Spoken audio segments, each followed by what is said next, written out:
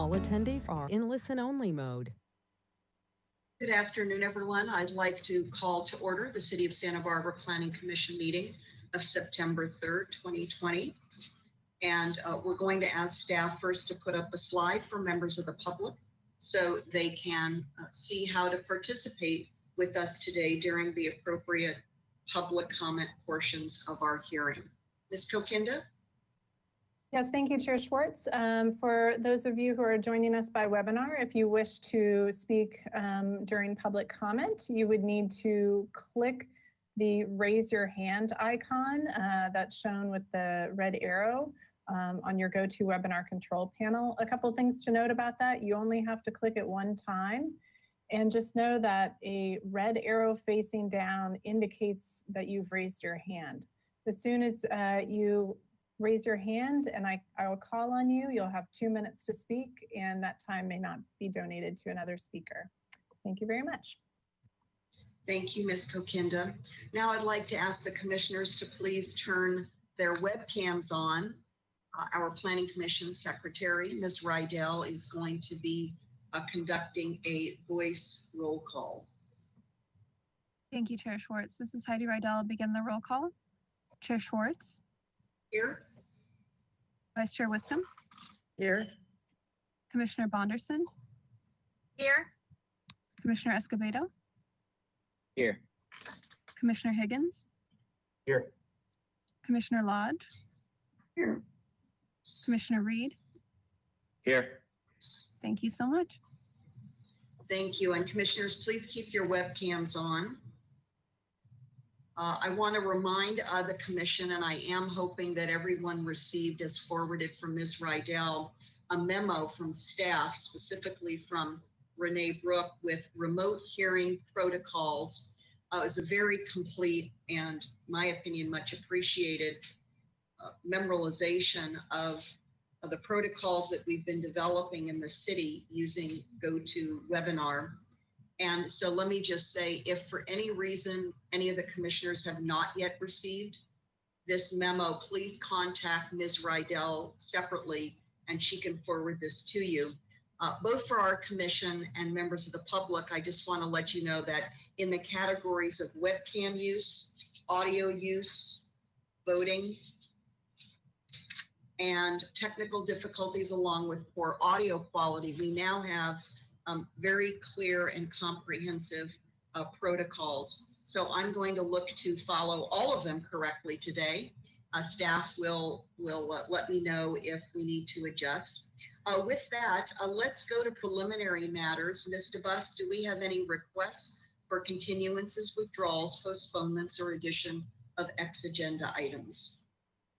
Thank you, Madam Chair. We have none. Okay, do we have any announcements and appeals? Yes, actually, I would like to announce some appeals. We received an appeal of the coastal development permit for the roundabout at Olive Mill Road, and that was filed by Scott Wentz of Cars Are Basic. We also received an appeal of a show approval of a coastal development permit and modification for the project located at 2033 El Camino de la Luz. And so those will be scheduled in the near future, and I will let you know of any dates. Thank you, Ms. DeBus.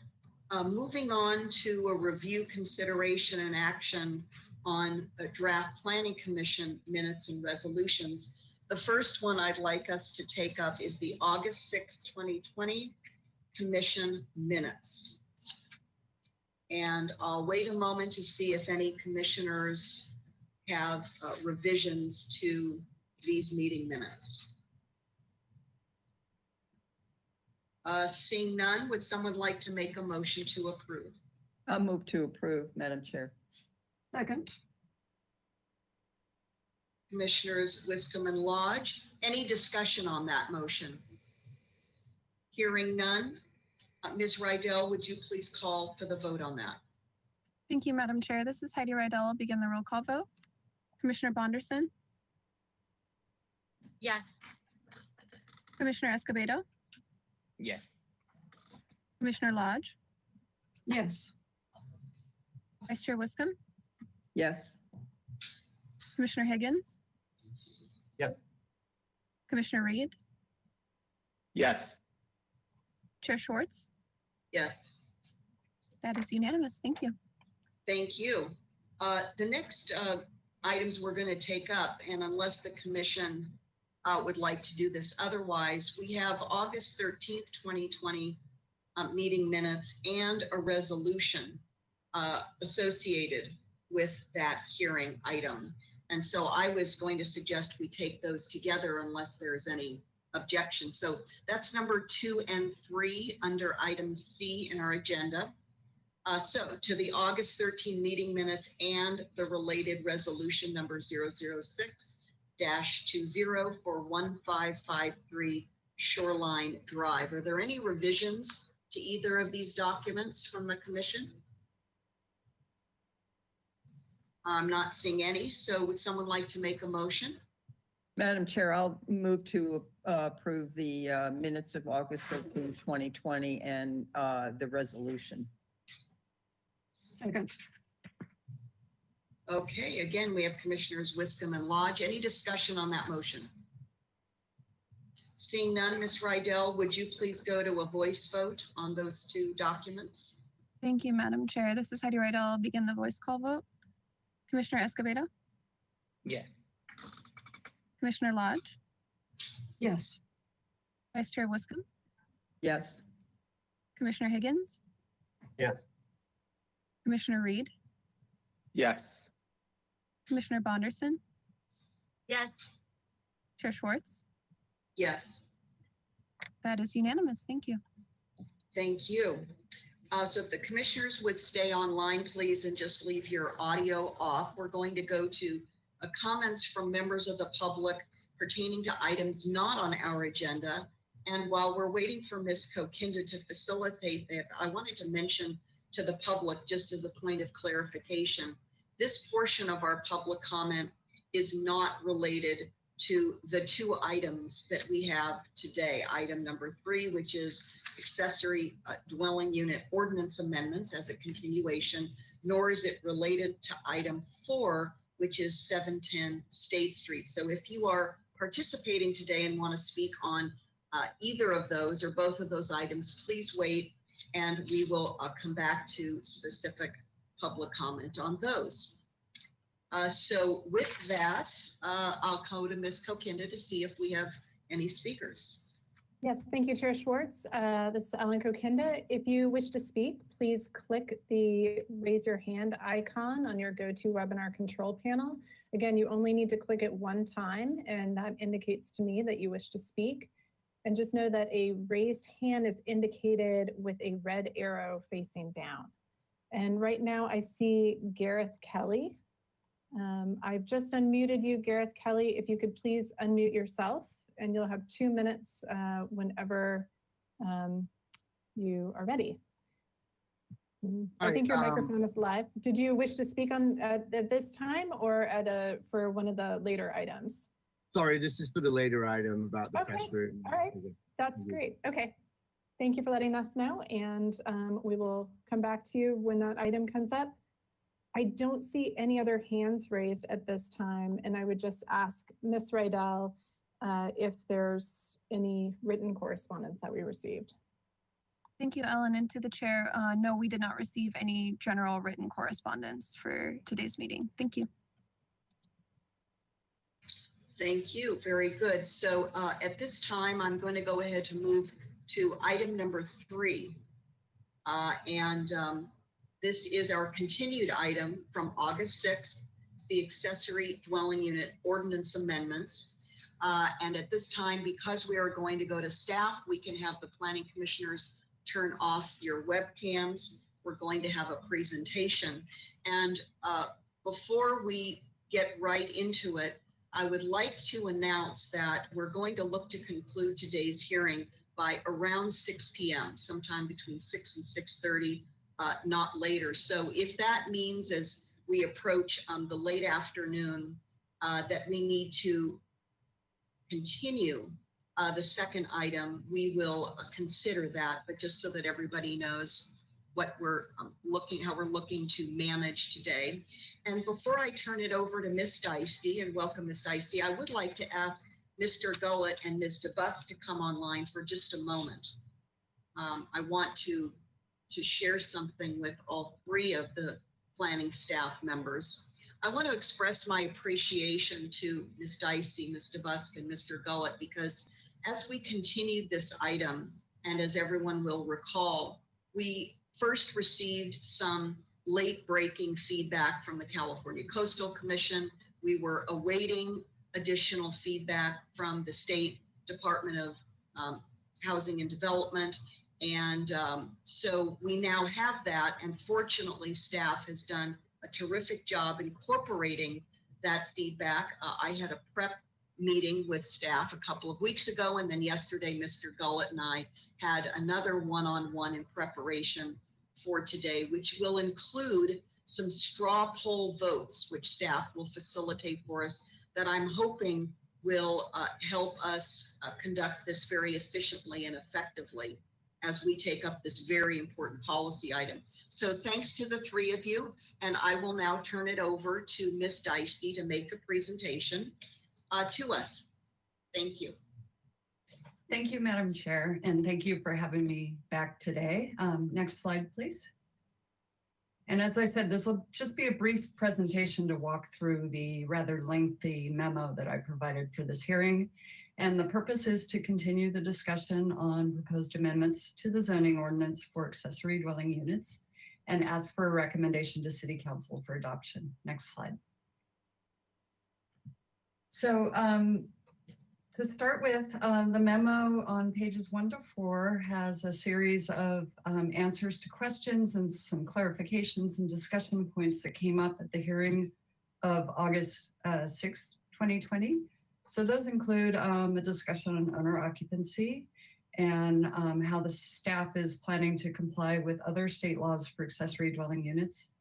We offered some options for high fire hazard areas and the posted sign requirement, discussed how staff will comply with the building standards enforcement delay provision of the ordinance and some other clarifications. Next slide. And then as Madam Chair mentioned, we did get a late email from California Coastal Commission. We had provided the Title 28 coastal zoning ordinance amendments to them as a courtesy review. And they did respond, but it was just a day before the last hearing. So in response to their email, we did make an amendment to Title 28, and this is on page 5 of your memo. And we also followed up with them with an email to clarify. They had asked if junior ADUs are allowed in multi-unit developments, and per state law, they are not. They are just allowed in single unit developments.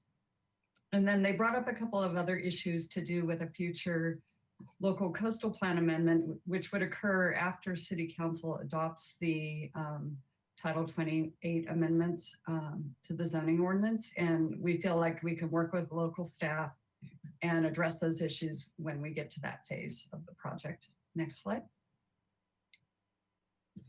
And then similarly, we provided the draft ordinance amendments to the State Department of Housing and Community Development for courtesy review.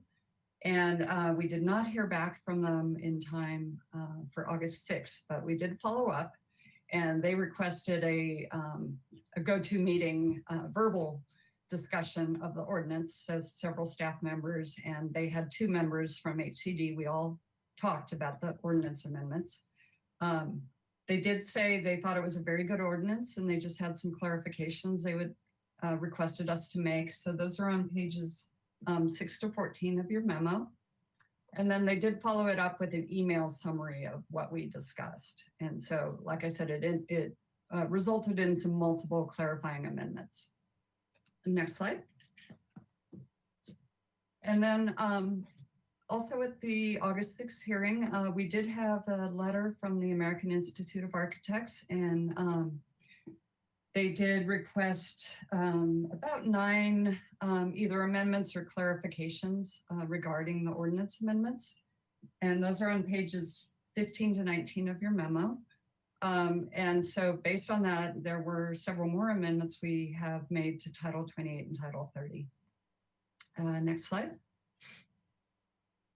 And then this slide is just a reminder of the timeline that we're under.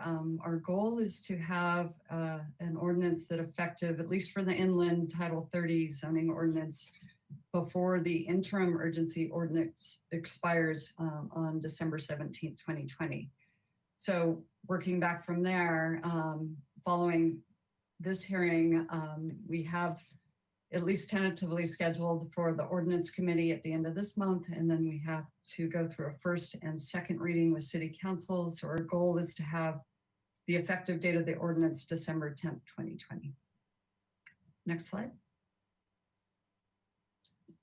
So as Madam Chair mentioned, we have pulled a number of topics that we think would be efficient to discuss as in the straw poll format. And Mr. Bolton will be able to put that on the screen and sort of take the poll live in front of us. So those topics are to do with owner occupancy, whether we want to develop a process to remove existing owner occupancy covenants for those people who signed the covenant prior to January 1st, 2020, or perhaps even eliminate that requirement permanently. You could allow basically all types of ADUs in the high fire hazard areas. So that would, right now we're allowing what was called the special ADUs, but that could be expanded to allow standard ADUs. Perhaps remove the posted sign requirement, and also a discussion of allowing non-residential space in mixed-use buildings to convert to ADUs. Next slide.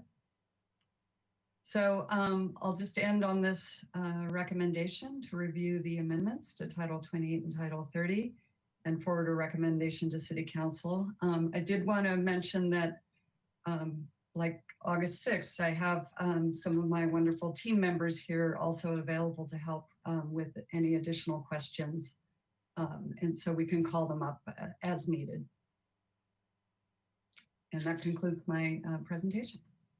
Ms. Dicey, might be timely to ask those other staff members, you said the team members, to please turn on their webcams, just so everybody can see who's here and available for questions from the commission. And maybe you could help to introduce them. Okay, so with me today, we have Fire Marshal Joe Porre. We have Brenda Beltz, Associate Planner. Katie Momolsky, Associate Planner. She's available in case questions come up specifically about tandem parking, since that was discussed a little bit at length on August 6th, and Daniel Gollett, Supervising Planner, or Principal Planner, sorry. Very good. Thanks to all of you for being here today and available for questions from the commission. So at this time, I'd like to first ask Ms. Kokinda if we have any public comment. I want to do that right now to value the public's time. Yes, thank you, Chair Schwartz. Again, if you wish to speak on this particular item, please raise your hand by clicking on the hand icon on your GoToWebinar control panel. You only need to click it one time, and a red arrow pointing down indicates a raised hand. And I'll just give it a minute. Once you raise your hand, you'll have 2 minutes to speak. I don't see anyone with raised hands at the moment. Ms. Rydell, could you comment if we received any written correspondence? And I'll just keep check for one more second if we get something coming in.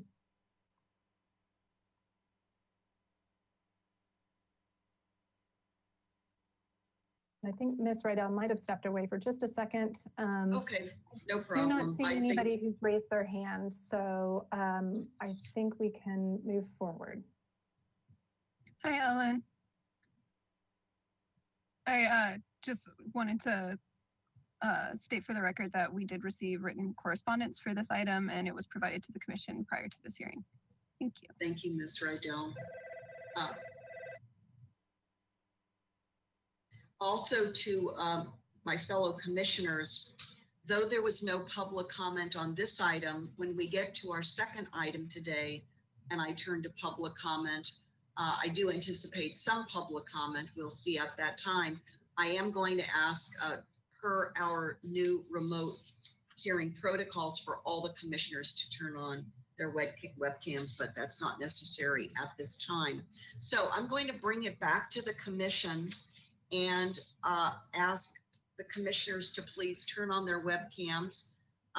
We're going to have staff be poised to address our questions. And then, as you saw in the PowerPoint from Ms. Deisty, we're going to conduct series of straw poll votes, which I think will help shape our discussion and our commentary. Who would like to go first with questions of staff? You can just raise your hand. Commissioner Wiscombe, go ahead and unmute and you'll go first. Thank you. Thank you, Madam Chair. I don't have many questions. I wanted to ask Ms. Deisty about the process for this portion of for Title 28 ADUs. And you gave us the timeline for Title 30. What's the timeline for Title 28, Ms. Deisty? Madam Chair and Commissioner Wiscombe. So the timeline for Title 28 would follow adoption by City Council. I haven't worked out exactly when we would be taking this forward to the Coastal Commission yet, but I'm assuming we would start that process, let's say January 2021, and it would run through the normal. It can take as much as 6 months to a year, as you know. I have noticed, I checked Coastal Commission calendar recently, and they recently approved 2 ADU ordinances for other cities as a de minimis approval, which is sort of a faster approval track. So the Coastal Commission is on track to sort of get these things through quickly, but it's hard to say at this point. And does the ordinance for the Title 28 section, does that, after City Council approves it, does it become effective, or do we have to wait for Coastal Commission, don't we? Yes, correct. We need to wait for Coastal Commission. So will we be extending an interim emergency ordinance for Title 28 until that process is complete? Commissioner Wiscombe, we haven't had that discussion, but I believe we could just continue to process applications in the coastal zone under state law. And I think the provisions of it looks like Ms. Ostringer has popped on, so I'll let her continue this. Thank you. Chair Schwartz and Vice Chair Wiscombe, we don't currently have an interim urgency ordinance that extends in the coastal zone, and I don't necessarily intend we do. As Ms. Deisty said, we just continue to apply state law as we have been doing until the Coastal Commission certifies our. That's great. Thank you, Ms. Ostringer, for that answer. That clarifies that for me. Okay, and then my next question, Ms. Deisty, we defined terms in Title 28. We have a section of definitions. 2804020, maybe. I didn't note the page number on that. Are we doing that because this is a standalone document that's going to the Coastal Commission? Commissioner Wiscombe, correct. It's Title 28 is set up a little differently, where definitions are not all bundled in the back of the ordinance. They include the definitions within each section. So it's just following the standard way Title 28 is set up. Okay, and would it seems to me it would be helpful, and tell me if I'm wrong, because that happens a lot, but it seems like it would be very helpful to define special ADUs, junior ADUs, and standard ADUs in definition sections, and maybe even reference exactly where each can be found or something, just so people aren't reading the whole ordinance to find out what what they're allowed and what their restrictions are. Is that possible to include those in there? Or is that a bad suggestion? Well, Commissioner Wiscombe, the definitions in Title 28, are you suggesting then to have those same definitions in Title 30? Because they are defined in Title 28. They're not in the definitions section that I saw. Oh, if you, maybe Mr. Bolton can pull up, this is from the Let me August go to, hearing, page 37 of 96. Starting on page 37. oh, I see. Yes, And then okay. The next page as well, Mr. Bolton, page 38. Okay, okay, so they're there as opposed to in the end of the section under the definitions. Correct. Okay, okay, that's fine, that's great. Okay, and then,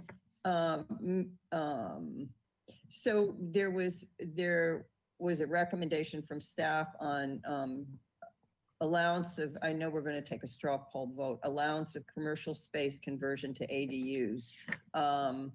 And staff had suggested waiting until the housing element update. And I'm wondering, is this something that would be a terrific burden to try to put in an ADU ordinance now?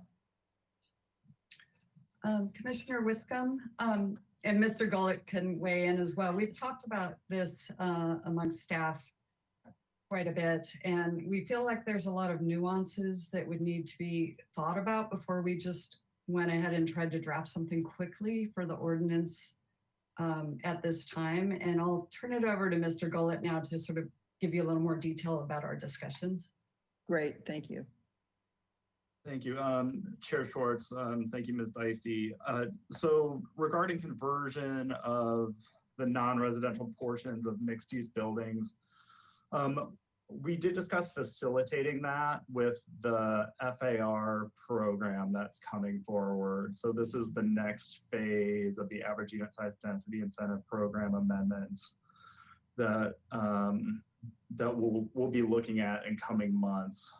So what we want to do is to allow for easy conversion to residential of this commercial space, but we are recognizing that there are commercial spaces that are important to retain, like along State Street. Like there's other benefits from it, and other areas we'll consider are those neighborhood serving commercial areas like Micheltrena, San Andreas. Like we wouldn't want that to all convert to residential. So we do want further consideration of that. The way that we've set up in our draft ordinance conversion of those other spaces in mixed use buildings that have some residential use, there's no limitation on those unit sizes.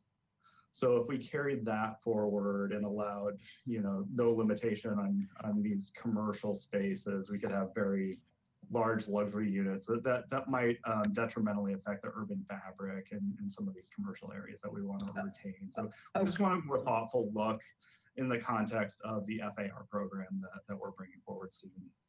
Okay, I appreciate that context, Mr. Gullett, because that I figured it's a much loftier task than just adding them in. So, okay, I appreciate that.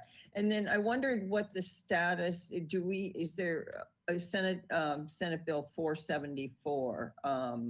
You've been watching that in response to the very high fire hazard severity zones. That's a mouthful now. So is there any further updates to that, Ms. Dicey? Commissioner Wiscombe, I have to admit, I did not check to see if it passed in the recent state legislation. I don't know if Fire Marshal Poirier followed it to see if it passed, but I hadn't heard that it did pass, but I did not check. Madam Chair and Councilman, commission members, I believe that it's still tabled temporarily. I can find out in a couple of minutes. Okay, that's great. Thank you, Fire Marshal Perret. Appreciate that. And then my last question again is going to go to a straw poll vote, I guess, and that's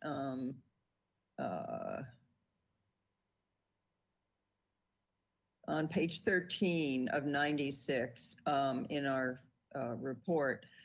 Staff recommends amending Title 30, subsection E, and creating a new section 28.86.040 to clarify owner occupancy requirements. So is this a section where we may be able to forgive owner occupancy covenants that were in existence before January of 2020?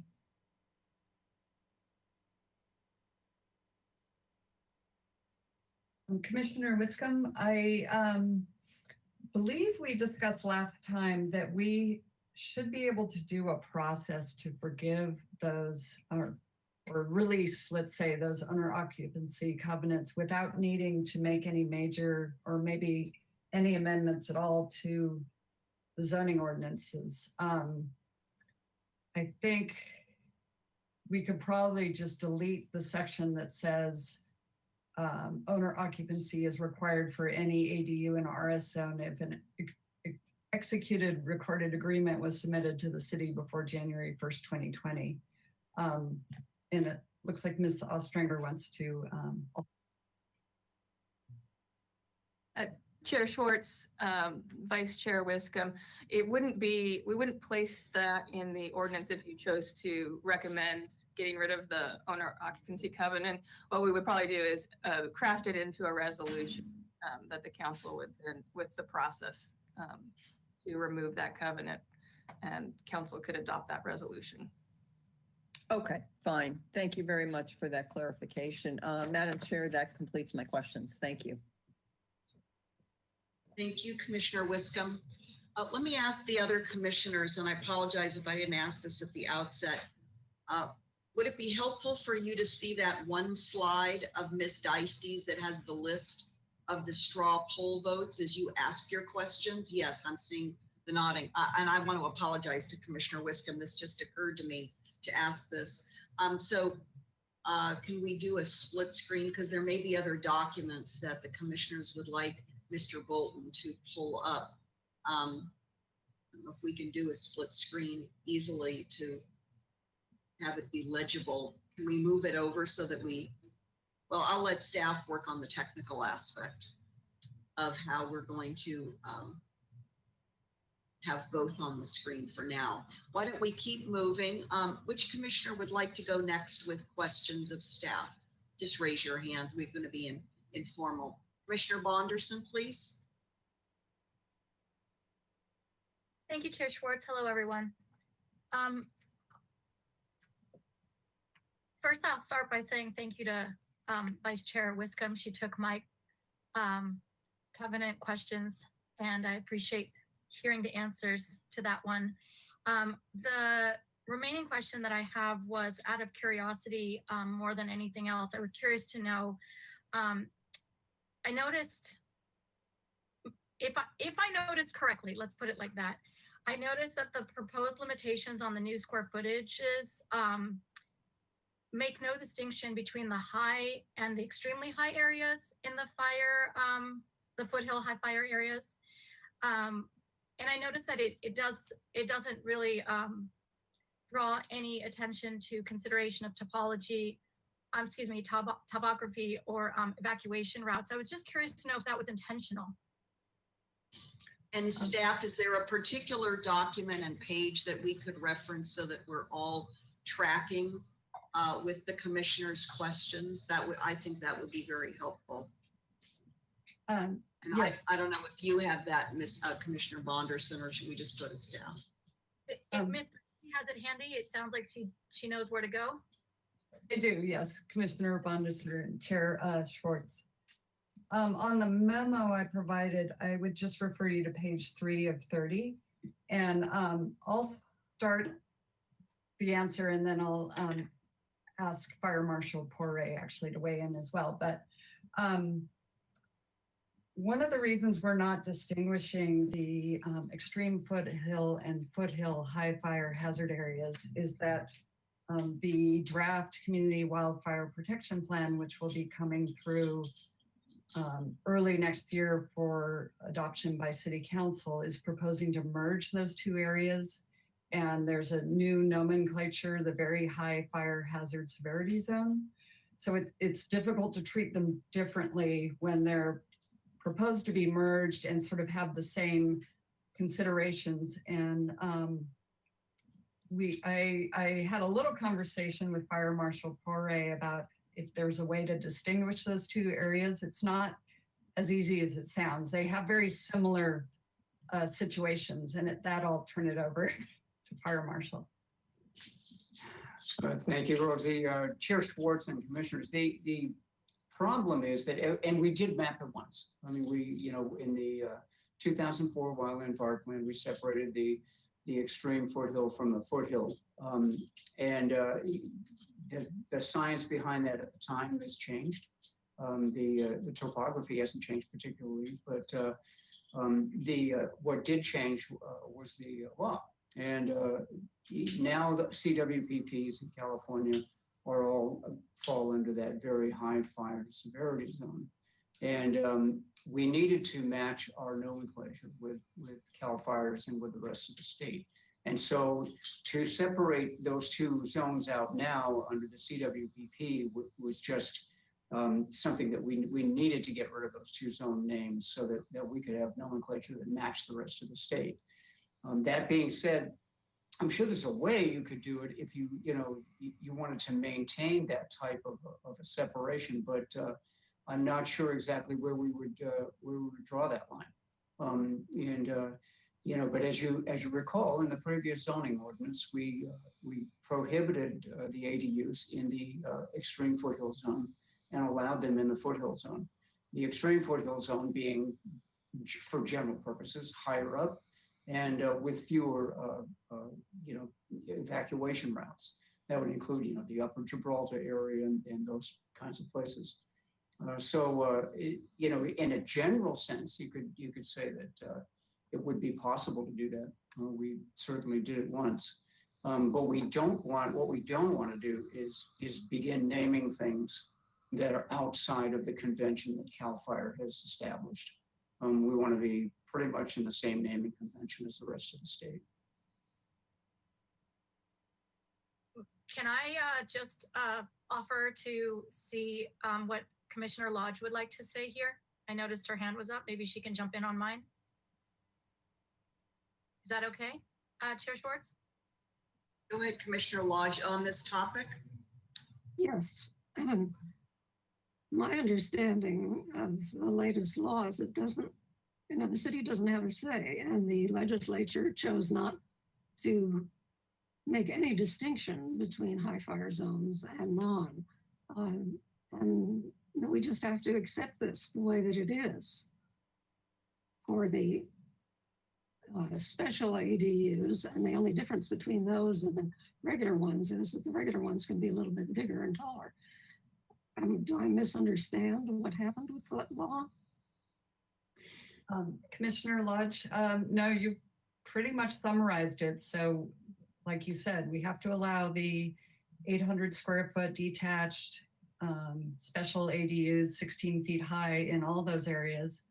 So really the only difference is what we are suggesting to strike sort of a balance between what we had adopted in 2018 and today was to not allow the standard ADUs in foothill and extreme foothill.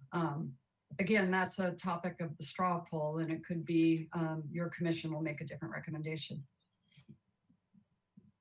And if I could add to that, so we are stuck with the ADUs in the high fire hazard area. And if I could go back to Commissioner Wiscombe's question for a moment, the bill that you were talking about has gone to the committee for process in local government, and that's where it stays right for the moment. So it is still working its way through the legislature. Commissioner Lodge, can I step back in? Are you complete? Oh, of course, I'm done. Thank you. You're very welcome. Actually, that was a really nice middle ground question for what I was going to ask next. So thank you so much. I'm glad that I could sneak you in there. So back to Ms. Deisty, if you don't mind, I want to be very, very clear since we are making a decision on this today. I know it's on our screen with our bullet points to straw poll vote today. So to be very clear, what I understood in the memo is that since we can't argue with the legislature put down by the state, we will be allowing the detached ADU. Is it maximum 800 square feet in size and 16 feet in height? Is that what we're allowing? Commissioner Bondicer, correct. That's the maximum. Perfect. And then the other option is an ADU attached to the primary residential unit or an accessory building. And that's the other one that we allow without any question. Is that correct? Actually, no, I will correct that. So what's allowed would be the detached that I just explained and a conversion ADU. So any kind of accessory structure or garage or next sort of thing can be converted to an ADU.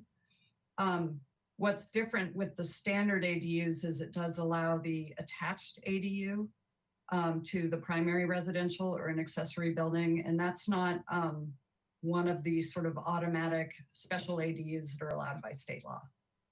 Thank you for the clarification. That makes a big difference to my understanding. And therefore, if a new project were to come in and in the design of that, let's say the entire site is being developed. So there's a brand new single family dwelling and it's proposing an ADU as part of the development. At that time, if it doesn't match what you just listed as automatic, would it then become a discretionary decision or is it just out automatically? Let's see. Commissioner Bonderson, I believe it would be out automatically. Although I will ask my Brenda Belts to come on to correct me if I'm wrong. Thank you, Ms. Deisty. You're right. You're correct. That was easy. In the event that a project is coming in as a single family dwelling, and we've already discussed just now that there wouldn't be a conversion. Well, actually, let me just be careful on my question here. We're saying that yes, we can do a conversion, right? We can do a conversion of an existing. Correct. Space that's attached to the, okay. So if they were to develop their home in some configuration and then come back later and ask to convert a space that has been permitted into an ADU, that would be one way of having an ADU. Is that correct? We are foreseeing a potential for that? Yes, that is correct. They could also propose a new single family dwelling and a junior ADU at the same time. But they could come in later and request a conversion as well. Okay, thank you so much. That completes my questions regarding the high fire hazard areas. And I had one other question. It's a little bit more superficial, but I did want to understand since a lot of the ordinances talk about maximums and minimums. I wanted to make sure I understood a particular detail with regard to minimum floor area. It happens to be on page 9 out of 30 of your memo. And it's a really, it's just a clarification language question with regard to item C, where it, oh wait, hold on a second.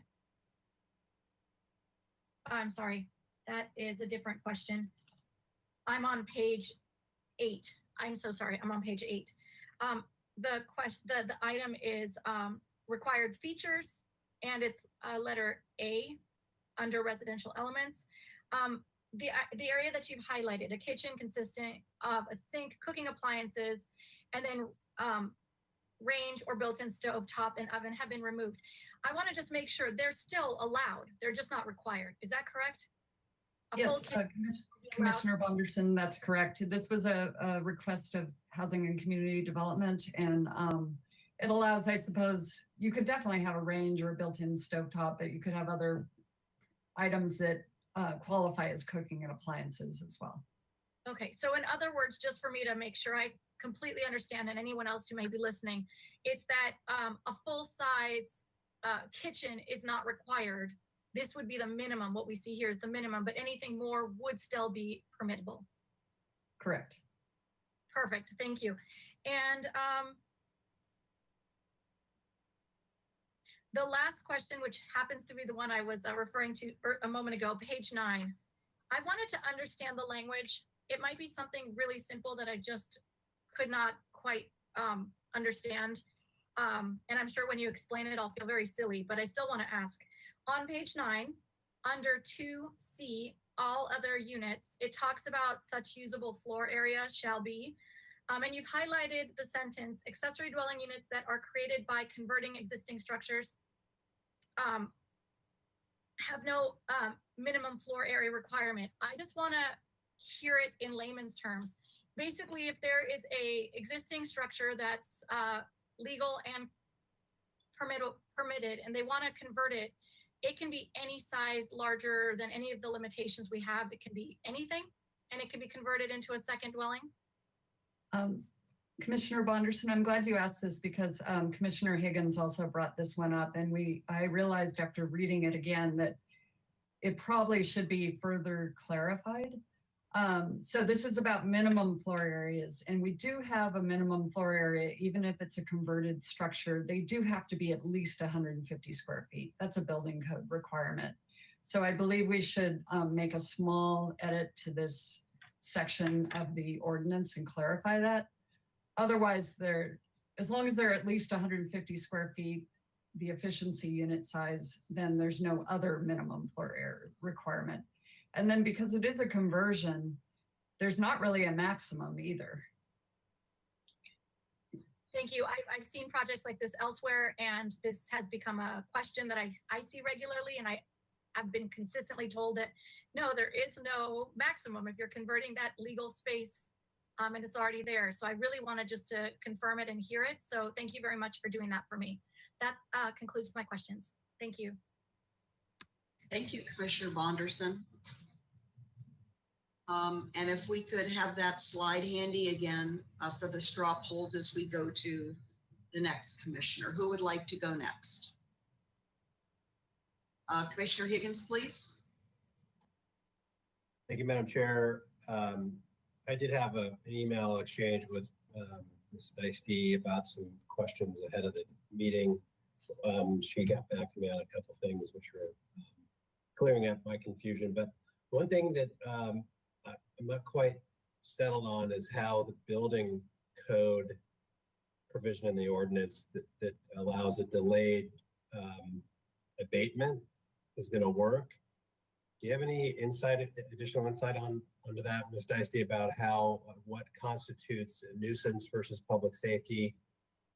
I can't really figure out like what wouldn't be a public safety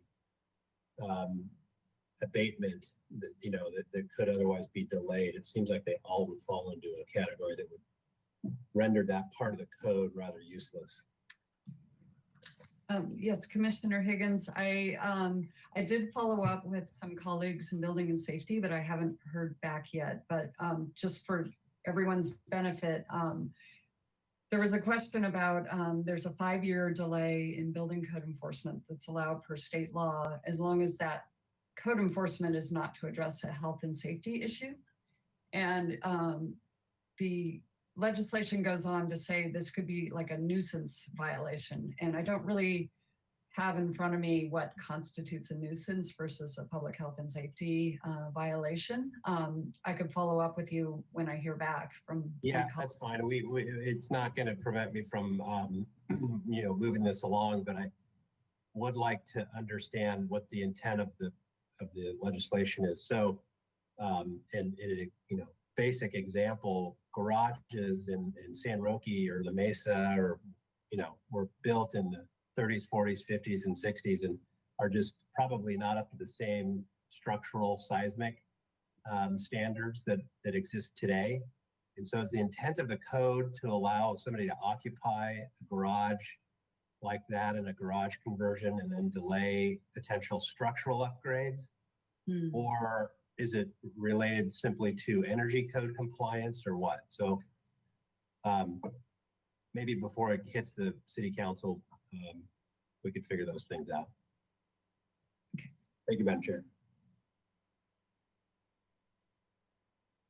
Is that that's anything else from this list? I don't want to over prompt you, Commissioner Higgins, but since we are going to go to a straw poll on each one of these 5 items, maybe you could just take a look to see if you'd like any further interaction with staff on any of these.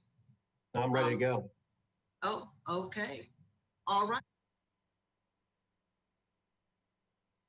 Let's see, Commissioner Escobedo, was that you? You'd like to go next? Thank you, Madam Chair. I just have one question for Ms. Deisty. It's regarding the sign requirement.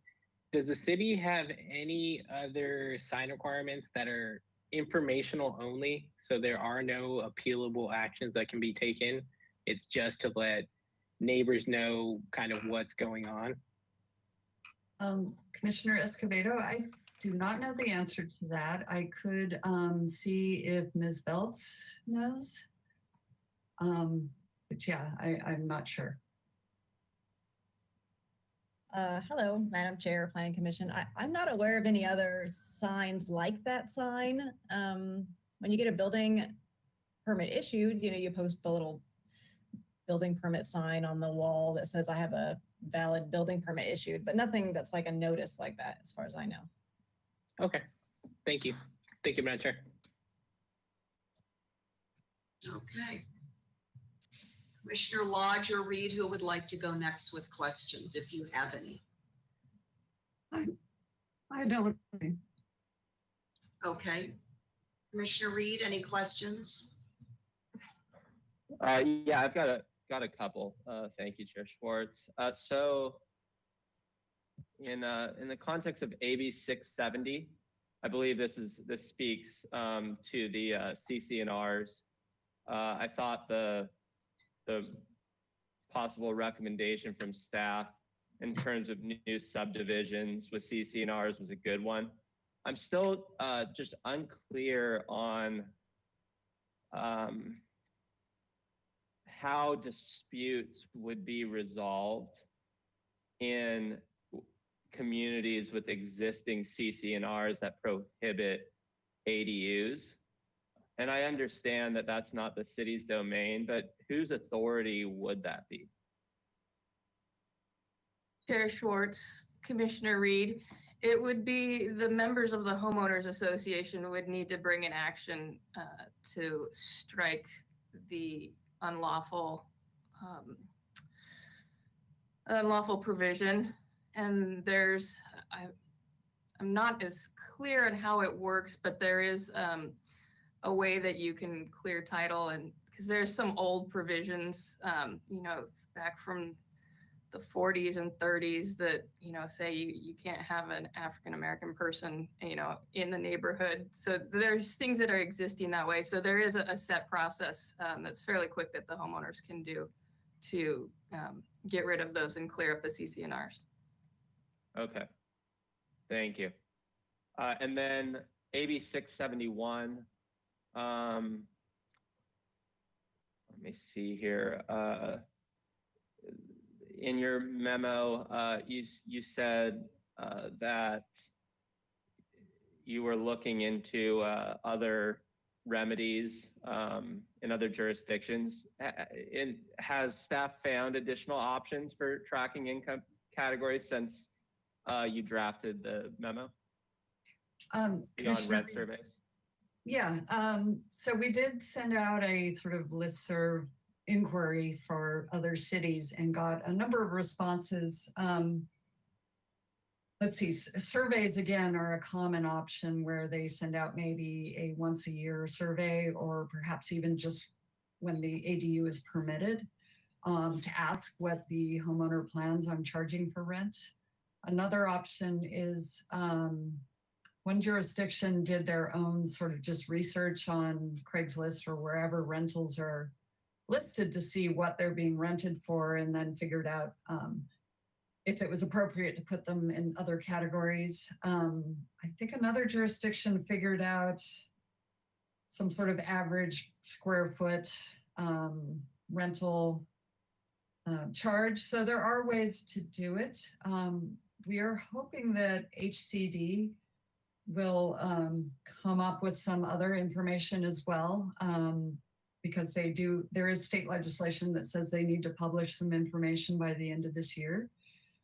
And since we do our RENA calculations usually following they're due to the state by April 2021.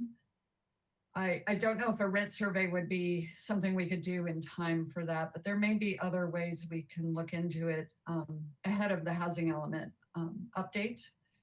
And once we have a little more time and the ordinance is adopted, that might be a good time to start researching that. So although we did say we want to consider this with the housing element update, there may be ways to start this process prior to that, using what other jurisdictions have done. Okay. As I read it, it sounded like the HCD resources were primarily around incentivizing construction occupancy of these ADUs with affordable rent. Has our city, has staff looked into ways we can do this ourselves outside of HCD's recommendations?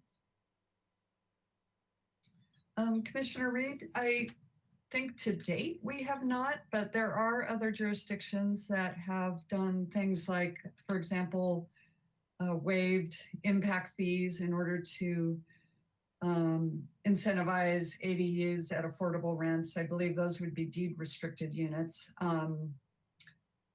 It's something that I think is worthy of some further research. It just needs some more staff time and resources to do it. Okay. And lastly, on this topic, if Planning Commission today was going to make any recommendation around this, I think it's an important opportunity to take advantage of. What would be the most effective way to approach this recommendation? Understanding that the rent survey has its shortfalls, et cetera, but just looking for any guidance you could give me. Commissioner Reed, I'd actually would request that Mr. Gullett come on, and he may have a better idea of how to craft a recommendation for this. Great. Thank you, Ms. Dicey. Commissioner Reed, yeah, this is it needs to fit with a whole. So the state is telling us what our housing production should be and at what income levels. And Ms. Dicey and I did look into some Craigslist listings for ADUs, and we've talked to our colleagues at the county some too, and we're finding these might be above moderate, these types of units. But we do want to look into that closer, and maybe it's different for different parts of the city, and maybe we want to incentivize them for different parts of the city. But it goes into like our goals for affordability as a city as a whole, because maybe the money's better spent at subsidizing existing apartment buildings or keeping those existing apartment buildings. So it is something that we will be considering. We're getting a lot of ADUs right now, and if there's a way we can get them to be affordable, we're open to being creative and figuring that out. So I think the timing is good. Like we do have this housing element update coming up, and we do need to figure out more creative ways to get moderate and below housing in the city, and this may be one way of doing it. Okay, so you recognize the opportunity, you're working towards solutions, so we can just recommend you continue on the same track. Well, we'll be back with this conversation coming up too with the housing element and the FAR program. We're going to be looking at affordability with that too. So yes, this is part of the mix and part of our conversation over the next 2 years. Great, thank you. And lastly, I did not see any comments from HCD regarding our historic resources. I had a question. I think a few of us, maybe Commissioner Lodge as well, had questions around this. Were there comments? Did I just miss that? I'm primarily interested in the state historic resource guide and the Santa Barbara historic resources that aren't necessarily included in that. And if we extend our protection outside of the states, are we in conflict? Did the HCD see a conflict there? Commissioner Reed, I can confirm that HCD did not comment on that and apparently saw no conflict. So I think we're good. Okay. Great. Those are all my questions. Thank you. Thank you, Commissioner Reed.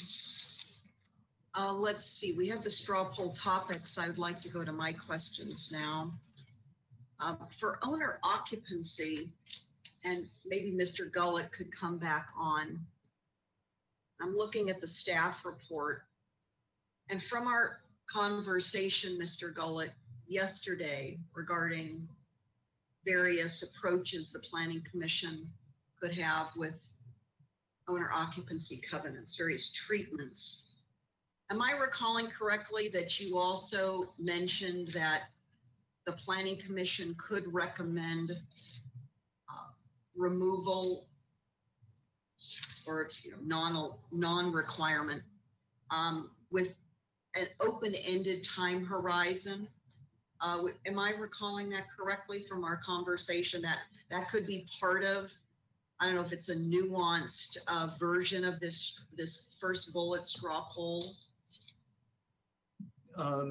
Chair Schwartz, it would be the second bullet. That's what the second bullet gets at, eliminating complete elimination. Mm-hmm. I see. Okay, so we really have sort of an A and a B in that sense.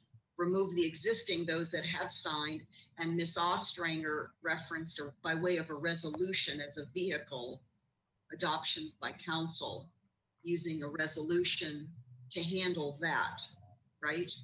For the first bullet, if that's the way the commission wanted to go. Okay, then the second is, regardless of the time horizon that's in the state law, does the commission want to recommend just a flat out elimination on a going forward basis? Okay. Okay, very good. Thank you for that. And then I want to follow up on one of Commissioner Reed's questions on page 2 of 30 in the staff report. And this pertains to allocating ADUs to a certain income category. I was recalling that, in fact, there may be a methodology or formula from the State Department of Housing and Community Development Department, HCD, that already is available to cities and counties. Am I getting ahead of myself here? And maybe it's more aspirational, but I'm thinking there's a methodology already available. Ms. Dicey. Yeah, Madam Chair. There isn't one that I'm aware of specifically for accessory dwelling units. It's something I could follow up with the people we talked to previously and ask them if they have something, but I don't know of one myself. Okay, I think I would like to suggest that. I'll just say it now. I don't have to use it in my deliberations or my comments, because to a comment that Mr. Gullett made, which I think is very accurate, at least I think he was making this assertion or an assumption that clearly different size ADUs and in different areas of our city, the rents will vary. And so to assume that they are all above moderate from some sort of a minimal sample size, a minimal survey, I don't think is comprehensive enough for us and perhaps not accurate enough. So if I could ask you to make a note of that, that would be excellent. Then moving on to this discussion of, let's go back to the slide, the high fire hazard area topic. Specifically the standard ADUs. Now, here again, Mr. Gullett, you and I talked about prohibit versus allow in the staff report, and I just want to point this out to the commissioners on page 3 of 30 in the staff report. This is the second bullet. It does currently say, and you saw this in Ms. Dicey's PowerPoint, prohibit standard ADUs in foothill and extreme foothill fire hazard areas. But I believe, Mr. Gullett, you were telling me yesterday in our one-on-one that staff's thinking has evolved, shall I say. So now we have the question to the commission today, would we like to recommend allowance versus prohibition? Did you want to comment further, Mr. Gullett, since you and I briefly touched on this? Yeah, just to set up our thinking with these straw polls. So we have staff's recommendation. So that came on August 6th, and we have some changes to that from the new information we got from the Planning Commission, HCD, AIA, Coastal Commission. So right now, staff's recommendation is what we had in the previous staff report as amended by the memo for today's hearing. We did get from the Planning Commission that there may be an appetite to deviate from staff's recommendation in some of these areas.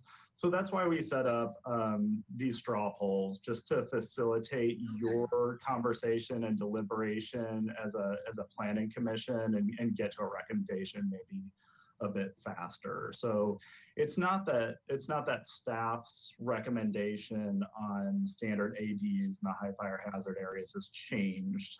We just got a sense that perhaps the Planning Commission or some planning commissioners would like that to change. Okay, thank you. And I think there has continued to be confusion in the community, Mr. Gullett and Ms. Dicey, about the different definitions between special and standard. I think that kind of threw the community when that was coming forward. So I don't know if any further clarification in FAQs or some other supplemental document would be helpful there. Then moving on to the posted sign question. We could go to that. And this is still on page 3 of 30 in our staff report. I didn't know if beyond just this one paragraph in the staff report, any other commentary or insights from staff you would like to bring forward. We had some discussion on August 6th, and I think the looming question in my mind, so I'll put this to staff, is community expectation and whether it's realistic and what flows from expectation if it's not realistic. And from my observation at public comment at council, that's what's really bringing me back around to this concept of public expectation, neighborhood expectation. Do you have any further thoughts that are not in the staff report before we go to a straw poll, Ms. Dicey? Yes, Madam Chair. I just wanted to note that you are not the only body that questions the posted sign, because HCD staff also asked us, why do you have a posted sign? I understand the original intent of City Council thinking it would be a useful tool, but I believe that as far as staff is concerned, it really doesn't accomplish very much. And it could confuse people because it gives a false impression that there's maybe some plans they can review or some hearing that's coming up that they can comment on. So I'll just leave it at that. Yes, thank you, Ms. Dicey. And I do see in the HCD comments back, I'm just looking at the list that they sent and that you forwarded. They had a concern that the posting of the signs does not lead to a discretionary situation. So here again, what expectation are we setting up for the public in having a posted sign. It's as though they can come to the city website and find some notice of a public hearing related to the sign and the property, where then they could give public comment. And we know that's not the case because of state law. So, okay, we'll get to that straw poll shortly then. Thank you for that. I want to go to a question that Commissioner Wiscombe asked. This is now page 4 of 30 in the staff report. And it pertains to the question of, can mixed-use buildings convert commercial space to one or more special ADUs? I heard the answer, but I would like to ask, kind of tease out a little bit more from staff, if there's any advantage to starting this work now, not waiting till the housing element update, because I noted, as Mr. Gullett said, we want to make conversion of commercial space to residential easier, and it may have to be strategically identified, you know, State Street as a commercial corridor versus other areas of the city, because it will feel different whether it fronts, the ground floor fronts a major commercial corridor versus more of a residential, holistically residential neighborhood. But I don't know if we need or should wait to the housing element update. So I want to press you just a little bit more on that. What can I ask you just to come back around to Commissioner Wiscombe's question, and if we're not waiting to FAR is worked on, because we really don't know how long that's going to take. And I think we should look at flexing our policies to be more permissive in allowing certain commercial spaces to convert to residential. Can you help me with your thoughts on that, please? Yes, Chair Schwartz. We are starting our work on the FAR program, and we're anticipating a joint meeting between Planning Commission and City Council in the next couple months, probably the end of October, where we would be talking about that topic and related things to that topic. And one of those things is exactly this: do we want to require non-residential in some areas as part of mixed use? We do that in the OC zone, like the Funk zone. It's a requirement to have a certain percentage non-residential, and we don't have that along State Street, and we don't have that in our neighborhood shopping centers either. So that's something that I want to talk about then. And then again, we would anticipate those changes to be effective at some point next year. Okay, and was that the end of October joint hearing that we just got? We just got that email late this morning, I think, from Ms. Brooke, calendaring that for us, right? It's that joint hearing you're referring to? Yeah, so that's one of the topics that we're wanting to talk about at that meeting.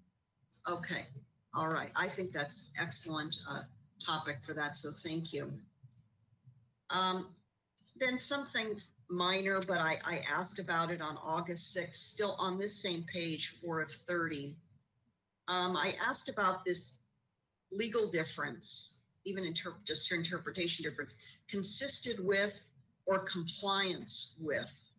And staff says that for all intents and purposes, there is no difference. I would just like to ask staff to please then use one phrase or one terminology consistently. So whether we're going to say consistent with or compliance with, in compliance with, that would be my preference. So that this question doesn't arise of, does it mean one thing if we use the word consistent? Does it mean something else if we use the word compliance? Okay, very good. And then Commissioner Bonderson had a question, and I hope I was following this correctly. It's on page 8 of 30 in our packet. The required features, if I was following her question about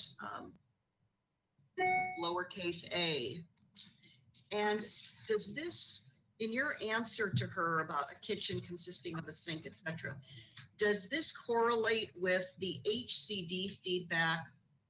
They said it was on page 6, that was of the document they've been provided, pertaining to cooking appliances where the statute calls for, quote, provisions for cooking, end quote. Are we talking about the same thing here?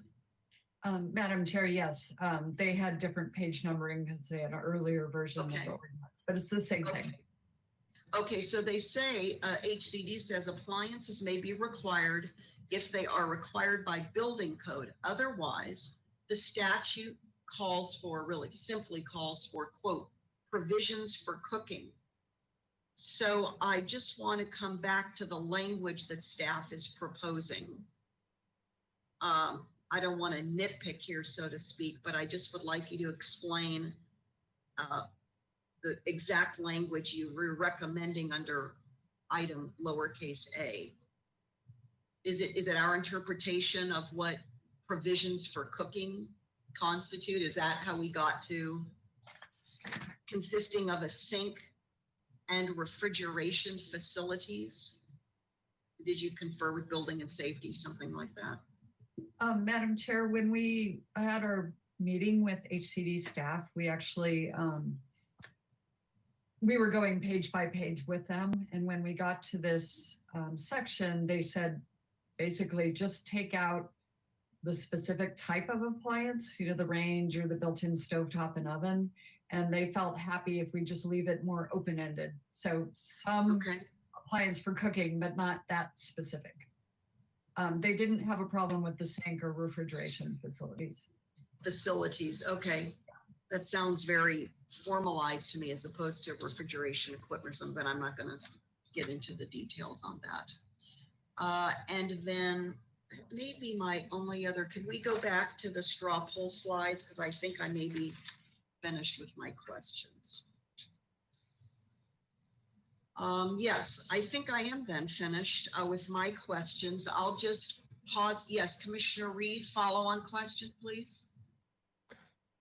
Yeah, Chair Schwartz, you were asking a question regarding the high fire area, and it sparked a clarifying question for me. So this might be for Mr. Gullett.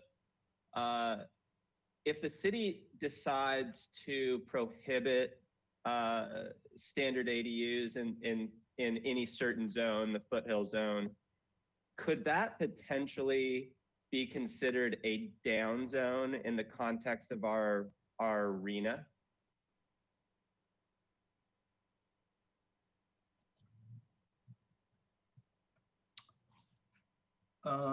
Commissioner Reed, Ms. Dicey might know better than I. In some circumstances, accessory dwelling units aren't even considered units at all. I know our current arena only anticipated a very small number of secondary dwelling units, which are now called accessory dwelling units. So it wouldn't be detrimental to our current housing element.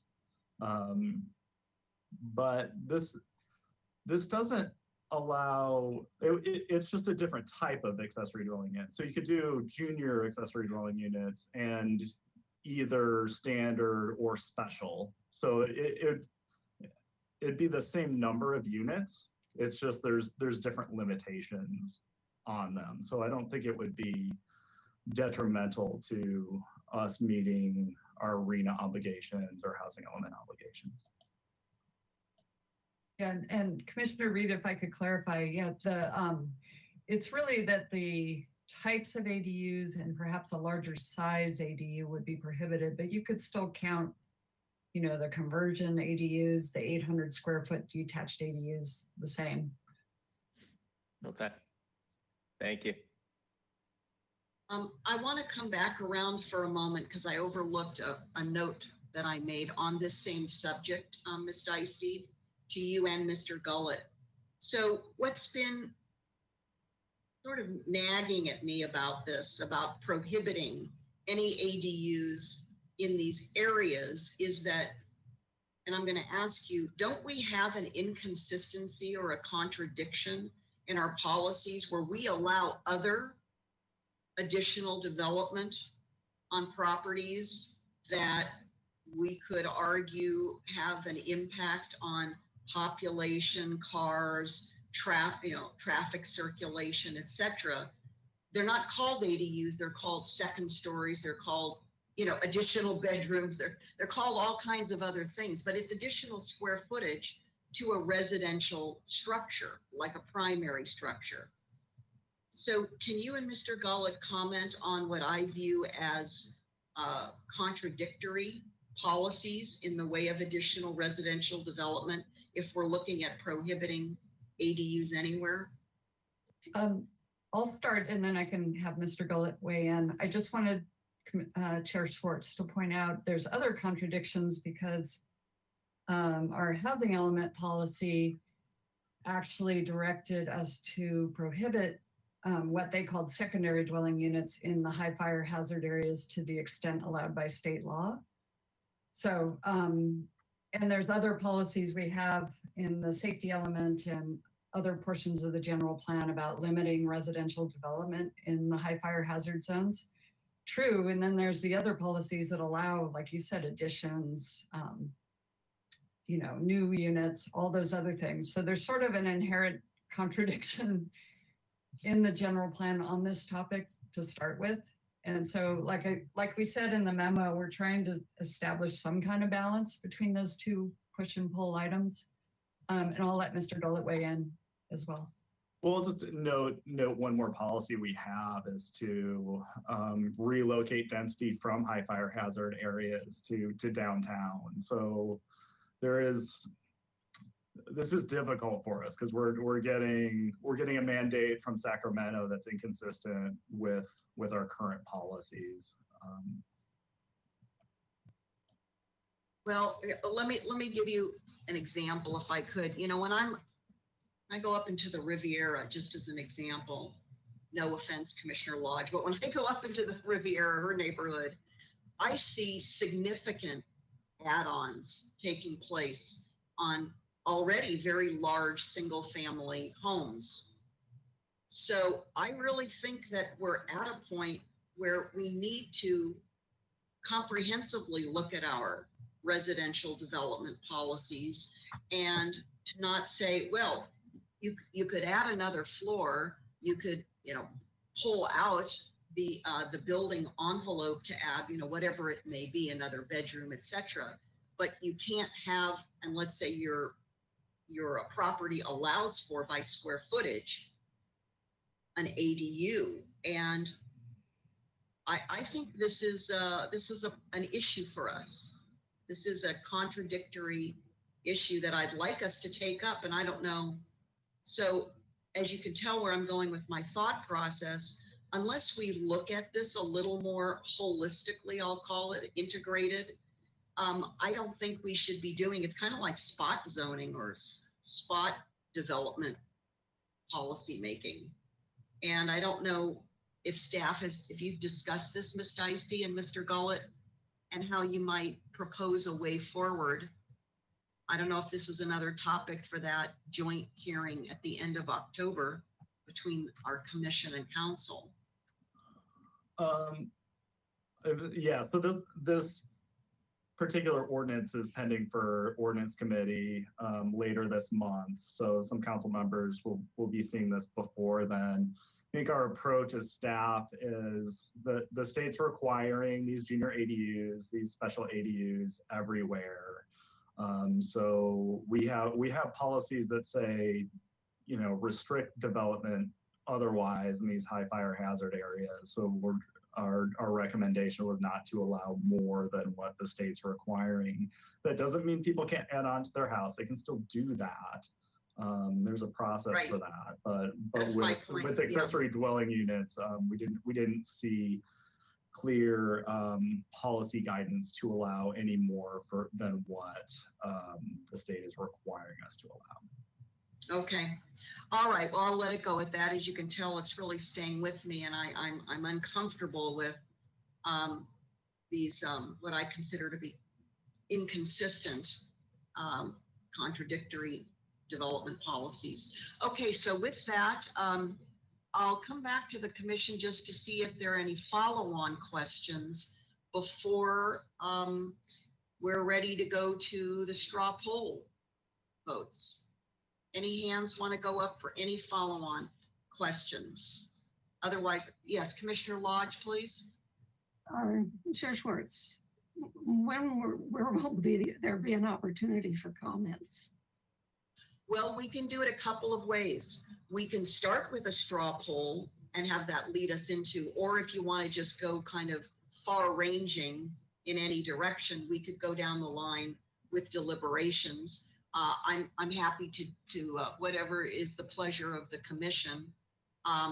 But we want to get to each of those topics so that staff has clarity where there's a majority of commissioners and their opinions, their recommendations to council in these 5 areas. Do you have a particular preference, Commissioner Lodge, as to whether you'd like to do one or the other first? Again, I'm flexible, so. Well, I'm thinking about it. Okay, okay. And I saw Commissioner Bonderson's hand shoot up there, and then we'll go to Commissioner Wiscombe. Did you have a thought about your preference, Commissioner Bonderson?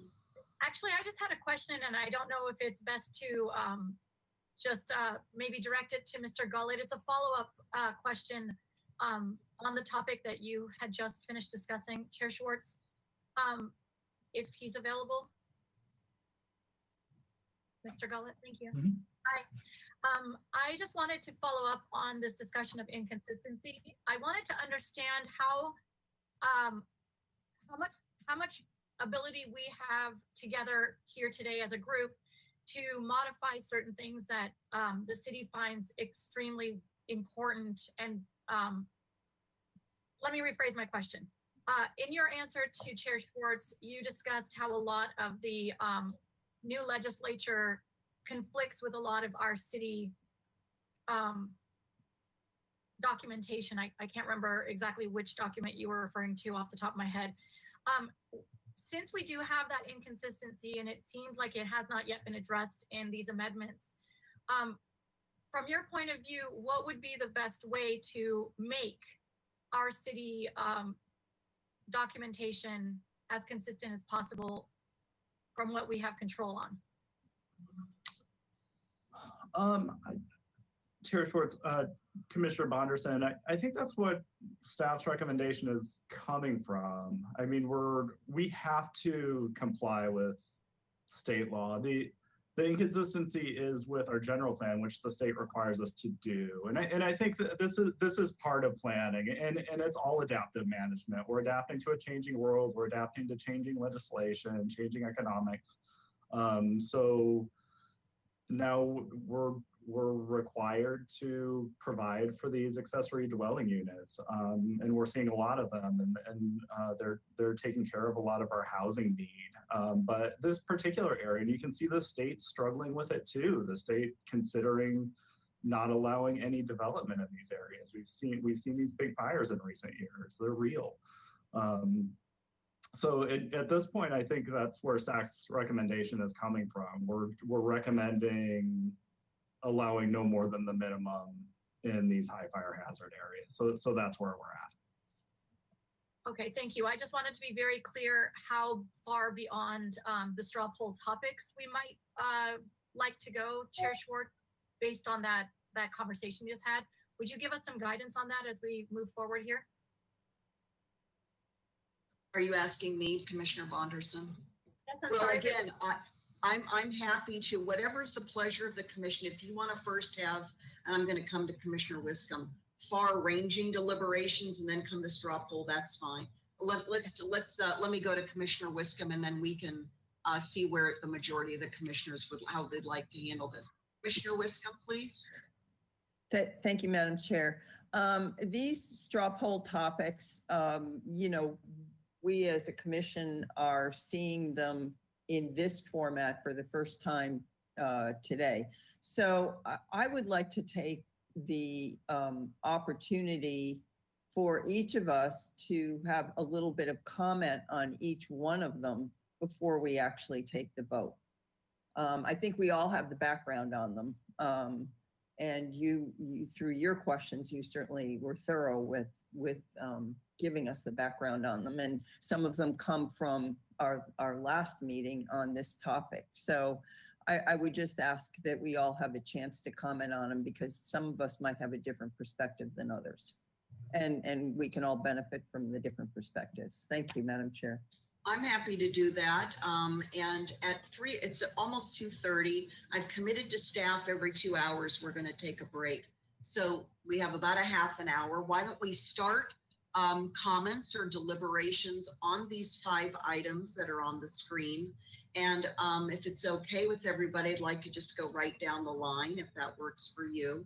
Do you want to kick that off, Commissioner Wiscombe, on just whatever your thoughts are regarding each of these 5 bullet point areas? Sure, Madam Chair. Do you want me to do all 5? Is that at once? Is that what I'm doing? If you're okay with that, I think that could be. I may change my mind on some of them when I hear other perspectives, but yeah, I'll give you my initial thoughts on all of them. Well, I'm sorry. Let me just, because you just said something that makes sense to me. Why don't we go, I'm sorry to back up on this. Why don't we go topic by topic all the way down the row? That means starting with Commissioner Wiscombe, we're going to go all the way down on bullet number 1, which is remove existing owner occupancy covenants. We can all hear each other's thoughts. Staff will take notes, come back around, or we'll, go back the other way, and we'll do this bullet by bullet point, and then we can do a straw poll. Mr. Gullett, you've just come online. Did you want to say anything before we do that? Yeah, Chair Schwartz, staff has prepared a tally sheet where you guys can keep track of where each other is on this. It's up to you if you want to use that, but here it is. And Mr. Bolton is willing to populate that in real time. Okay, and so this would be, let's just review what we have on screen. So we have these categories of straw poll questions. And then you'll see in the upper left, we have yes, no, lean yes, lean no. And for those commissioners who were serving on the commission last year, this will look somewhat familiar because we used a similar tool with the AUD amendments when we had our 2 hearings in October.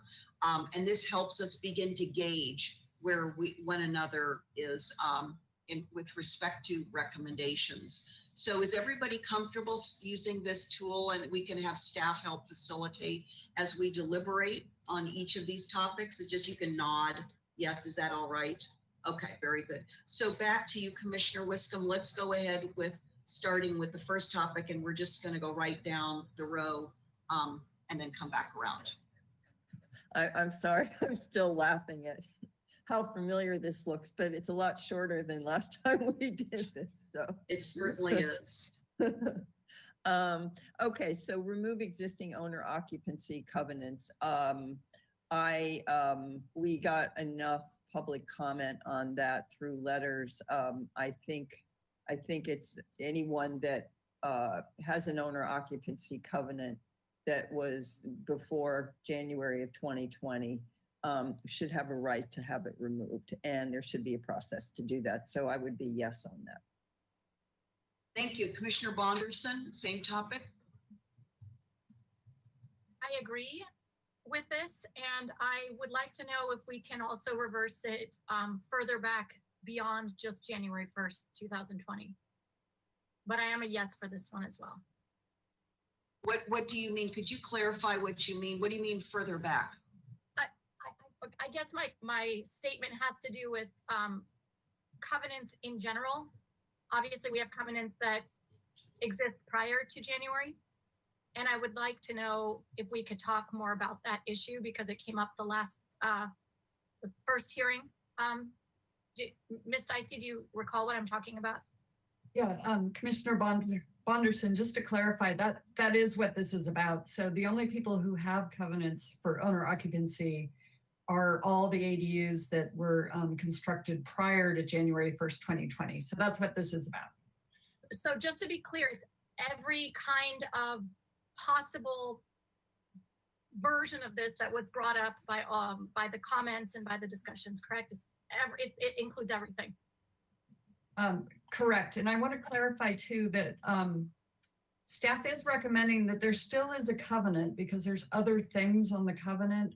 You know, sale is not allowed and no vacation rentals and things like that. It's just removing the owner occupancy portion of it. That part I understood, and therefore that makes my answer so much easier. I apologize for the confusion to everyone. My answer is still yes. Thank you. Okay. Very good. Commissioner Lodge, please. That doesn't seem fair to the people who built their ADU and signed the covenant to then have everybody after January 1st not have to sign it. However, I feel reluctant on this because the reason for having it in the first place was to discourage investors coming in, buying property, and then renting out both units and removing actually some of the opportunity for home ownership in a way, probably driving prices up. So I see it both ways, but I guess in the interest of fairness, although I don't understand why the law the state legislature adopted has it only for 5 years. What happens then? Does that mean that cities would be able to put it back in place? I don't think so. So I guess mine is a reluctant yes.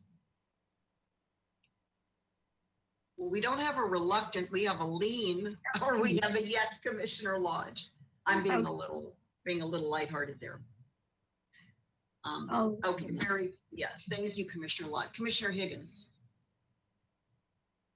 I'll vote to remove the covenant pertaining to the owner occupancy. I think it's an equity, equal treatment issue, and it clearly is intended to go away at the state level. So we shouldn't penalize those people who got in before.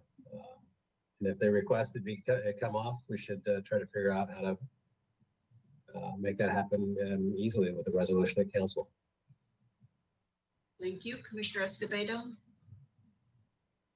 Thank you, Madam Chair. I'm also going to vote yes. I think the public comment from the first hearing was pretty convincing in terms of financing, and I also feel somewhat torn based on Commissioner Lodge's point, is it does kind of open us up to investors coming in and driving some of those prices up. But I think it is an equity issue. I think it creates enough hardships for those homeowners that are operating in good faith that it's worth removing. Thank you, Madam Chair. Commissioner Reed, your thoughts on this item? Yeah, Chair Schwartz, I think it seems like an obvious question of fairness, so I would support removing the requirement, the covenant, or a path towards that. Additionally, there was language in the staff report 13 of page 96 that speaks to what Commissioner Escobedo and Commissioner Lodge are noting about in these becoming investment vehicles for corporations. And I remember asking this question around this language in our last meeting. And I would just suggest on this topic that staff, it would be my preference, just remove that language entirely. This is just a suggestion when this goes to ordinance or council, or at least clarify that this is not speaking specific to Santa Barbara. This isn't based on any data they've observed in Santa Barbara. So in the context of our market, it's conjecture. So just some clarification there, or hopefully elimination. But yeah, I support the removal. Thank you. As a follow-on to Commissioner Reed's identification of the document that was just on the screen, again, page 13 of 96 in our package, actually just prior to the August 6th hearing, I spoke with staff about my discomfort with, and I questioned the accuracy of this statement, because from my research, I don't see this as a significant issue for our community. And from data I've personally gathered, I also know that, at least for city permitting, I can't speak to the county, that far and away, the supermajority of ADU permits and those related property owners are local residents to Santa Barbara. They're either looking for family members to occupy the ADUs, or they are looking to rent them out to local tenants who need longer term rentals. And with the housing crisis we continue to have, especially on the rental side, this is certainly adding to that inventory.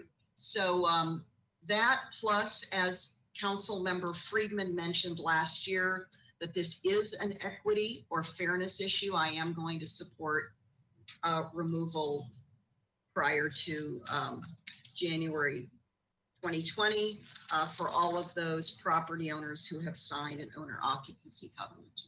Okay, let's go to our next item, eliminate owner occupancy requirement permanently. And before we, I'm going to go back to Commissioner Reed and come back this other way.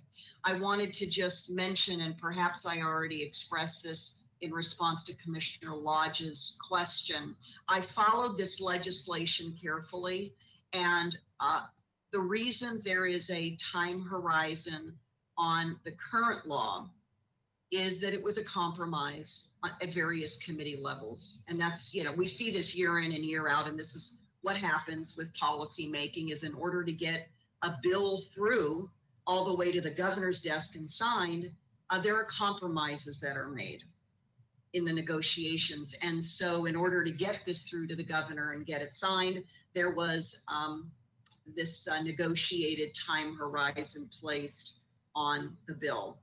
So that's why we don't have this a complete open-ended piece of legislation in terms of removal of owner occupancy covenants. So Commissioner Reed, are you in a position to start the comment off on this item?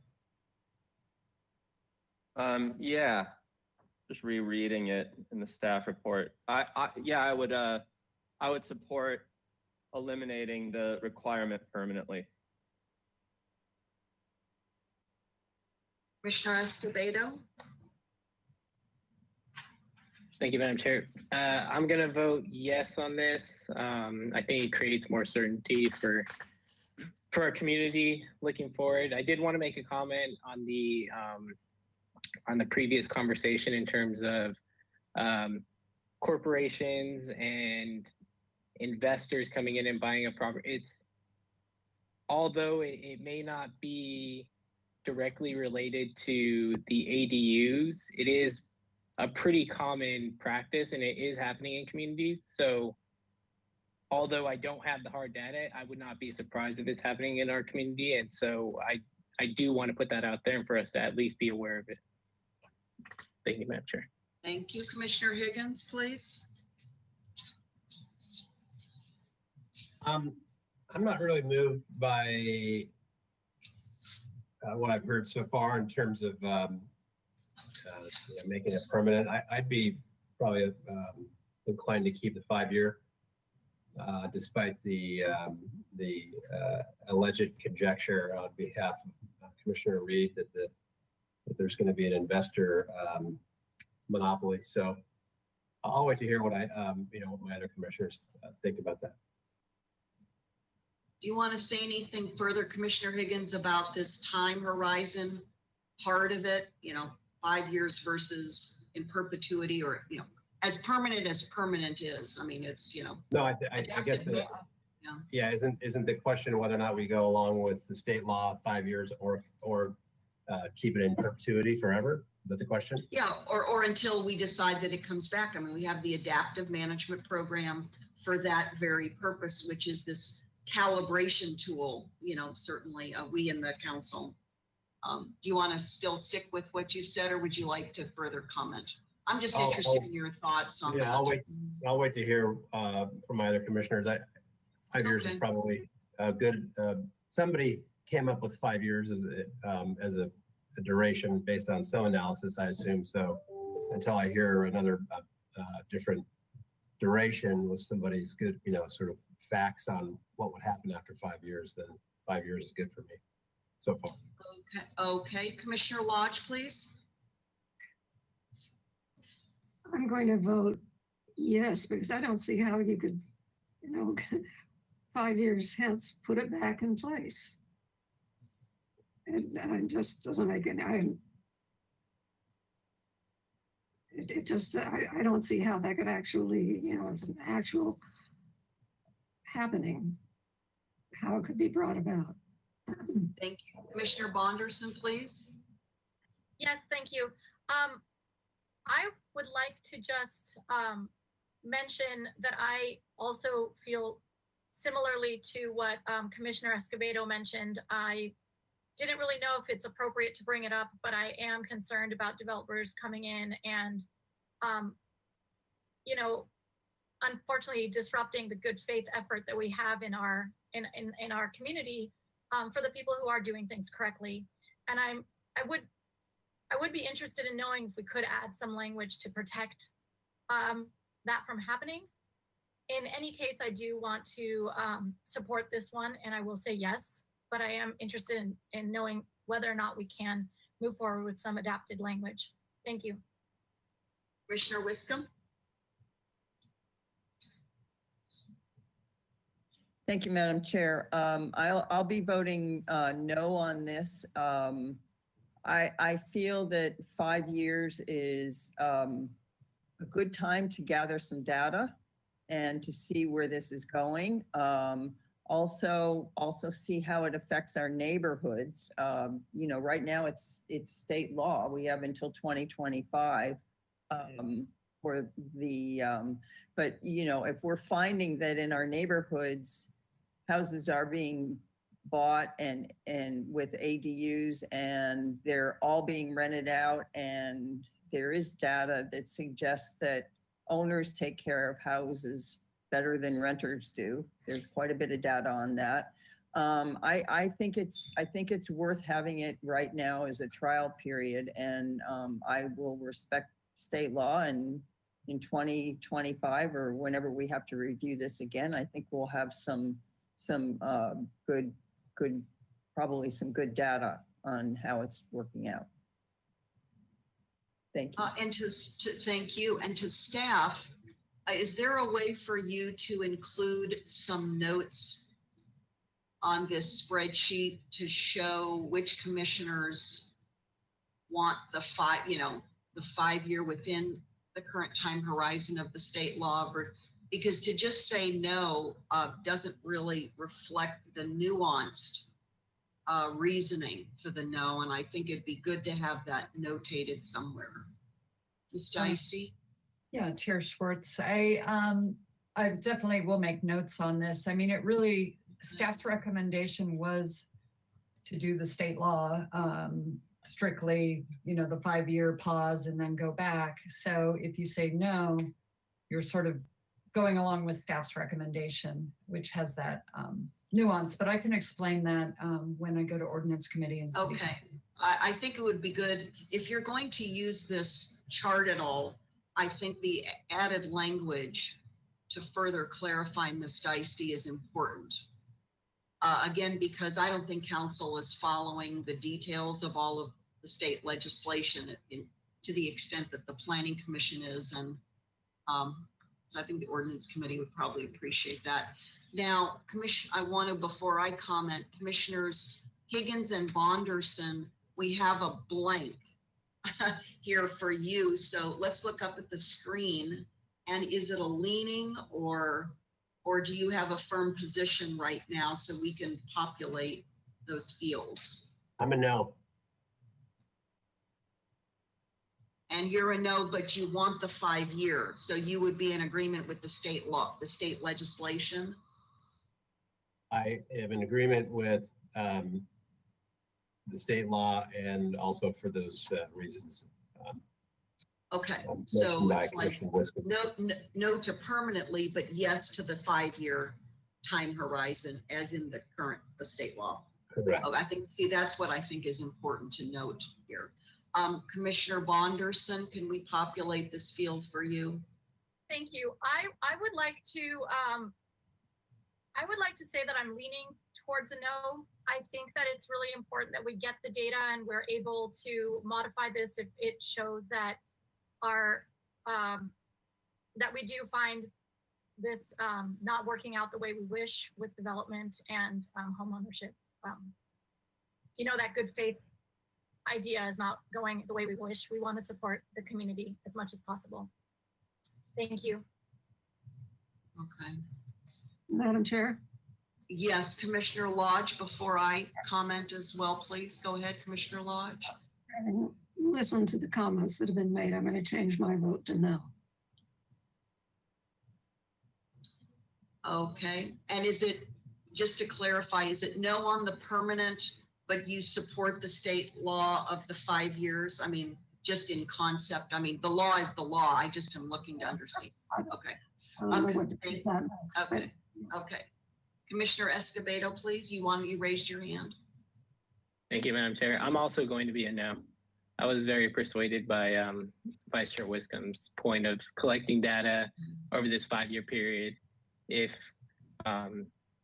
we do see negative effects, then we go back to owner occupancy. If we don't, then we can revisit this and remove it permanently. Okay. Thank you. I'm holding strong. Thank you, Commissioner Reed. Okay. It looks like now it's to me. This is, I say it's a tough one for me. It's only in that here's my reservation and my frustration of sorts. We've had several years now of permit data and occupancy data from the new wave upon wave of legislation coming through to require, incent, encourage ADUs.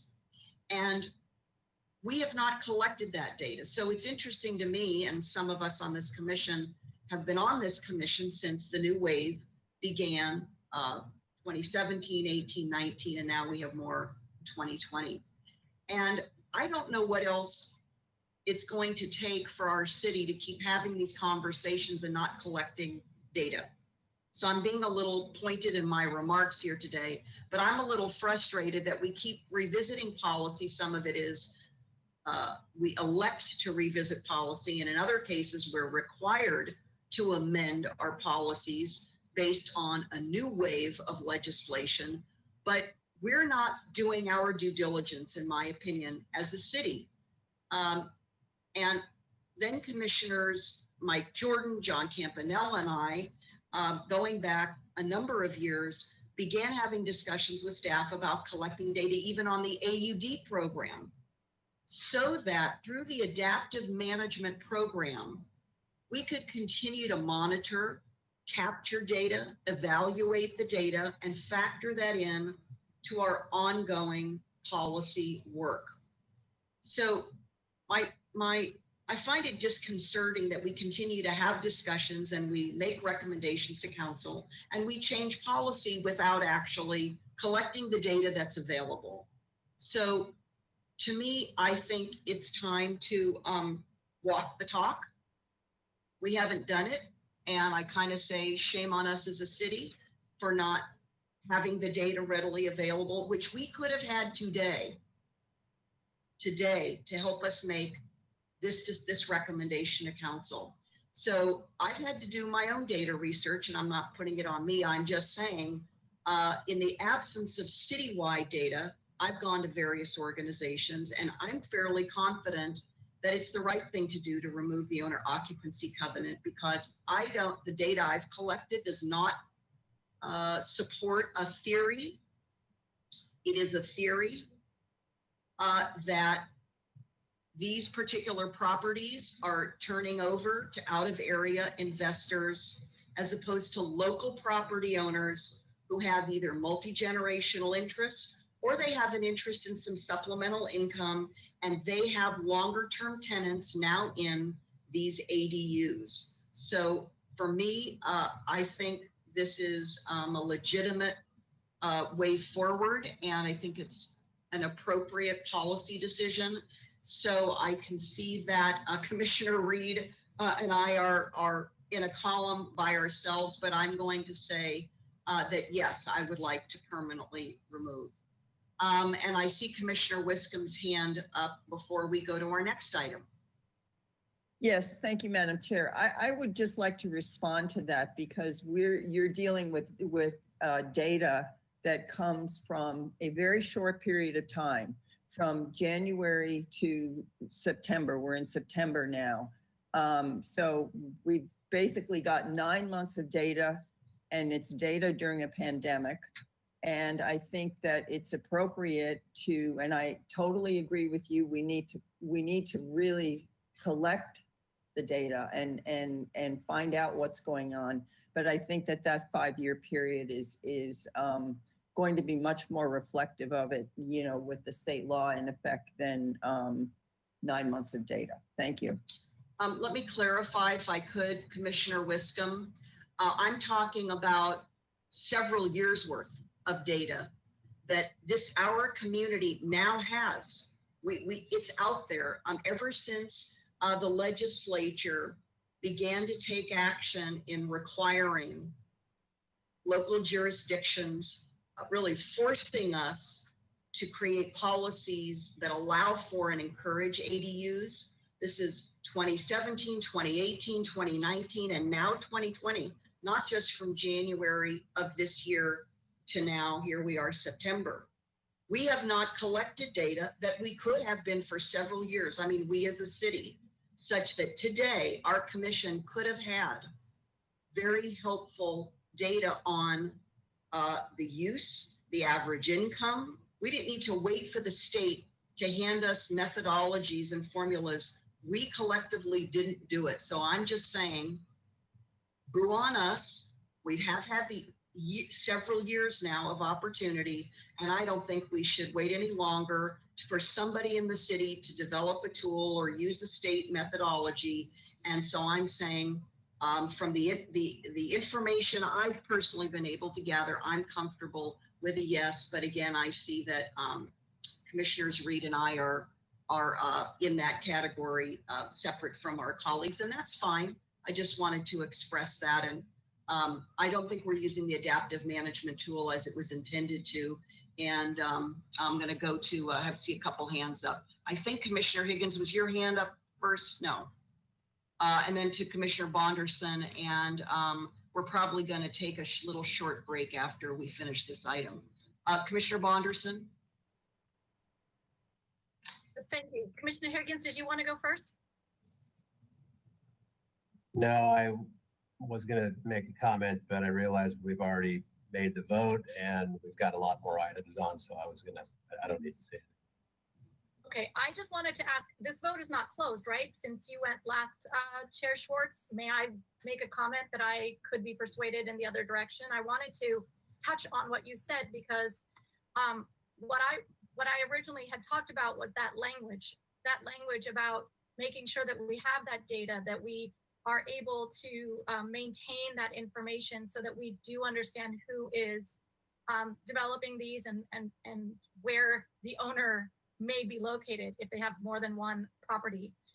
In the event that that language can be added to our vote, since we are making comments along with our vote, I would like to lean the other way. May I do that now, or is it too late? No, these are just deliberations. You can lean or, you know, we have not taken a formal straw poll yet, which we will do. And staff will facilitate that for us when we get to that. This was deliberations to help start to help us place ourselves in the various category, you know, columns and categories. So if you want to change it now, tell staff, and then I'll go to Commissioner Higgins before we take a little break. Very good. I do feel, based on hearing your discussion point, that I do tend to lean in the opposite direction of yes. Since I don't feel that language exists now, I did want to put my comment in, but I do feel more comfortable now voting with the yes side. Thank you. Okay. Thank you very much. Commissioner Higgins, before we go to break, yes, please. Thank you. Point of order on the rest of the day here. How many, maybe staff can let us know how many people have lined up for public comment, not on this, but on the second item? And just trying to get a gauge for how this rest of this item looks and you know, at what point we might get to public comment on the item number 2. Well, again, as let me just outline again our process for today. After we complete the ADU item, we're then going, if we need another break at that time, a short break, we might take it. But if we go right into, I will read into the record the next item. Commissioner Reed will come on and make a remark regarding his participation. We would then go and Ms. Kokinda is going to alert myself and Vice Chair Wiscombe regarding the number of public commenters, because at that time, we will need to recalibrate where we are relative to roughly 6 o'clock. And everyone on the staff side, as well as the applicant for our next item, is aware of a very likely continuation, because we're not going to have a marathon hearing today, whether it's on this item or the second item. We won't know at this time, and I don't think it's appropriate because we're not on the second item. So I don't want to make any remark about the second item. I don't think that would be appropriate. But we will get to that very shortly, because we will need to determine, Commissioner Higgins, how many public speakers we have, and then we can do a time check and see what we need to do with that second item to conclude roughly 6, but no later than 6:30. Okay, I was just curious how many people were lined up on that second item. But Well, I don't want to be premature. First of all, we're not in that item right now, but also it may be premature because we don't know by the time we get to it how many public commenters may then line up or sign up, to do that. So I'm highly reluctant to even comment on that at this time, because we're still in this item. We're still in the ADU item. Okay. So it's 3 o'clock. Would anybody else, before we take a 10-minute break, does anybody else want to revisit their deliberation? Again, we haven't done the poll yet. You can always change in the poll. Nope, we're okay on that. Okay, it's 3:02. Let's say we'll come back at 3:10. We're going to be in recess for roughly 10 minutes. Thank you.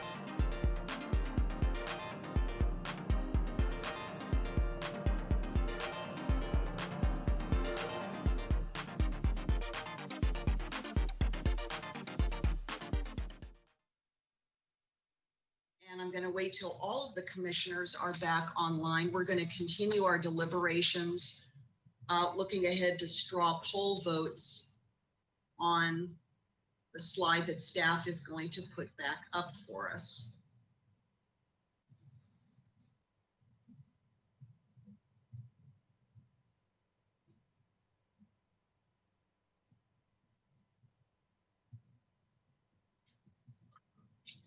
Okay, so we are on the item, allow standard ADUs in the high fire hazard areas. Before we begin, Mr. Gullett, did you want to address us, please? Yes, I just wanted to mention to Planning Commission, like as stated in the staff report, what we're ultimately looking for here is a recommendation from the majority of the Planning Commission to City Council. So that document we've been working through is to inform your deliberations, essentially. So you kind of know where each other stands for that recommendation to council. So there could be straw polls or not. Either way it would work. Okay, thank you, Mr. Gullett. Okay, let's come back to our matrix, please, from staff. And Commissioner Lodge, would you like to start on this item, allow standard ADUs in the high fire hazard areas?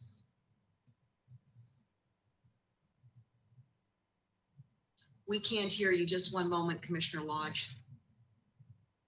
Would help if I turn my microphone on.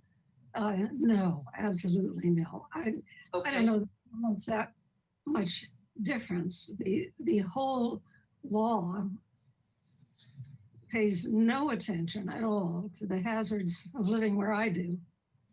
And since the law allowing, with the previous version that we were operating under, there have been 140 thereabouts ADUs constructed in the high fire zone. Now, some of you have heard this from me before. I've lived up here for a long time. I had to evacuate. And when I evacuated for the T fire in 2008, a fire which in less than 12 hours burned down more than 200 houses. I had to leave, and I headed out on 192 Foothill Road to head out to where someone had offered me a guest house to stay in.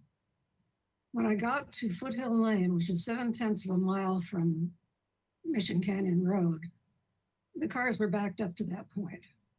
And traffic was moving okay, it was moving slowly, but there were 3 drivers ahead of me who were too anxious to wait their turn.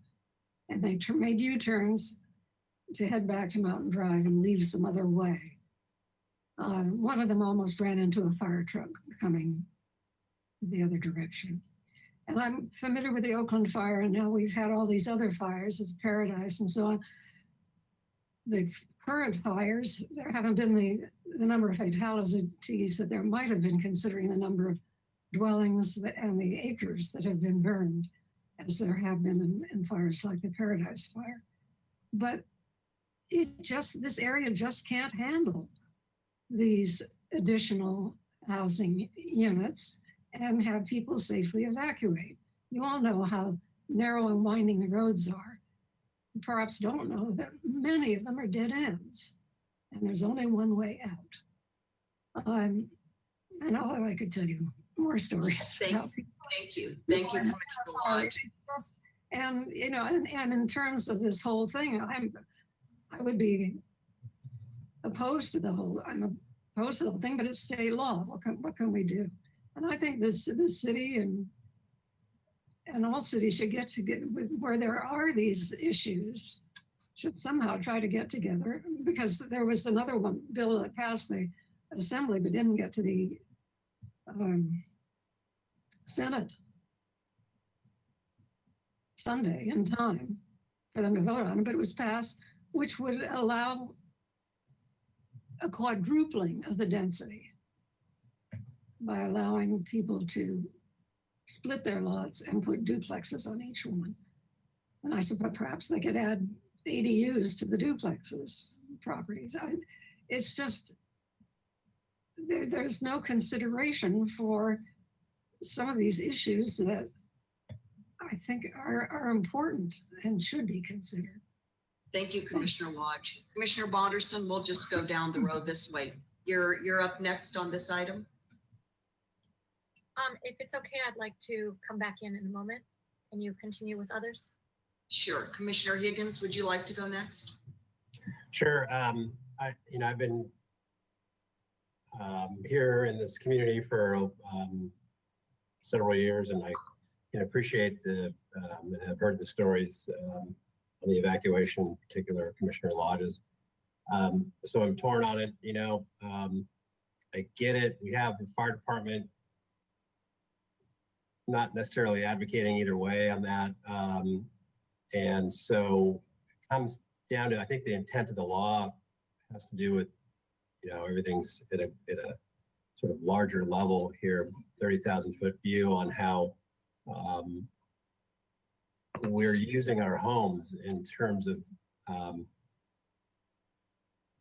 inefficient use of existing resources. So a lot of people that live in the high fire area, I think, are probably in a different demographic than those that live downtown and just have more real estate to use and share. And so that's the idea of the state law, is to really more and efficiently utilize larger homes that don't have a lot of people or families living in them. So I'll vote for allowing them in there at this point, and I'll wait to hear from my other commissioners what they feel.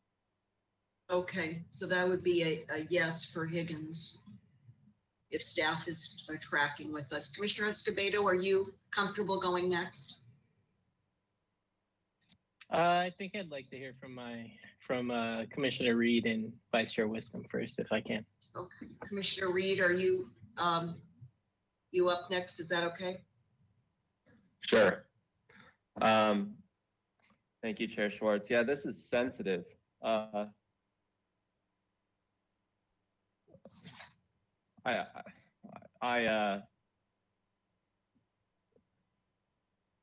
It's hard to make a opposing suggestion to Commissioner Lodge after hearing something so true and sincere. Where I get hung up is we're considering such a large portion of our city. And I do believe that for a lot of that high fire area and the foothill area, the topography, the evacuation routes, in a lot of cases are adequate. In some areas, maybe not. It troubles me that there may not be a distinction between the high and the very high.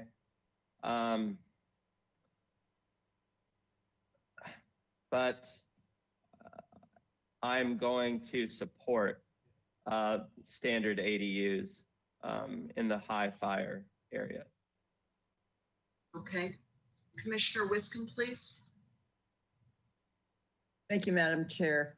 I do not support allowing standard ADUs in the high fire hazard areas. In addition to Commissioner Lodge's comments, which I have heard and I think are extremely scary, evacuation routes, I think, are a problem in the area. And also recently, and I apologize for not having the information on the study, but there was a study that came out very recently, I think it was probably last week, regarding the fires that have occurred in California, and they're occurring in areas where there are larger properties, more spaces in between, the more rural areas. We, in our city, in our high fire hazard areas, have the larger properties. And while I recognize that they could be utilized for ADUs, standard ADUs, part of the problem is that there is so much, the study said there's so much empty land around them that these fires burn really fast and really quickly, and they're potentially deadly fires. So I think that in this case, the high fire hazard areas in our city where the properties are larger and there's more space in between the homes, and the evacuation routes are a problem. I think it's just not good to allow standard ADUs in there. So my vote is definitely no. Thank you. Okay. Commissioner Bonderson, can we come back to you now? Are you feeling ready to comment? Again, this is just deliberations. It's not the vote yet. So you can always change your position when we get to doing the formal vote. Thank you. I'm leaning to yes. And that's all I'll say for now. It's a very touchy subject for me as well. I need more information, so maybe I'll vote differently at the end. Okay. Thank you. Commissioner Escobedo, please. Thank you, Madam Chair. I have a clarifying question for perhaps it's Ms. Dicey, if I may. And my question would be, what we're discussing, the special ADUs and the junior ADUs would be allowed in this high fire zone, correct? So we're not necessarily talking about density, we're talking about what size of ADU. Am I correct in that? Commissioner Escobedo, that is correct. It's sort of the state mandate sort of takes away our choice on allowing them in high fire hazard areas at all, but we're really talking about if you allow standard ADUs, you can get a larger detached ADU or an attached ADU. Otherwise, they can convert anything. There's a junior ADU anywhere and a 800 square foot detached ADU allowed. Okay, thank you. Madam Chair, concerning that and the fact that it really wouldn't have a maybe as big of an impact on density per se, and so that's really what we're talking about when we're talking about evacuation routes. I'm leaning yes on this. Thank you, Madam Chair. Thank you. Madam Chair. Let's see. Yes, Commissioner Lodge. If I could just add a comment. The problem with the larger ADUs, they can go up to 1,200 square feet. You're going to have at least 2 cars connected with it. That's the big problem. The smaller ones, maybe not.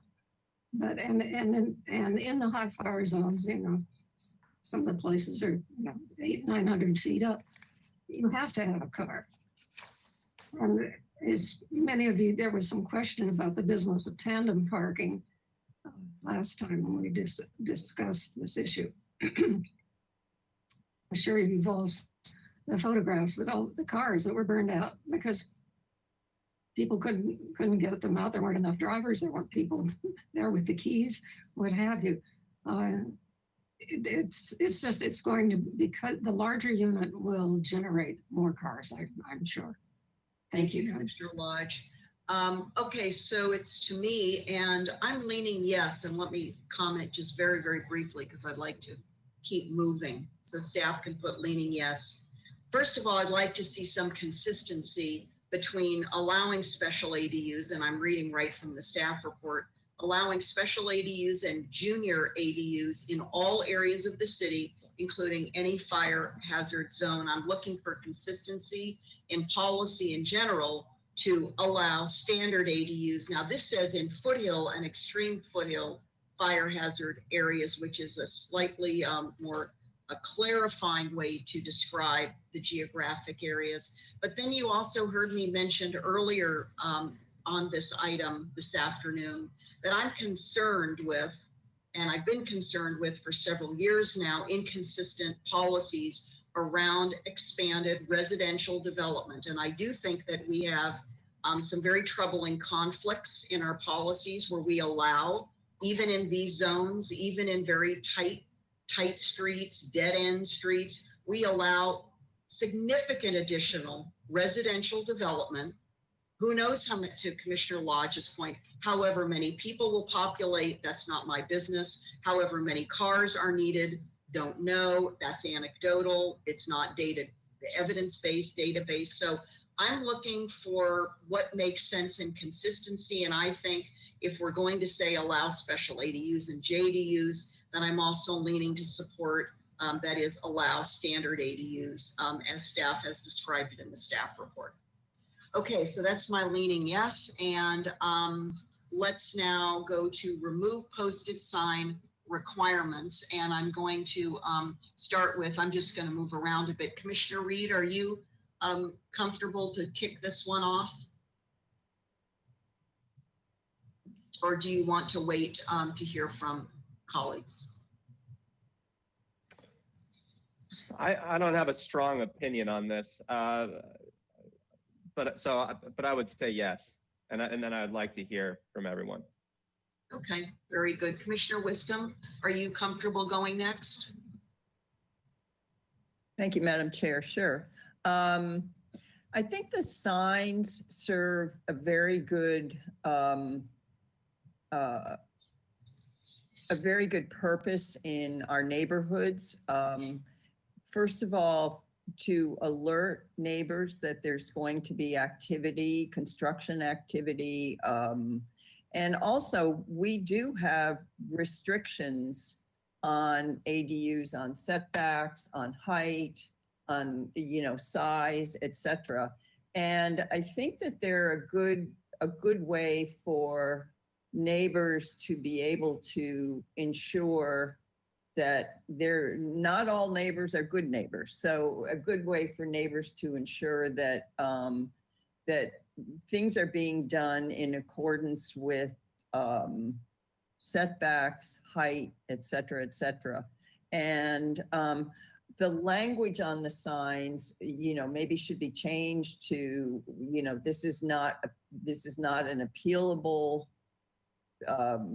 item, and there's no hearing or anything else, but in small print. But I think for neighborhood compatibility, they serve a very good purpose.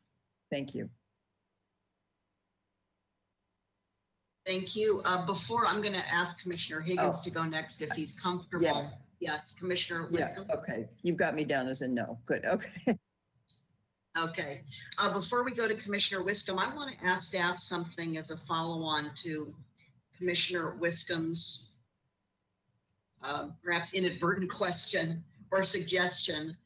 So if one of the staff members could come on, I'm wondering if a part of our deliberations and a straw poll could be, I'm going to kind of make a hybrid, like yes to keeping the signs, but changing the language. I'm very interested in changing the language. So that's my little, I'm telegraphing my position already, but please, Ms. Deisty, do you have any thoughts before we continue on about the language question? Yes, Commissioner Schwartz, I think that's possible. I haven't seen the sign in a while, so I can't recall exactly what it says. And I don't know if Brenda Belts is still available. She may know the process for how the language on the sign is decided, but I don't see why we couldn't add some additional language. Or simply change it altogether. We'd have to revisit the language that's there today. And I don't know that we've looked at it for some time as a commission. Ms. Belts? Yeah, I would agree with Rosie. I don't see any reason why we couldn't change the language. I think it's kind of standard language that's on there, could be changed. Okay, very good. Thank you. That's helpful for my thinking. Commissioner Higgins, your thoughts? Yeah, I'm a hard no on the signage. I can appreciate the background on it, and back when we went here several years ago about keeping people informed about what's going on in their neighborhood. But I'm a no for two reasons. One, kind of have the opposite. I can appreciate, Commissioner Wiscombe, your comments about not all neighbors are good neighbors, but I really have this hard time with relying on the planning department to be the arbiter of neighborhood disputes. And maybe I'm old school. I wish that people would just talk to each other rather than talking to each other through an enforcement officer. So on top of that, okay, that's my soapbox. But on top of that, I just think it's a burden for staff, the applicant, and then the neighbors who think, wow, I can get involved in this, and they really can. And it's a big letdown, and it sort of is just a pain in the butt. So I don't think it's helping the process, as I think Ms. Deisty indicated earlier. So are you a no or a yes? I thought you said a hard no at first, Commissioner Higgins. I'm sorry, I would like the sign requirement removed. Aha, you're a hard I'm a- yes. You're a I'm a hard yes. Sorry about that. Okay, very good. Okay, I'm going to come now around to Commissioner Lodge. Well, I concur with Vice Chair Wiscombe's comments. So it's a no. Okay. And if I could ask my colleagues, since Commissioner Wiscombe raised this, and this intrigues me, and I'll comment further, if we were to keep the sign but change the language, maybe could you comment on that as we go down the line? In other words, if you want, whether you want the sign removed or not, are you more inclined to keep the sign? If we take a fresh look at the language, given the discussions we've been having around these false expectations that thus far are being set with the public and the complications regarding the false expectations. Commissioner Bonderson, are you comfortable going next? Thank you, Chair Schwartz. I'm actually also a hard yes. Commissioner Higgins basically said everything that I felt. I think that it's important that we have consistency for the reasons that we do post signs. And although the language is important, and if we decide to change the direction, and I think the language needs to be clear on those signs, but I don't think that they're necessary at all. So I will continue with it. Thank you. Okay, very, that's helpful to know. Commissioner Escobedo, are you ready to go next? Thank you, Madam Chair. I'm also going to be a yes on this. I'll add the comment that if City Council ends up going forward with keeping the signs, that changing the language would be very important. Okay. So then let's see, is it to me? I think it is. I was going to be a firm yes until I contemplated that issue that Commissioner Wiscombe raised. And here's where I'm on the fence, and let me just quickly express myself, and then I'll figure out if I'm a leaning or taking a hard position. I don't want to do anything that gives the community, the public or neighbors, a false sense of expectation regarding process, regarding their input. At the same time, I do think it's important, and I do feel our city has an obligation to let neighbors know of permitted construction that's going to take place, which is why I'm intrigued with the idea of perhaps simply changing out the language on these signs. And I think we're going to see more of this as the state legislature imposes either ADUs or otherwise more ministerial entitlement processes. This question, I think, will arise again for us. So right now, I'm going to lean no, with this caveat of completely revisiting the language on the sign. But when we get to the straw poll, we'll see where that goes. Okay, so we've concluded this item. I don't see any more hands up. Let's go to the last one. No, wait a minute. Is it this? Yes, this is our last one. Allow non-residential space in mixed-use buildings to convert to ADUs. And again, just by way of reference, if anybody wants to look at the staff report, again, let's go there. And it's page 4 of our staff report and 4 of 30 in our packet. If you just want to refresh your memory as to what staff wrote here. Can mixed-use buildings convert the commercial space to one or more special ADUs? So here's the language, and you've heard from staff answers to our various questions about this. Let's go to the deliberations in the matrix, if we could, please. Commissioner Wiscombe, please. Madam Chair, I have a question on this because I think Mr. Gullett explained it a different way. Mr. Gullett, you could correct me if I'm wrong, but he explained that there would be a process. Some commercial buildings would be appropriate and perhaps others would not. And so I'm just wondering, is this a generic thing, or is this something that we want to add to this ordinance? Or I gathered, from Mr. Gullett that, when we get into FARs and other topics, that there's going to be more discussion about this. So, Mr. Gullett, if you could comment on that. I'm not sure what we're doing with this straw poll vote. Thank you.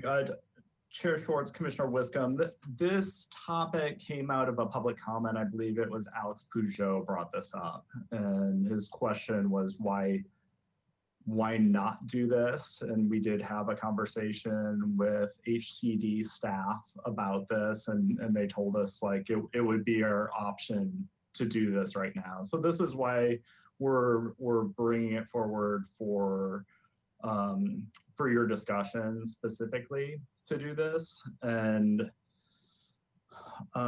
what I was getting at with what's coming forward with the floor area ratio regulations is a consideration of this, and this is also related to Jason Harris, the city's economic development manager, his economic plan for downtown.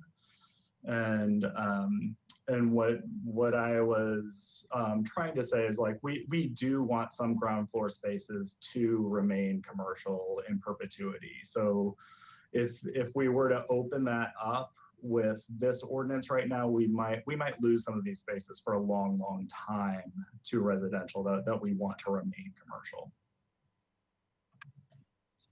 Okay, so I appreciate that, Mr. Gullett. So are we voting on this to include this in this draft ordinance, or are we voting on this as a concept for you to study further? That's really my question. So that we can, for those commercial spaces that we potentially could lose, that we would like to retain as commercial spaces, that we have an opportunity for staff to study that and propose.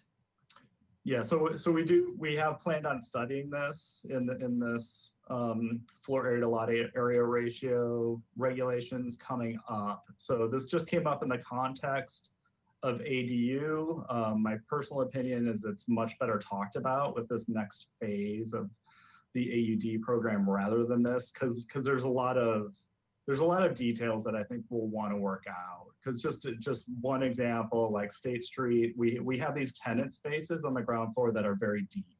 So a portion of that would be fine for residential, but we don't know what that is, and we still want the storefront on State Street. So I think we need a more robust conversation about that. That's maybe beyond what we're looking at in the ordinance right now. But since it got brought up and there were questions about it from the Planning Commission, we put it here. So in this context, it would be part of the recommendation on the ordinances for accessory dwelling units. So if we were going to, if we go with staff's recommendation to study this further, we should vote no on this. I'm a little uncomfortable voting no on it because I like the concept, but I also appreciate your comments, Mr. Gullett, and maybe the language on this needs to be changed. In principle, yes, I think it's great, but in terms of trying to get it in now, I think it's too early. Based on your comments. Would you be interested in concept support with further study, something like that? If we were to, that would be much better for me. Yes. Okay. So in concept, I'm just going to wordsmith this in the moment.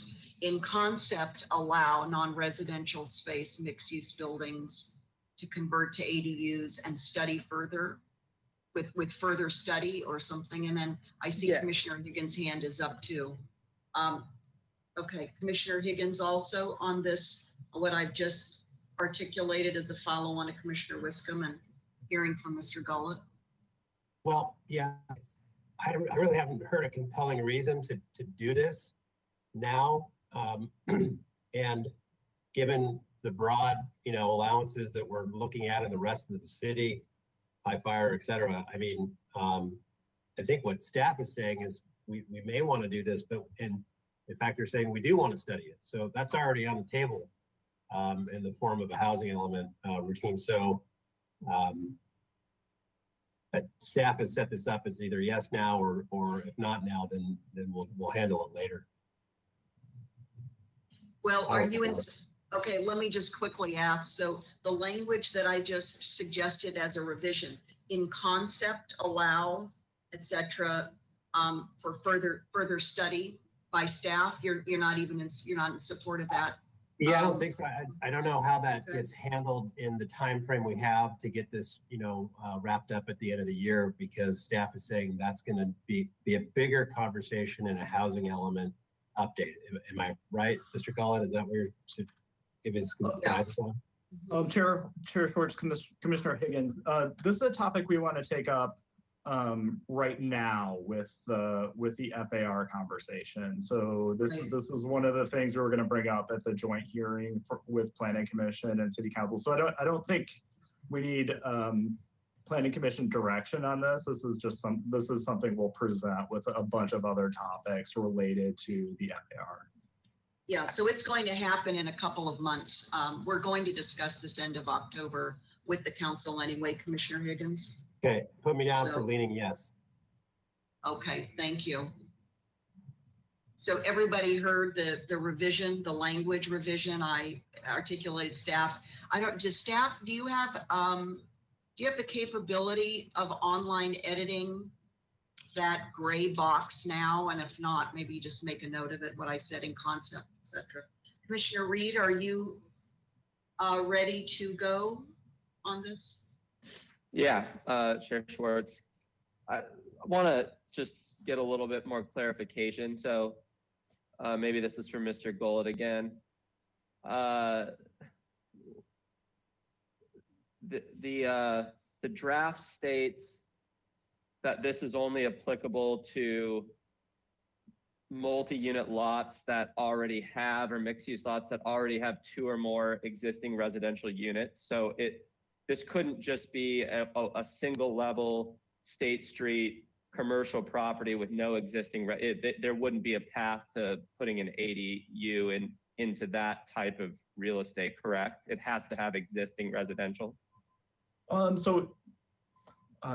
Chair Schwartz, Commissioner Reed, we also have, our other housing programs. So you could do that under those, like the AUD program, you could have a residence in that existing space. You need a primary residence to have an accessory dwelling unit. So you can't just have one and it's an accessory dwelling unit.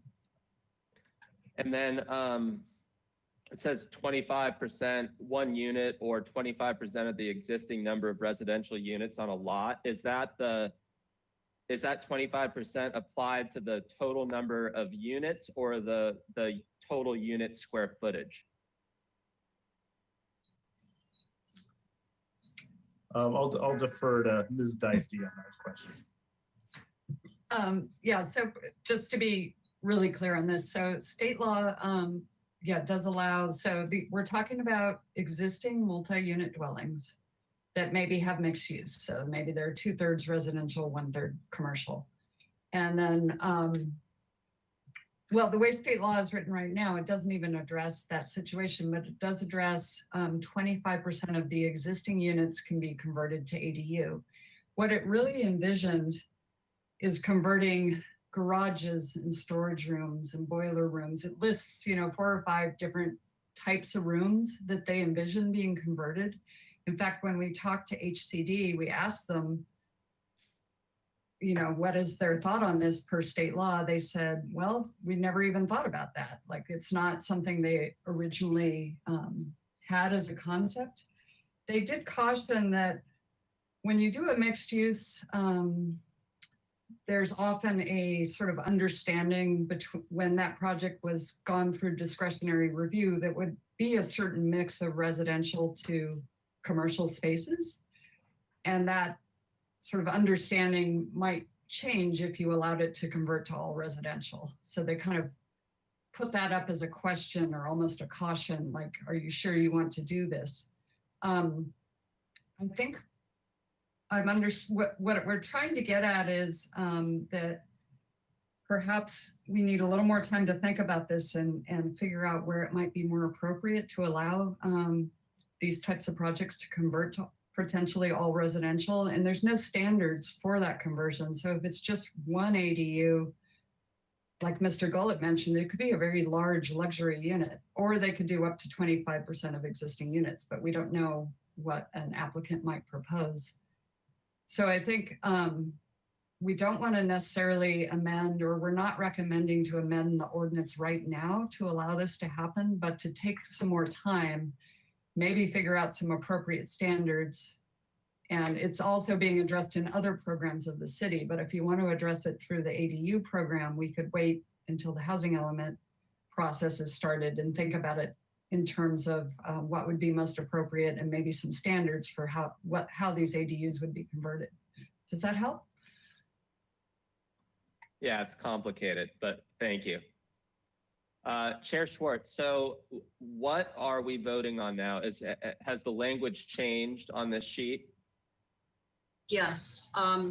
As I was proposing, and I didn't hear any opposition, in concept, I'm going to say this out loud because I don't think staff has the technical capability to edit on screen. So in concept, allow non-residential space in mixed-use buildings to convert to ADUs with further study, or upon further study, something like that, knowing that we're going to be discussing this soon, as you heard staff say.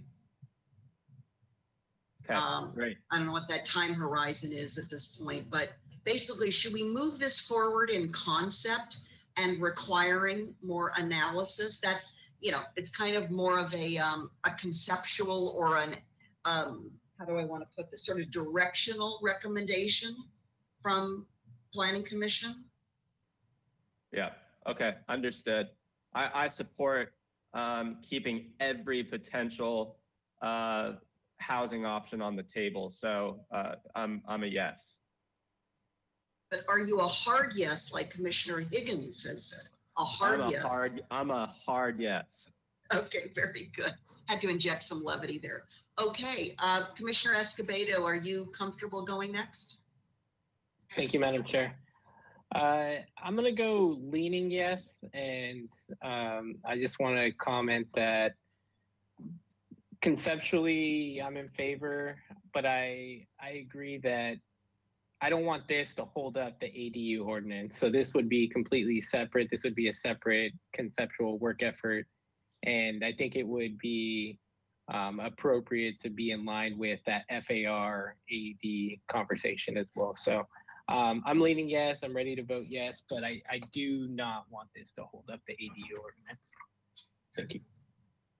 We don't have a ready to vote yes, so you have to stay leaning yes until we get to, okay, there we go. Okay, Commissioner Lodge, are you ready to go next? Hold on, Commissioner Lodge, we can't hear you at the moment. Sorry, I did it again. We have an oversupply of commercial development and an undersupply of housing. And so I'd be happy to see any kind of development activity which turns commercial into residential. I think we probably could eliminate that from, well, I don't think it's hardly practical along downtown State Street, but there are certainly areas of commercial zoning in the city where it would be appropriate for housing. Thank you, Madam Chair. Thank you, Commissioner Lodge. Okay, so that's a firm yes there for Lodge. And then we're going to go to Commissioner Bonderson. Thank you, Chair Schwartz. It's also a firm yes for me. Okay, very good. Now, as for me, first I want to say that I recognize that we may have some, I'll call them micro neighborhoods or micro areas of the city, our city, where the street frontage, the street level space should remain non-residential. And we have a ways to go to even have that discussion. But to me, that is an important strategic part of the decision-making here, not for today, for another day. So let me say, again, in concept, that's what we're talking about. Yes, I want to move this forward with further study. So I am a yes. And just to bring back around the numbers that we're talking about, and you've heard me mention these numbers in 2 separate Planning Commission hearings in the last 2 months, but we have a whopping 912,000 square feet of vacant commercial real estate in our city right now. And that includes Nordstrom's. So I'm not going to get into the details of office versus retail versus industrial, but I'm saying when you combine all of that, we have almost 1 million square feet of vacant commercial real estate. And to me, this screams sense of urgency in our policy making and our planning. So I'm interested in leaning in very assertively with our policies to see what we can do, and our entitlement process for that matter, to see what we can do in getting some of this commercial converted to residential. So that's it, as a yes for me, or a hard yes. I'm going to use Commissioner Higgins' expression now. So with that, let's come back to staff and let's go right through with a voice vote. Hold on, we have Commissioner Wiscombe wanting to participate a moment here. Madam Chair, for the remove posted sign requirement, if we could amend that one, just like we amended the last one, to change the language. Okay.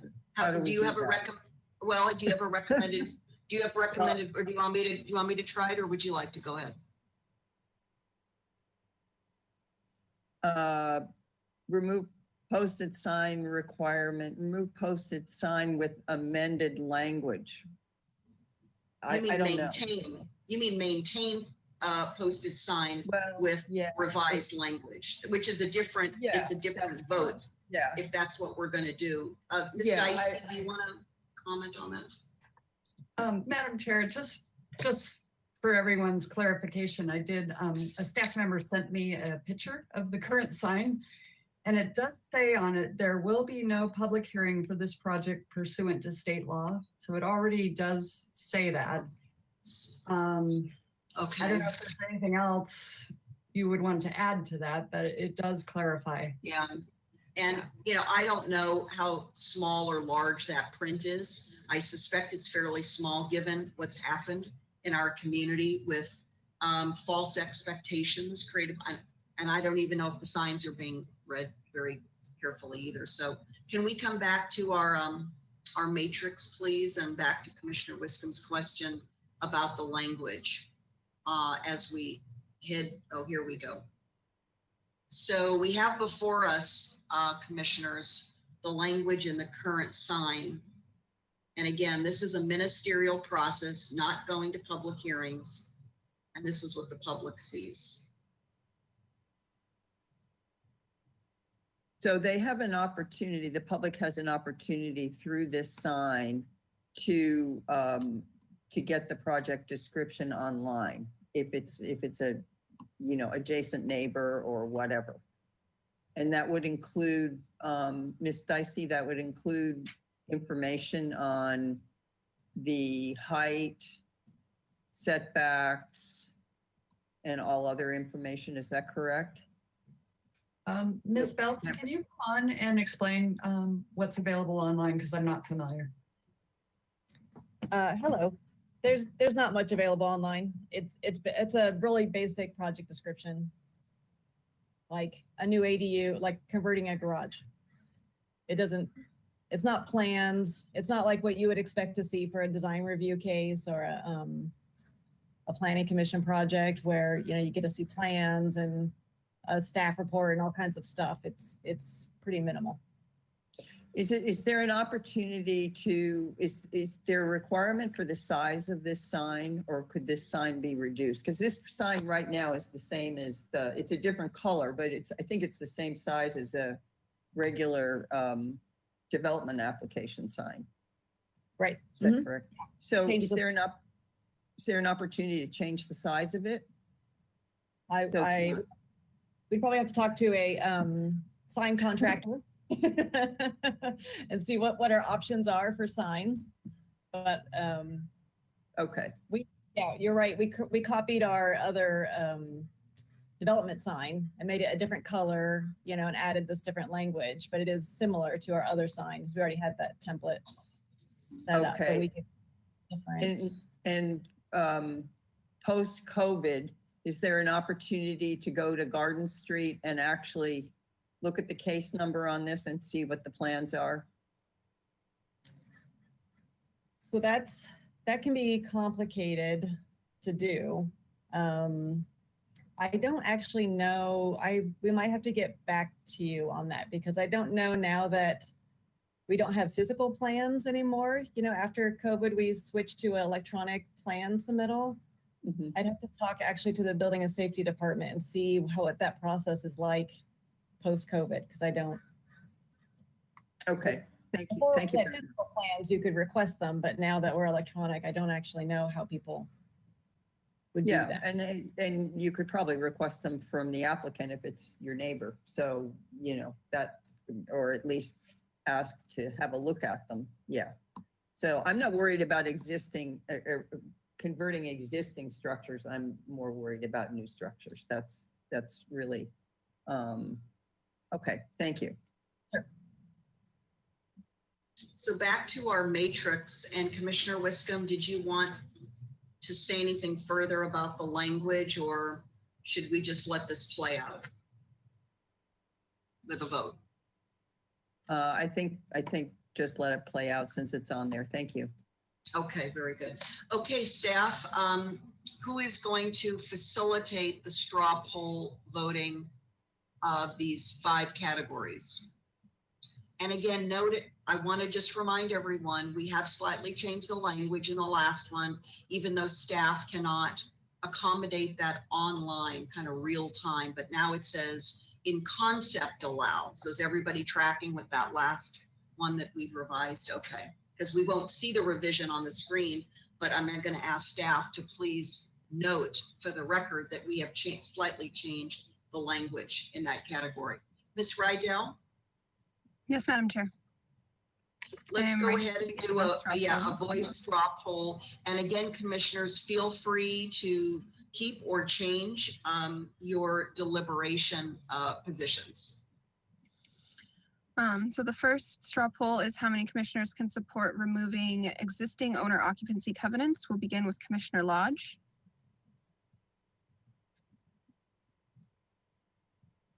Commissioner Lodge, I believe you are muted. Yes. Vice Chair Wiscombe, Yes. Commissioner Higgins, Yes. Commissioner Reed, Yes. Commissioner Bonderson, Yes. Commissioner Escobedo, Yes. Chair Schwartz. Yes. All right, that one passes unanimously. The next straw poll is how many commissioners can support eliminating owner occupancy permanently. We will start Excuse with, me, Ms. Rydell, are we going to have, for the record, both the deliberation positions and the straw poll votes? Or are you now going to change on the screen, which I don't see yet for Commissioner Lodge, changing that? You're going to do that real time right now. Okay. yeah, we can certainly Looks like accommodate that. one of the staff members just did that. Okay, thank you. All right, Vice Chair Wiscombe for the second straw poll. No. Commissioner Higgins, No. Commissioner Reed, Yes. Commissioner Bonderson, Yes. Commissioner Escobedo, No. Commissioner Lodge, No. Chair Schwartz. Yes. That straw poll fails with 4 noes and 3 yeses. The next vote is on how many commissioners can support allowing standard ADUs in high fire hazard areas. We will begin with Commissioner Higgins.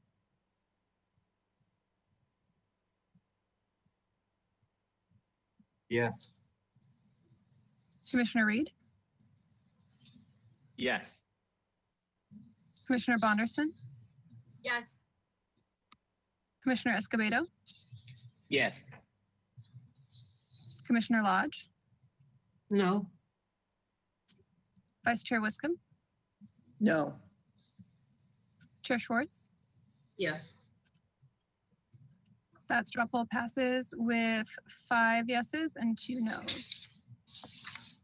The next straw poll is how many commissioners can support removing posted sign requirements. We will begin with Commissioner Reed, Yes. Commissioner Bonderson, Yes. Commissioner Escobedo, Yes. Commissioner Lodge, No. Vice Chair Wiscombe, No. Commissioner Higgins, Yes. Chair Schwartz. Yes. The straw poll passes with 5 yeses and 2 noes. The next straw poll is how many commissioners can support in concept allowing non-residential space in mixed-use buildings to convert to ADUs. We will begin with Commissioner Bonderson, Yes. Commissioner Escobedo, Yes. Commissioner Lodge, Yes. Vice Chair Wiscombe, Yes. Commissioner Higgins, Yes. Commissioner Reed, Yes. Chair Schwartz. Yes. That straw poll passes unanimously. Thank you, Ms. Rydell. And thanks to the commission. Staff, before I conclude this item, because I believe that our work is done, which is to forward recommendations to the city council. Ms. Deisty, do you need anything else from us today on this item? Chair Schwartz, I believe, I just want to clarify that all the other amendments that we proposed to Title 30 and Title 28, some of the comments that we received from Coastal Commission, HCD, and AIA is, you have a motion, I guess, to approve all those amendments. Yes, let's, thank you. Let's go ahead and look for the exact language that is in our packet that staff wants us to consider by way of making findings for the recommendation. Maybe you could pull that up for us or have Mr. Bolton put that on the screen, and we'll go, I'll ask if someone would like to make a motion. And of course, this is separate from the straw poll votes that we just took. Madam Chair, I'll move the recommendation. Second. Okay, that was Commissioner Higgins. So we have a first and a second. Any discussion on the motion? No. Very good. Ms. Rydell, could you please do a voice vote on the motion? Yes, Madam Chair, this is Heidi Rydell. Begin the voice roll call vote for the motion. We'll start with Commissioner Escobedo, Yes. Commissioner Lodge, Yes. Vice Chair Wiscombe, Yes. Commissioner Higgins, Yes. Commissioner Reed, Yes. Commissioner Bonderson, Yes. Chair Schwartz. Yes. Motion passes unanimously. Thank you. Very good. Thanks to everyone. So with that, we have concluded this item. It is now 4:05. We're going to take a 10-minute break to allow the applicant for the second item to set up along with staff. Before I do that, Commissioner Reed, would you please still stay online? I'm going to go a little out of sync here and read the next item into the record because I don't want to keep Commissioner Reed, and he needs to make a comment regarding his participation. So, so Commissioner Lodge and Higgins, you can go ahead and turn off your webcams because we're going to go to a break momentarily. So this next item, it's item number 4 in our agenda, is a concept review application of Kevin Moore, agent for 710 State Street Partners, owner of 710 State Street, 714 to 720 State Street, and 15 East Ortega Street. With that, Commissioner Reed, would you like to make a remark about your participation? Yes, thanks, Chair Schwartz. So I have a financial interest in the property located at 701 Anacapa Street. And so I will be recusing myself from 710 State. Thank you. Okay, have a good rest of the afternoon. It is now 4:06 by my clock. We're going to, let's just come back at 4:20 if we could, please. And we are in recess. Thank you.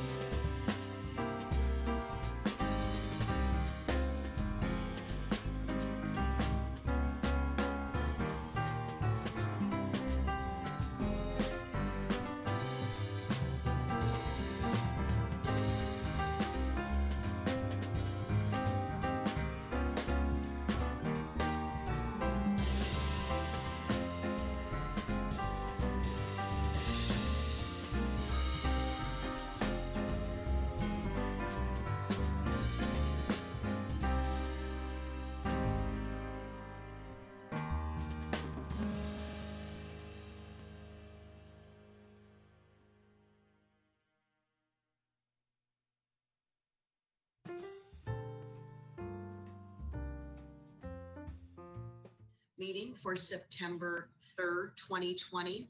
I'm going to reread into the record the item that we have next, which is a concept review, application of Kevin Moore, agent for 710 State Street Partners, owner of 710 State Street, 714 to 720 State Street, and 15 East Ortega Street. At this time, I'd like to make some opening remarks how the rest of our hearing is going to be conducted today. We are looking to conclude today's hearing right around 6 p.m.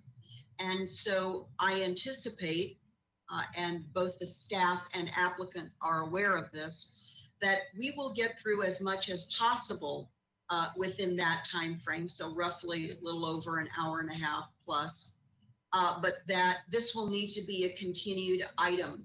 And as soon as I receive confirmation from staff as to the continued date, we will include that in a motion when we get to that portion of the hearing item.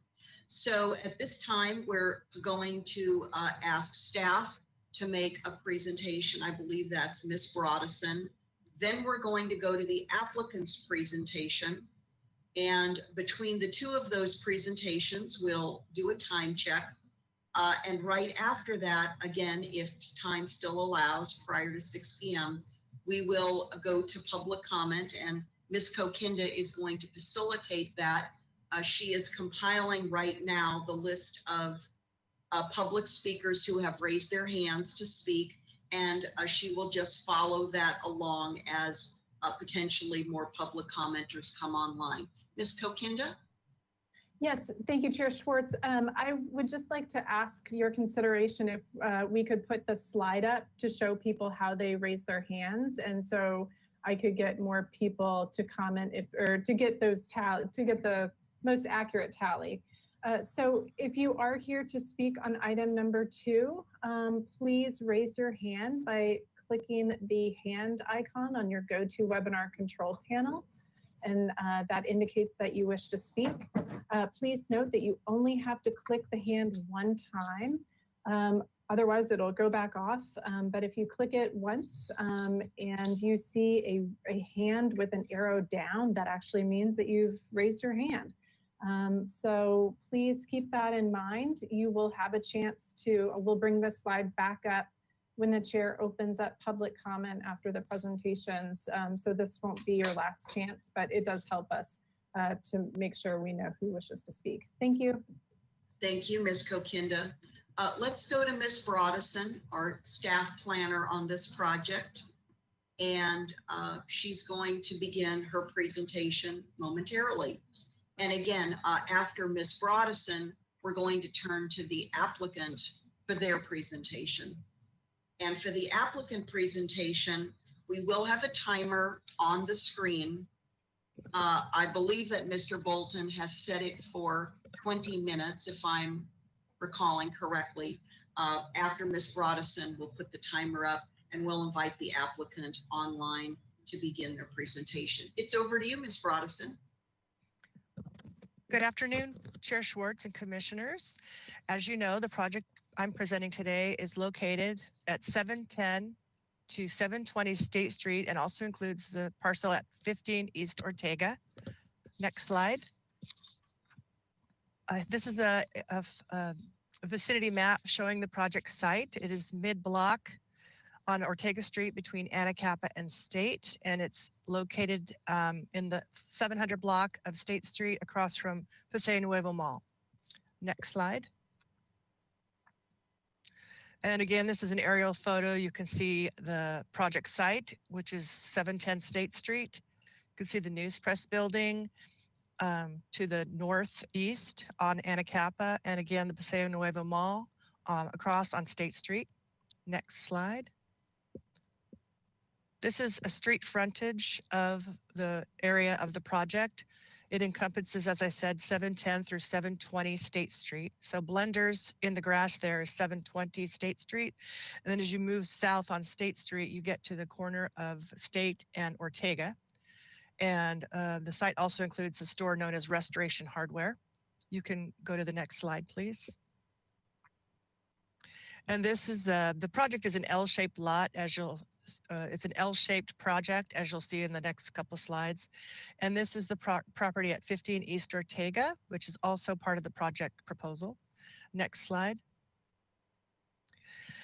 So the project site is located in the CG zone, which includes general commercial. It's also, as you know, recently the AUD ordinance was revised to update the location of the priority housing overlay. So the project site is located in the general plan land use designation of commercial high density residential with a priority housing overlay, allowing 37 to 63 dwelling units per acre. And the existing uses on the lot are commercial uses and a parking lot. Next slide, please. So the project encompasses 710 through 720 State Street and 15 East Ortega, which the proposal includes merging those lots, which would total 30,000 square feet. The proposal also includes about 2,300 square feet of commercial space on the ground floor and 36 residential units, averaging 802 square feet per unit, with a mix of studios, 1 bedrooms, and 2 bedrooms. The proposed building is 48 feet and 4 stories maximum height, and there will be 16 parking spaces proposed on the ground floor. Next slide.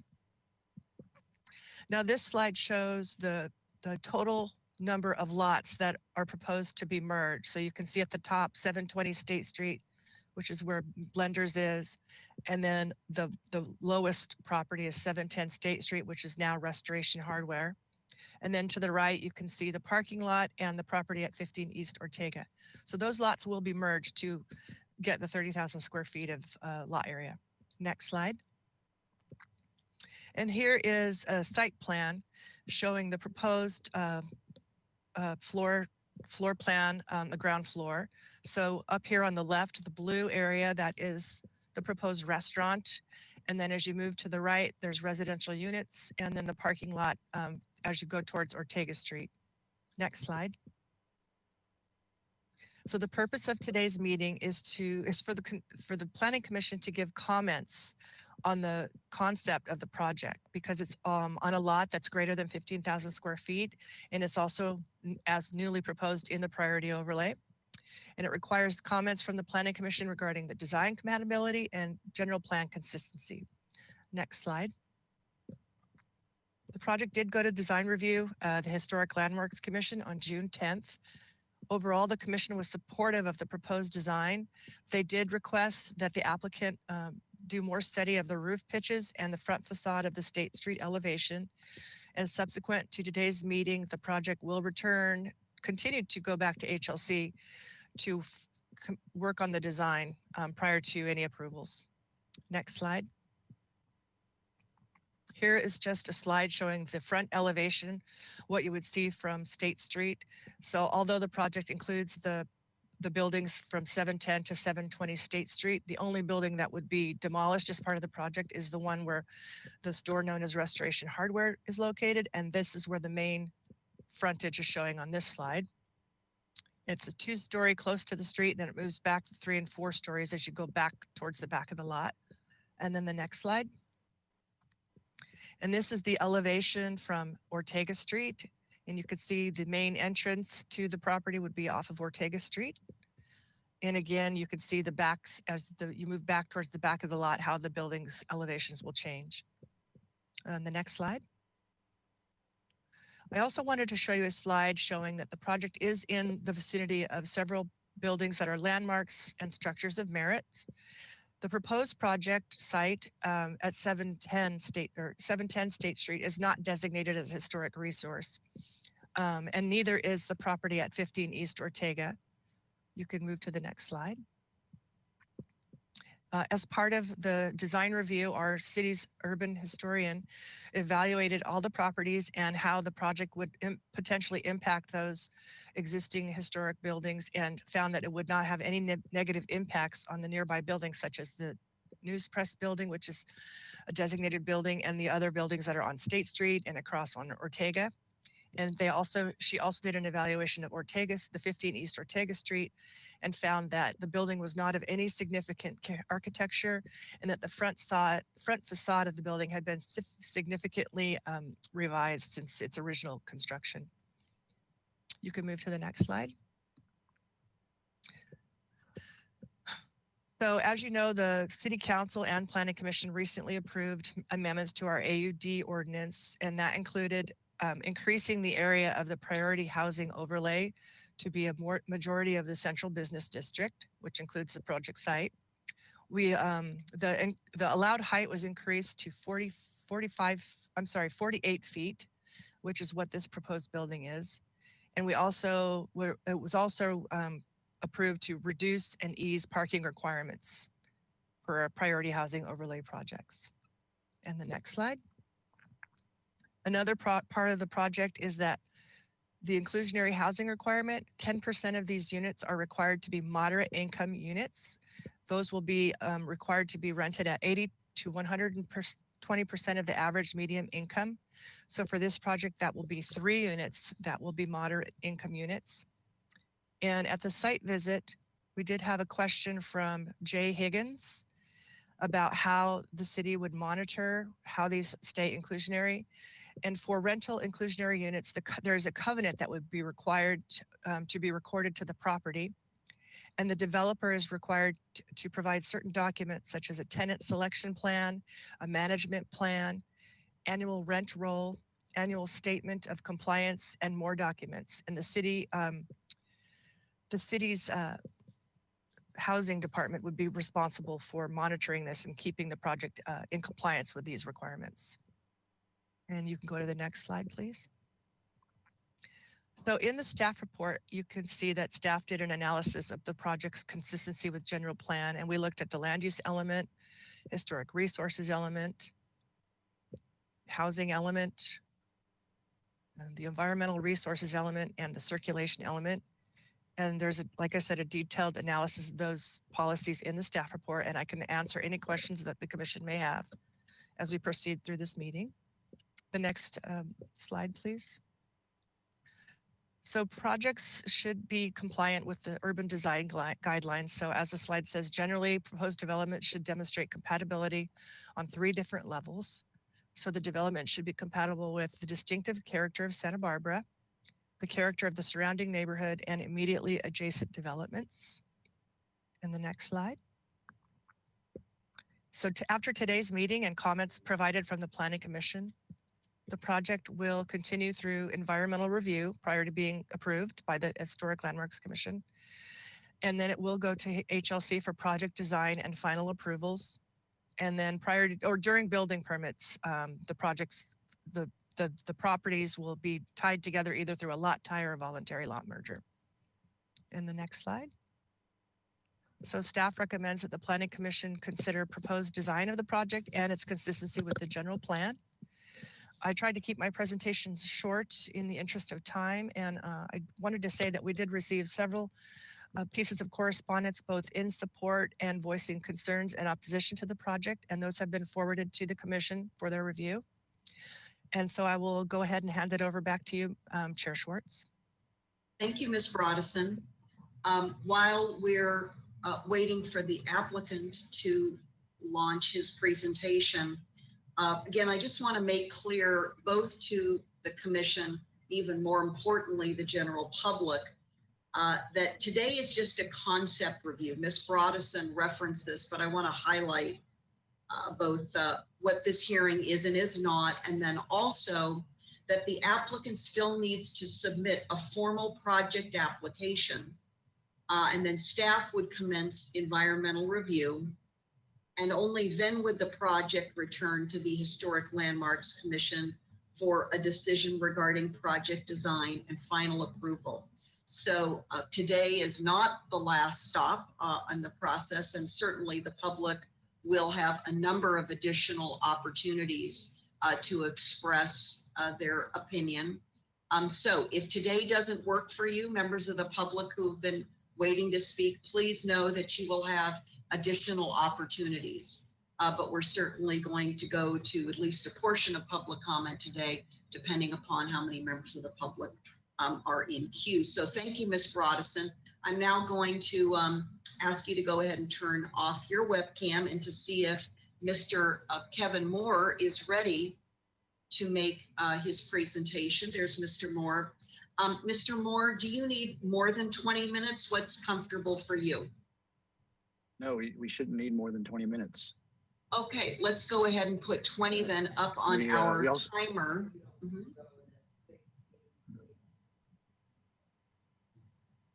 Let's wait a moment, Mr. Moore. I want to make sure everything is lined up before you begin.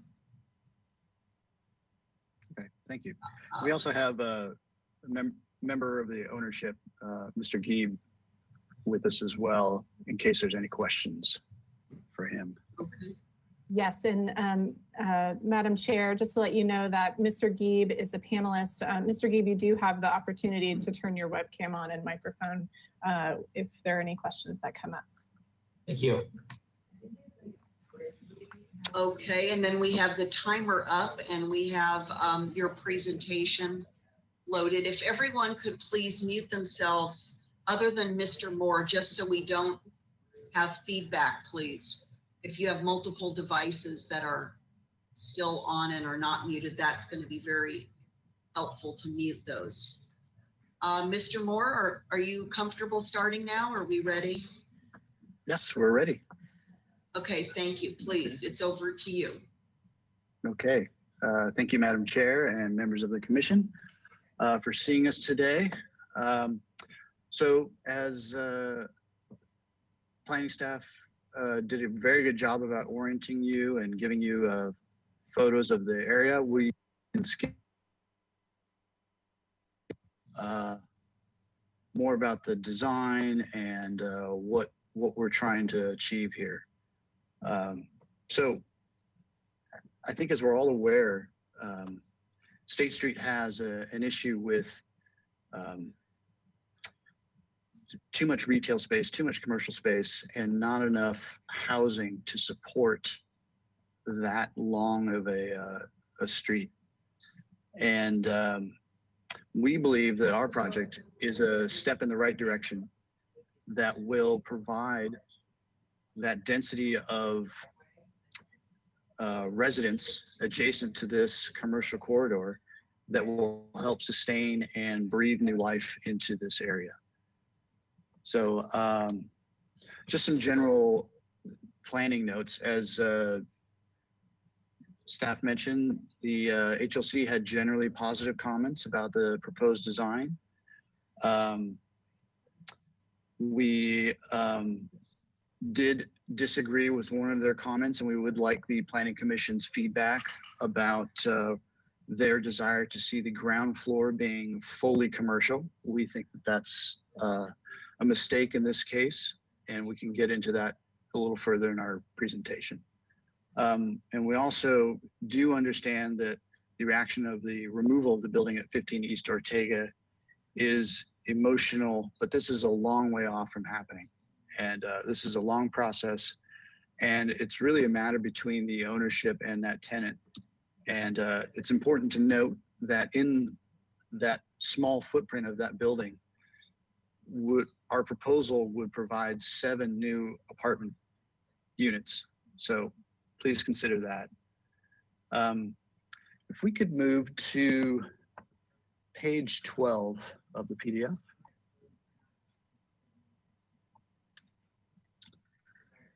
So this is a illustrative site plan to try and communicate the feel and intent of the design. So Santa Barbara is unique in the paseos that it has, and this is this project is an opportunity to continue those paseos and create a new paseo. And our design lays out along this L-shaped lot and actually aligns with the paseo across State Street at Paseo Nuevo, adjacent to the former Macy's building. And then to the south, roughly aligns with the paseo that leads past Dargan's and down towards the city lot and on. So in our minds, this is a ideal continuation of those already in place paseos. And it also allows the design to become more a part of the fabric of the city and to read as if it's been there for some time and not as if it's a single building built on a lot. We really want this to feel like it was built over time and that there were different owners that were building their own buildings, and that this is the result of that. And it's our intent to provide setbacks both on State Street and Ortega, in particular on State Street, to provide a patio out front it's set back roughly 20 feet from the property line. So it would be ideal for a restaurant tenant or for some similar use like that. And that would then, the paseo would then funnel people back to a little bit more quiet courtyard area where there could be potentially a coffee component, that small rectangle just to the south of the fountain there. In the middle, right there, yeah. And as you proceeded past that, you would then move into the more residential area.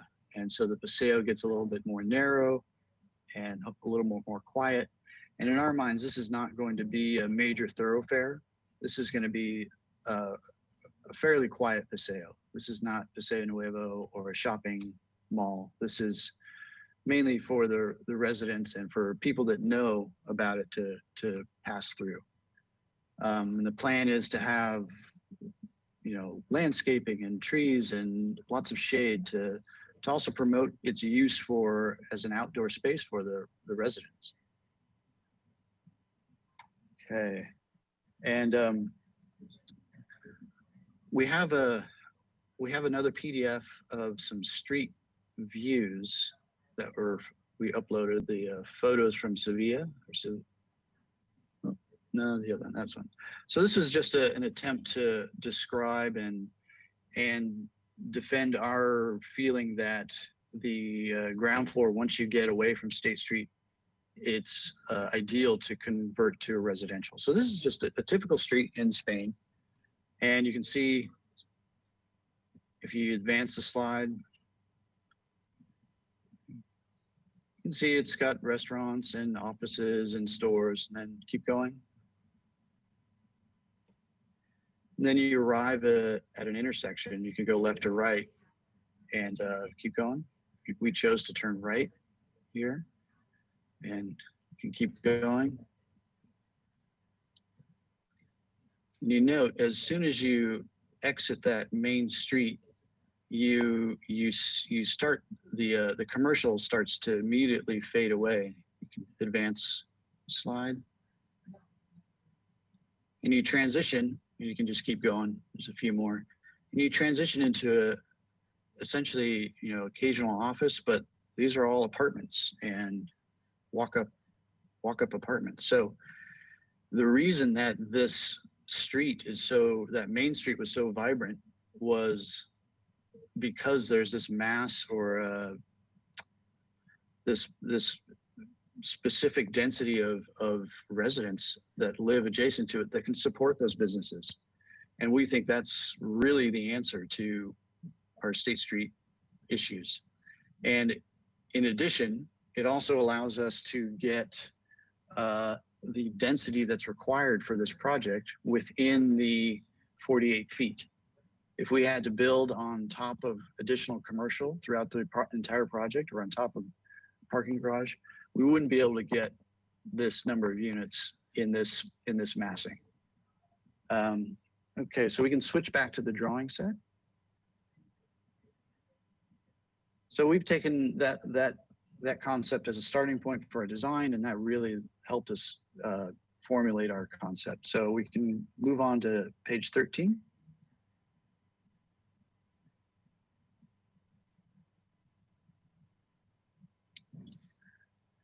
And this is just more of the hardline site plan showing the parking layout, trash. We've tried to accommodate a transformer within the building, so we won't have that issue down the line. And you can see the general circulation where a resident would hopefully walk to work or ride their bike and then come home, enter through the Paseo, and then there's 2 stairways to go up, or they would enter their unit on the ground floor. And there's an elevator there in the center. And it's important to note that even though that there is a gate and a fence indicated on this plan, that's not necessarily the intent. It was just, you know, an idea at the time. So currently the idea that this Paseo would be open. Okay. And we can continue to page 14. So as we move, these are just the diagrammatic units, just giving you an idea of what we're looking to do. It's a mix of studios and 1-bedrooms along the ground floor with the restaurant and a little office space potentially up towards State Street. And you can continue. Next slide. And as we go up, we're now above the parking level. So you can see there is a bit of a podium feeling on top of that on the right side. So you have a sort of a flat space on top of that parking garage and units off of each side. And what we really tried to do is move the circulation to the units to the back side of the building so that, at least from the exterior, and you can continue through the slides if you'd like, it appears that each building is a separate building and it's more of a walk-up situation where you would go in the ground level and then walk up to your apartment there. So, but by doing this, the way we have it laid out, it's very efficient and really helps us with the number of units. And you can continue up, next level. So here we are on the uppermost level. And we have, you can see as we've gone up, the actual building mass has continued to step back. So now we're pretty removed from the street and on both sides. And we can continue. And here's a roof plan. And obviously we can continue to finesse the slopes of the roofs with HLC. So then move on to the elevations. Oh, I guess this is a good view to give you a sense of the overall mass. If you want to zoom in on the line drawing down there at the bottom. So this is a schematic model of the site and the proposed building. We did have the surveyor sheet the elevations of the surrounding large buildings, so those are accurately depicted here. And you can see how this project fits in there relative to those buildings. Okay, we can move on to the elevations. And this sheet is was mainly intended for HLC since we weren't in the Gebhardt room seeing these drawings that are hanging on the wall, but these are the vision from 1920 of what State Street could be. And you can see that the massing is pretty large. You know, it may not be 4 stories the entire way, but it's three stories plus in the majority of these drawings. So relative, if you zoom out, you can see that we've scaled our drawings and these drawings to be the same. So you get a sense of that it's really in that realm. It's very similar in height and mass, as well as roof articulation and all of the finer points that they're expressing. Okay, continue. And then these are the elevations. So at the top, you have the State Street, as staff had shown you already. And important to note that it is, or at least what is going to be visible on State Street, is set back 20 feet. It's roughly the same height as the ridge line of the building 3 doors up State Street. and roughly in line with the parapet of the News Press building beyond. And that's pretty far back there, and that parapet level is fairly consistent throughout the News Press building. So you can see how that extends across the back.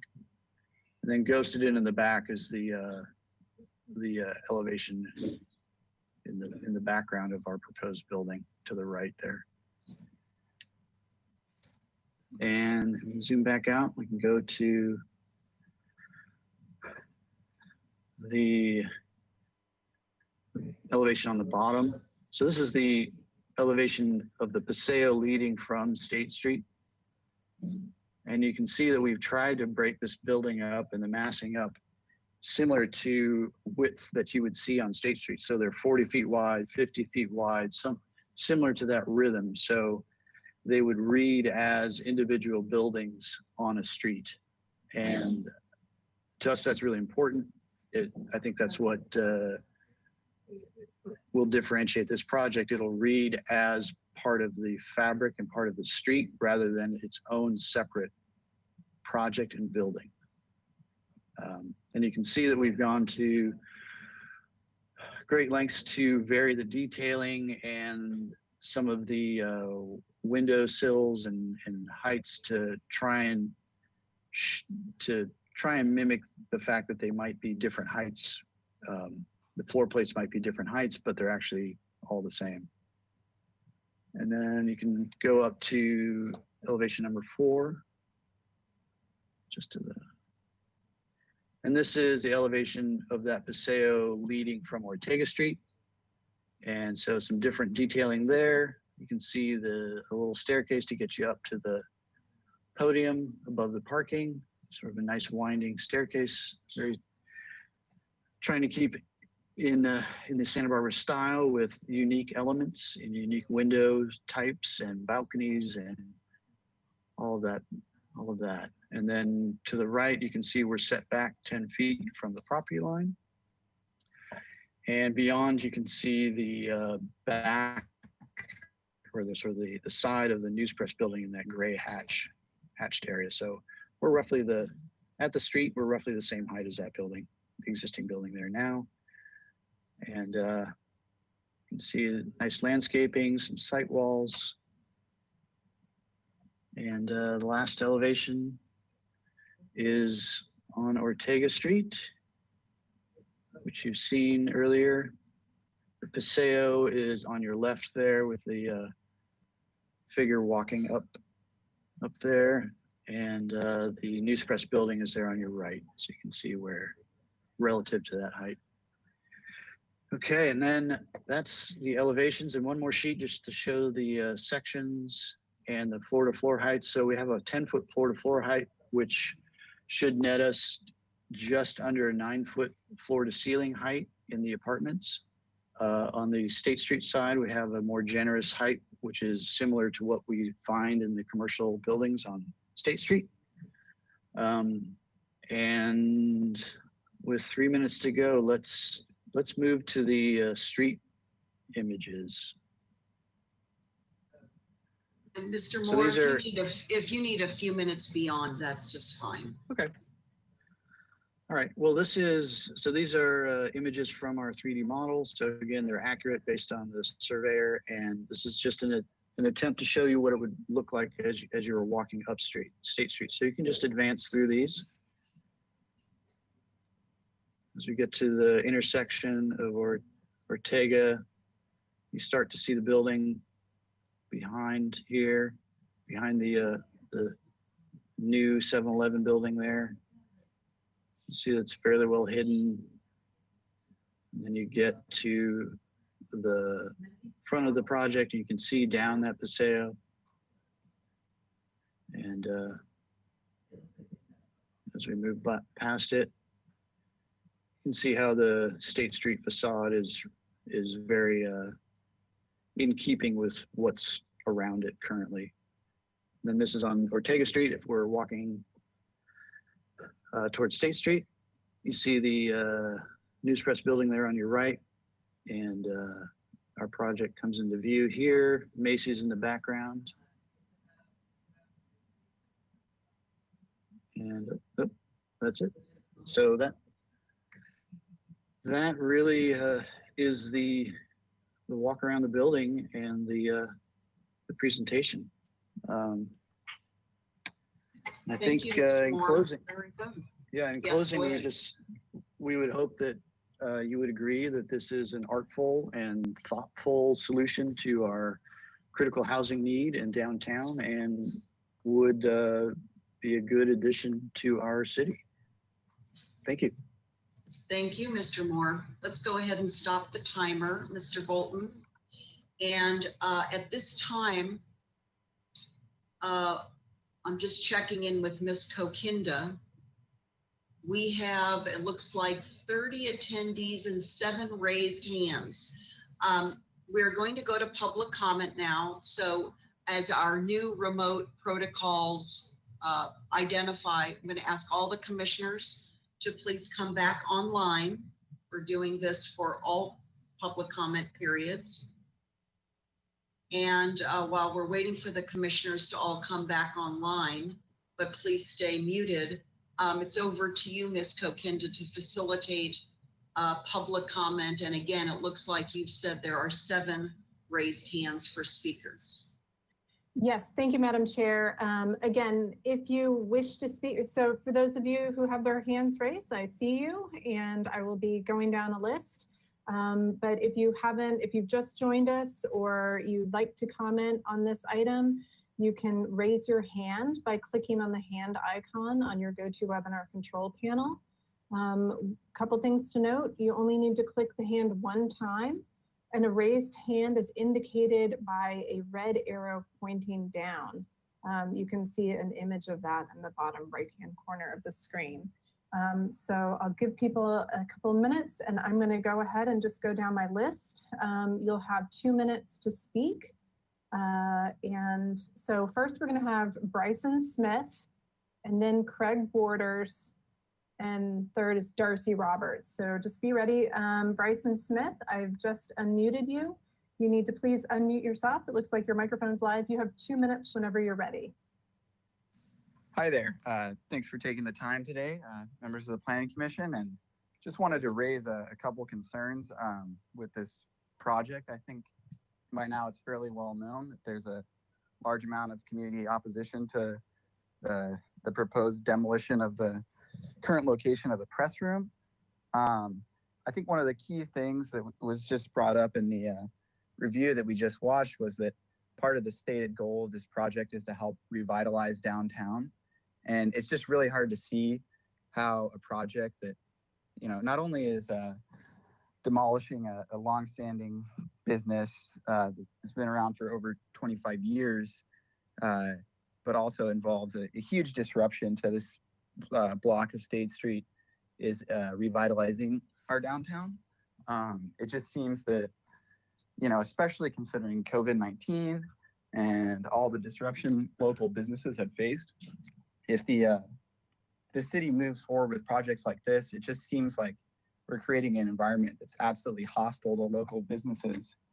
And, you know, if you spend a quarter century of your life building a business, you know, participating in the community, and then ultimately it can be demolished and make way for a parking space, I just kind of find it hard to see why people would put in the blood, sweat, and tears that are required to start a local business here in Santa Barbara.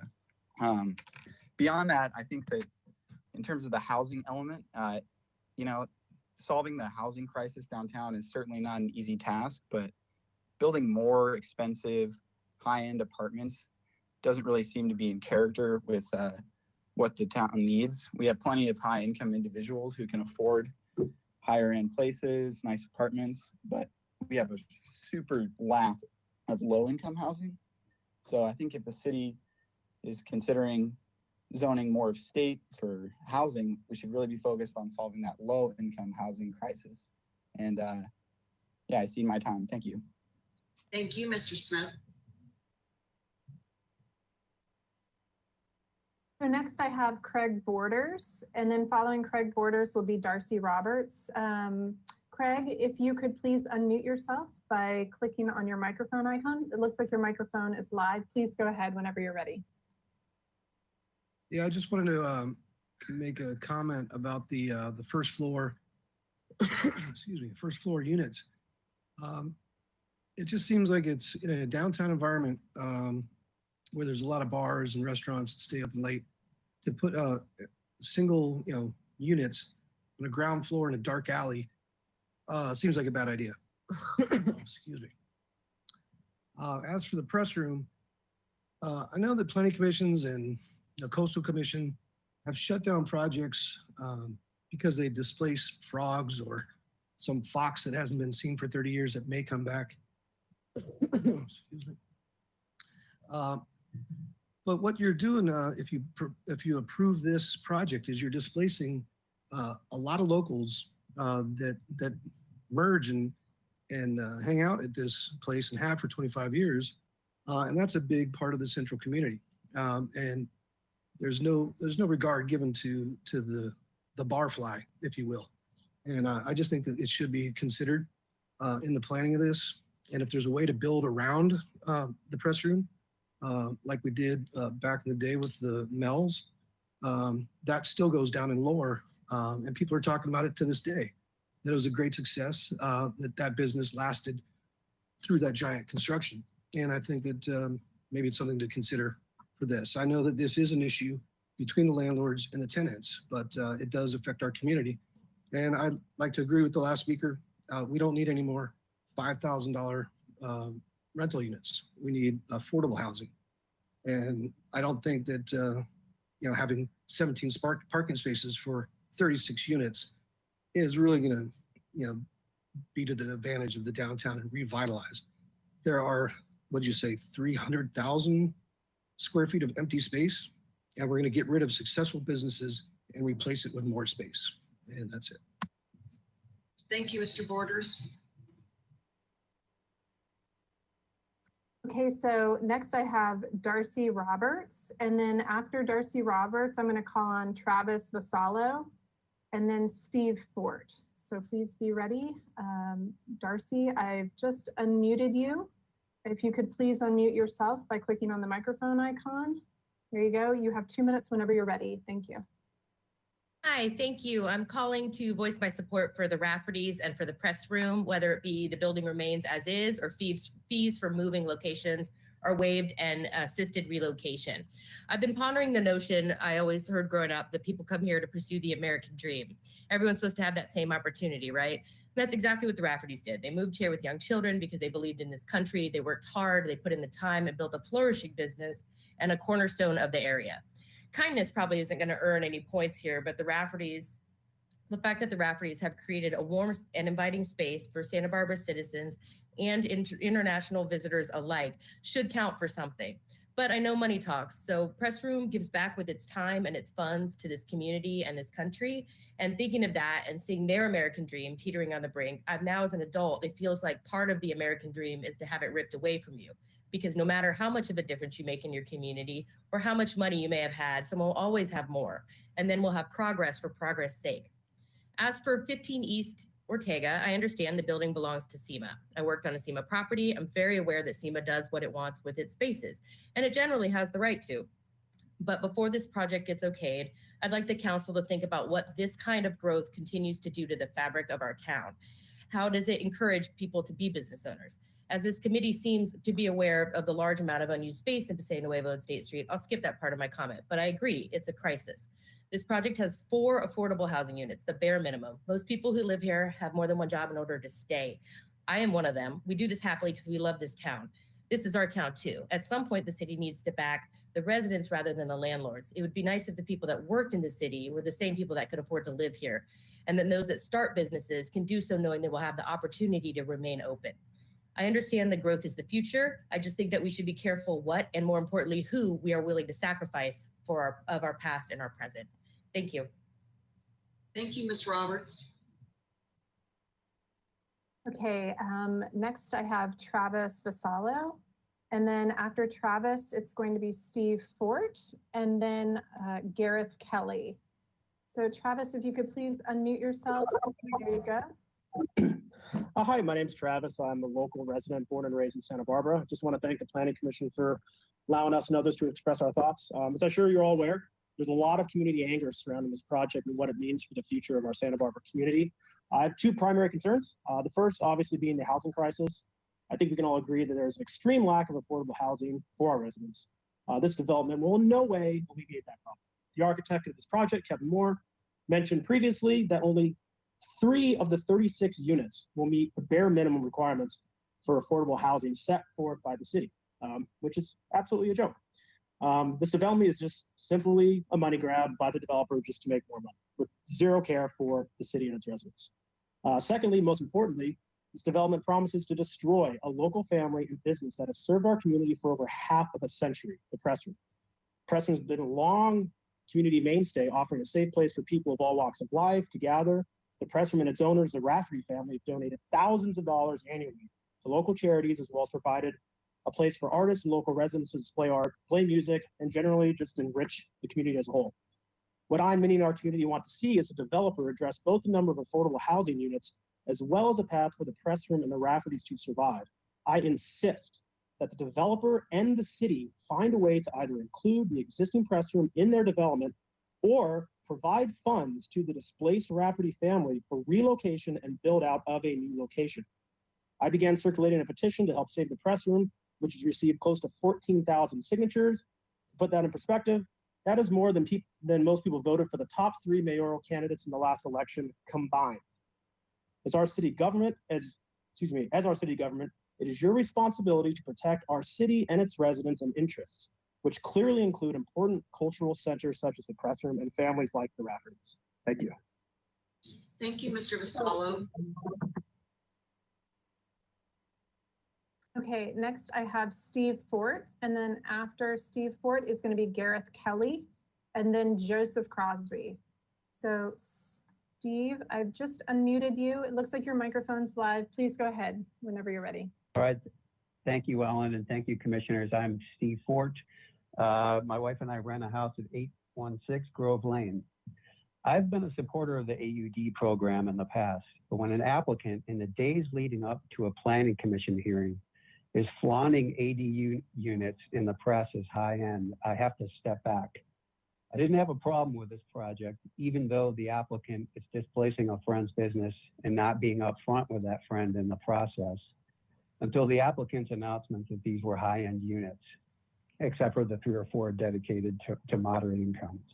ADU wasn't intended for high-end just as much as it wasn't intended for low income.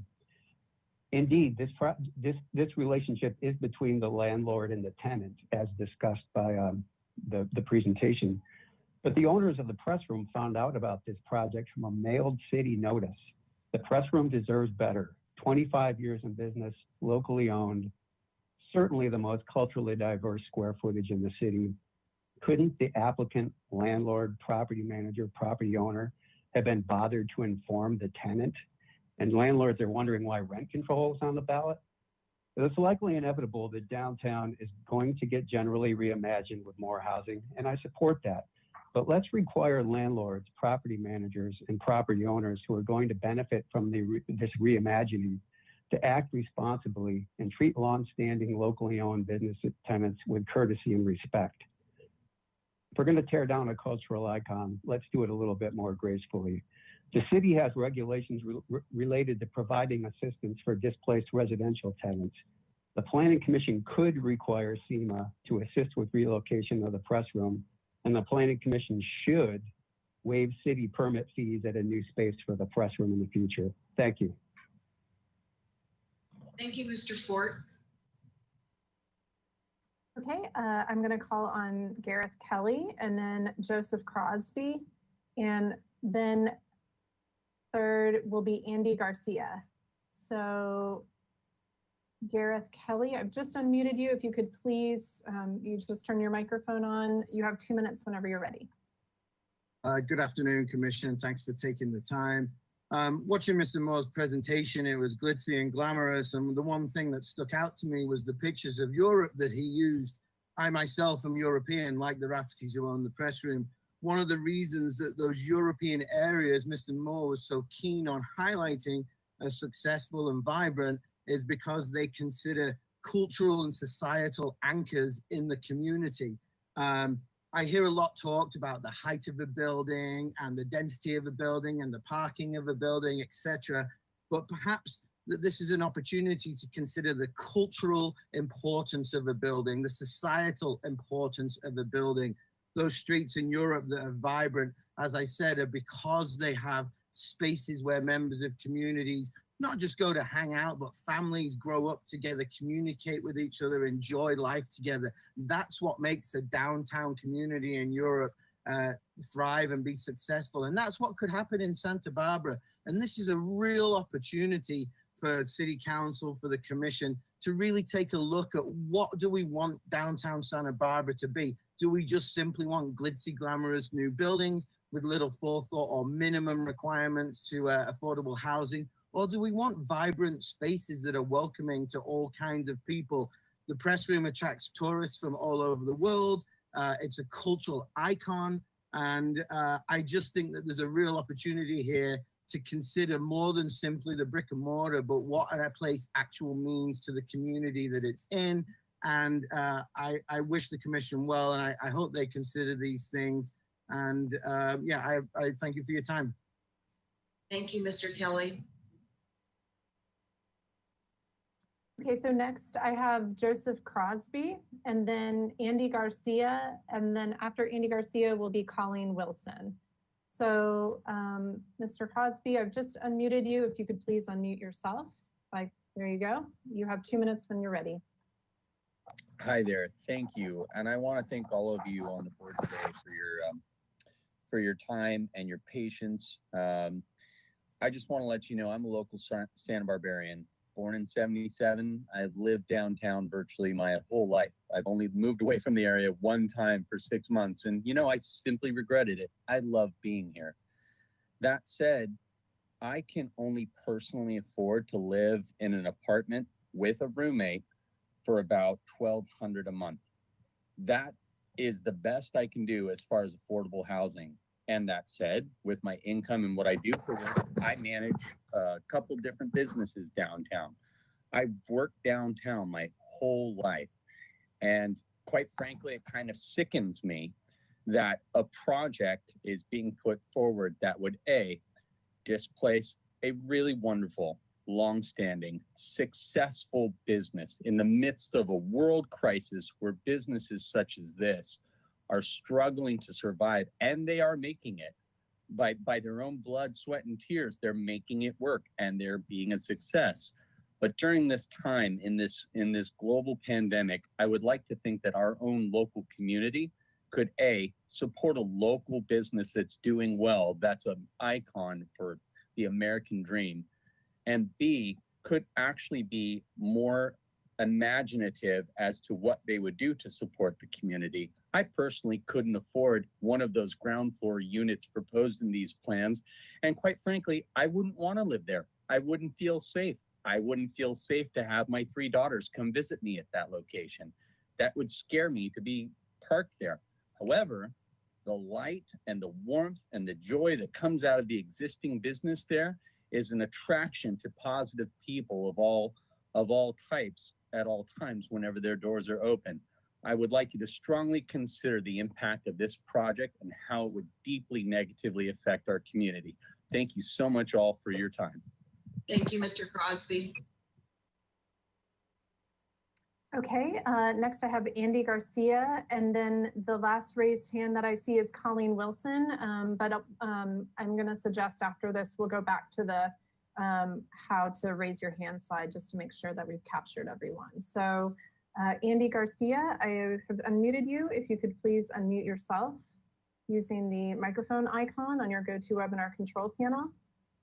I'm also, let's see. Timmy, could you go back to the slide with the public comment? Just so the microphone icon is 2 icons above the red arrow that you see.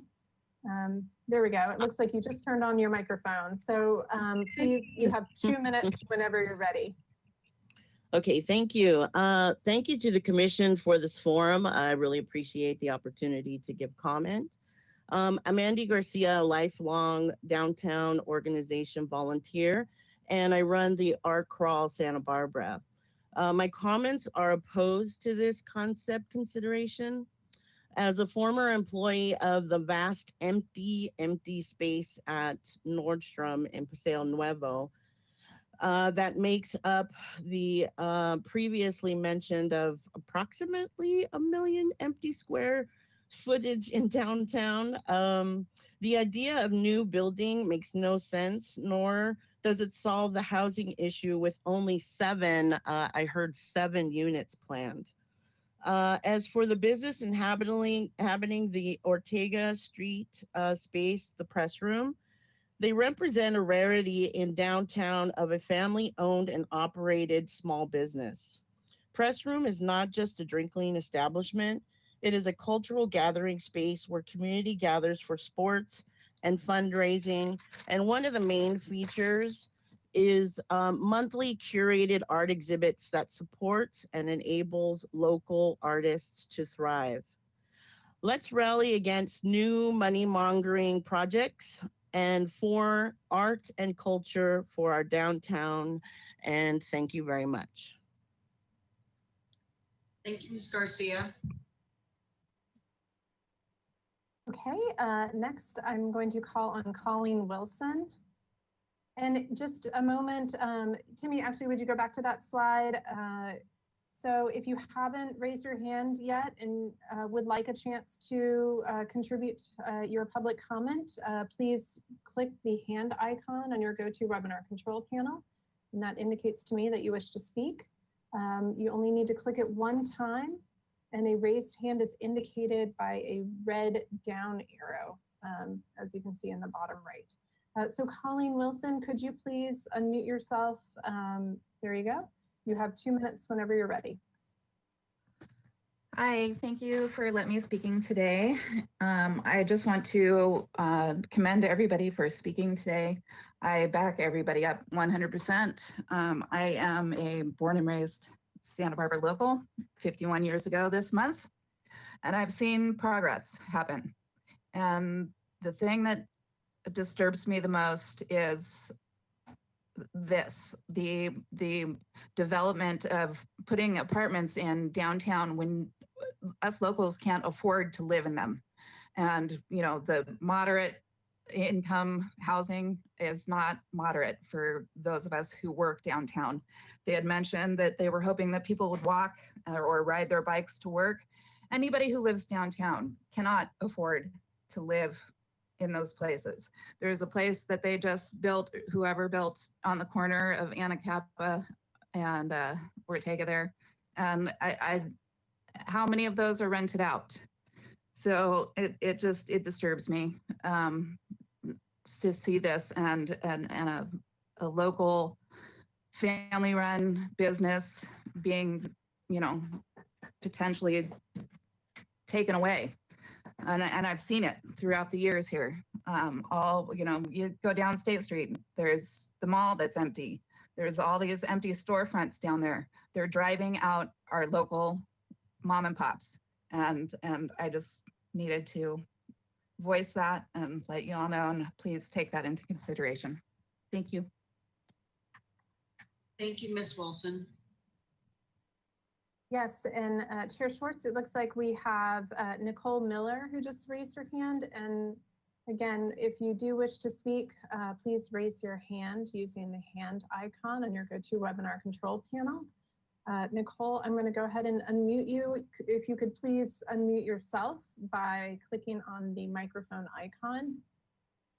It's on your, there you go. Please go ahead. You have 2 minutes whenever you're ready. Hi, I also wanted to thank everyone for speaking today. And I'm in agreement with most of the people and their opinions that they've voiced about this project. I've been listening to the meeting since 1 o'clock, so, and I noticed that somebody had mentioned earlier that there's about, I want to say they said 916,000 square feet of a commercial property downtown, not in use right now. That includes Macy's, I believe, Nordstrom's, quite a few empty businesses. You walk down State Street, and unfortunately, all of this space is not being used. This project is proposing getting rid of a lot of current businesses that are actively being used and have been for many years. Notedly, obviously the press room has come up on 15 East Ortega. That, from what I understand, has been a family-owned business for over 25 years. I know it's not considered a historic building, but I know the building has been there since the late 1800s. And it survived the 1925 earthquake. It also is a place that a lot of people congregate. I know for a fact that they donate a lot to local charities over the years, and they provide an art space for local artists to display their artwork every month.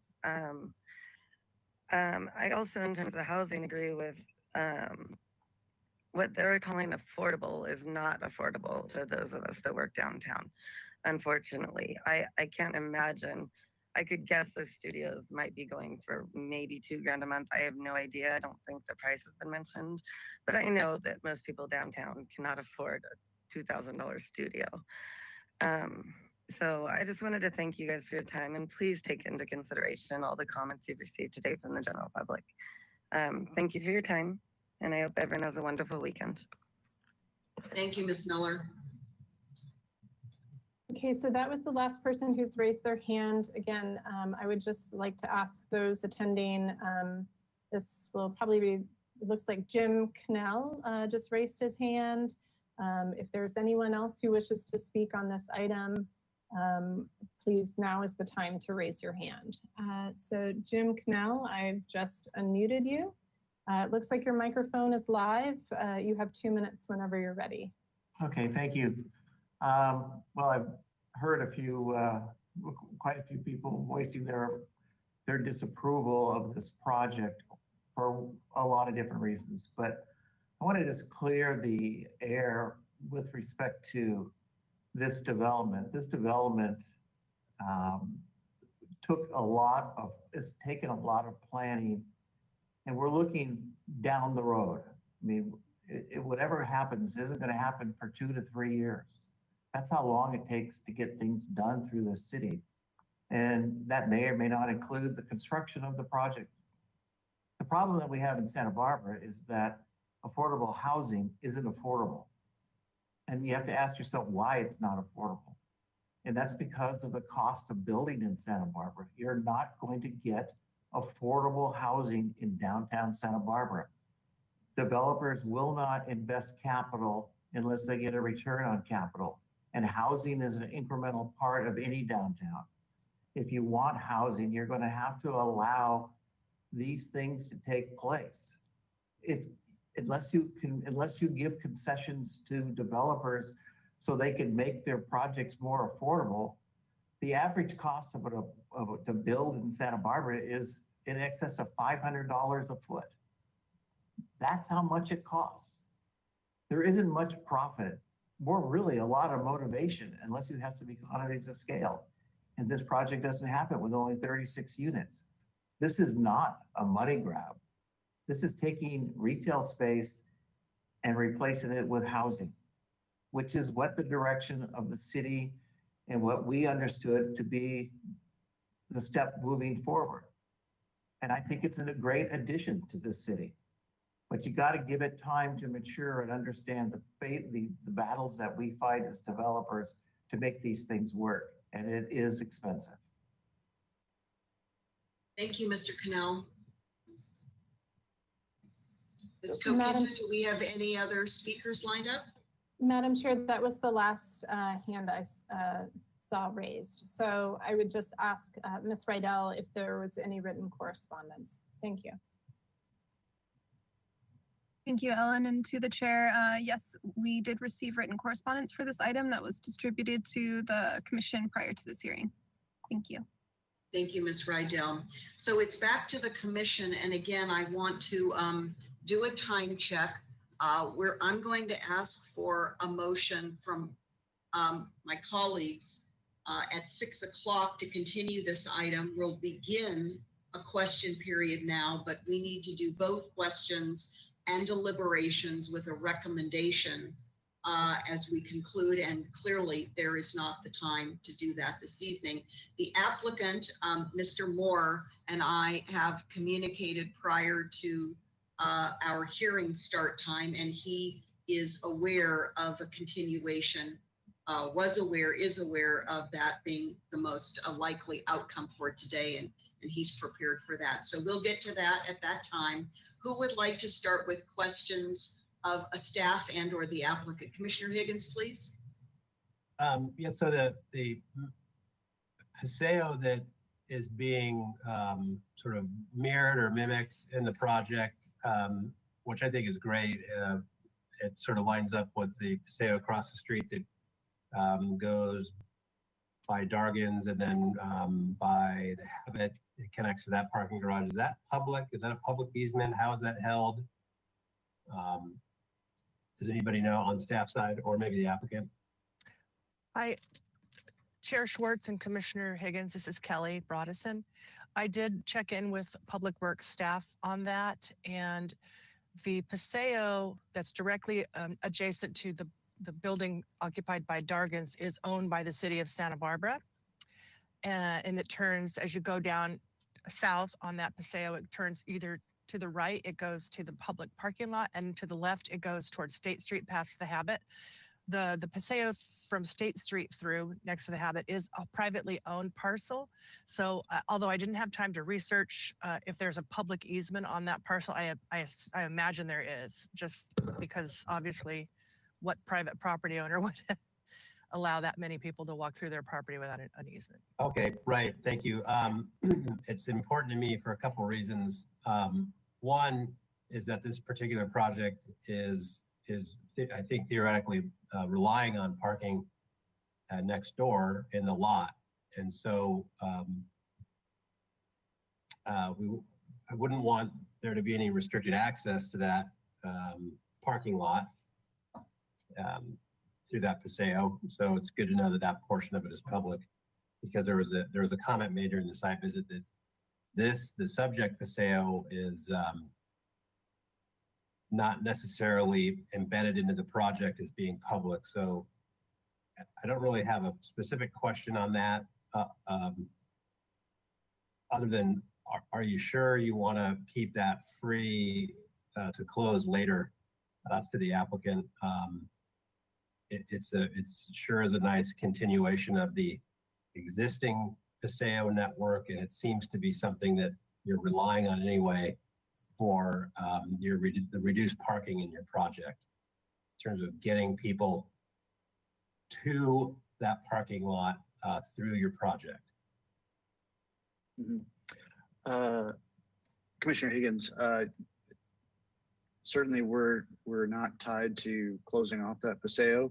I mean, it's, that it can remain open at this time. It's also important to note that the closest entry to that parking garage is actually off of East Ortega Street without going down that Paseo past Dargan's. Yeah, I think I get that. There's other pedestrian entry points other than the Paseo, sure.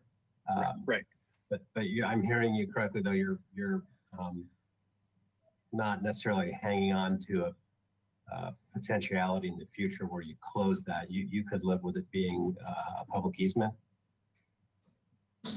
Oh, a public easement. I don't know. I'm not sure about that, but that's something we'd have to discuss. Okay. That's my question. Those are my questions, Madam Chair. Thank you. And just a friendly reminder to our commission, under our new remote hearing protocols, once you've asked your questions, feel free to turn your webcam and your microphone off, and we can continue on. Commissioner Bonderson, would you like to go next? Yes, thank you. Before I ask my question, I noticed that Mr. Moore had his hand up. Should we give him an opportunity to respond to something that may have already just taken place, if he has something left to say? No? Okay, thank you. Okay, so my first question goes to Mr. Moore. I was interested in understanding a little bit about the design. I'm going to ask you a question that refers to page A1.2. That's the site plan that you've proposed. And I noticed that this drawing shows a little bit of, for lack of a better term, a little bit of greenery, a little bit of setback on the ground units, residential units. And I was interested to talk with you a moment about the idea of safety as with regard to the ground floors. You know, when we look at European design, on most occasions in Europe, the front door doesn't open onto the street. It might enter into a private courtyard with multiple, you know, front doors. It might have a gate and a little bit of a distance for the purpose of basically giving the resident a little bit of space before entering out onto the street in case they might visually notice some danger, or, you know, someone who shouldn't be there or whatnot, whatever it may be. Or maybe it enters into an enclosed lobby of some kind. I was interested because of the way you've drawn this plan here. I think it's 3 units on the Ortega side have that bit of a setback, but the ones on the longer Paseo around the bend do not. Was there a specific reason for your design? The difference between those? Was there any specific based on that? Well, yes, but I mean, let's go back to the first part of your question. The cities work when there is occupied spaces. So when residents occupy spaces and have eyeballs out the window and out their front door, that's when safety occurs. There's a net of safety amongst the residents. I myself lived on Figueroa Street downtown for many years, and our door opened up and there was maybe 5 or so feet until the sidewalk. And the fact that all of our neighbors were in the same boat meant that everybody was looking out at the street constantly, and there was always somebody watching. So this is pretty well known concept in the world, and it's effective. And the reason that we wanted to bias the units that are along the I'll call it the State Street Paseo,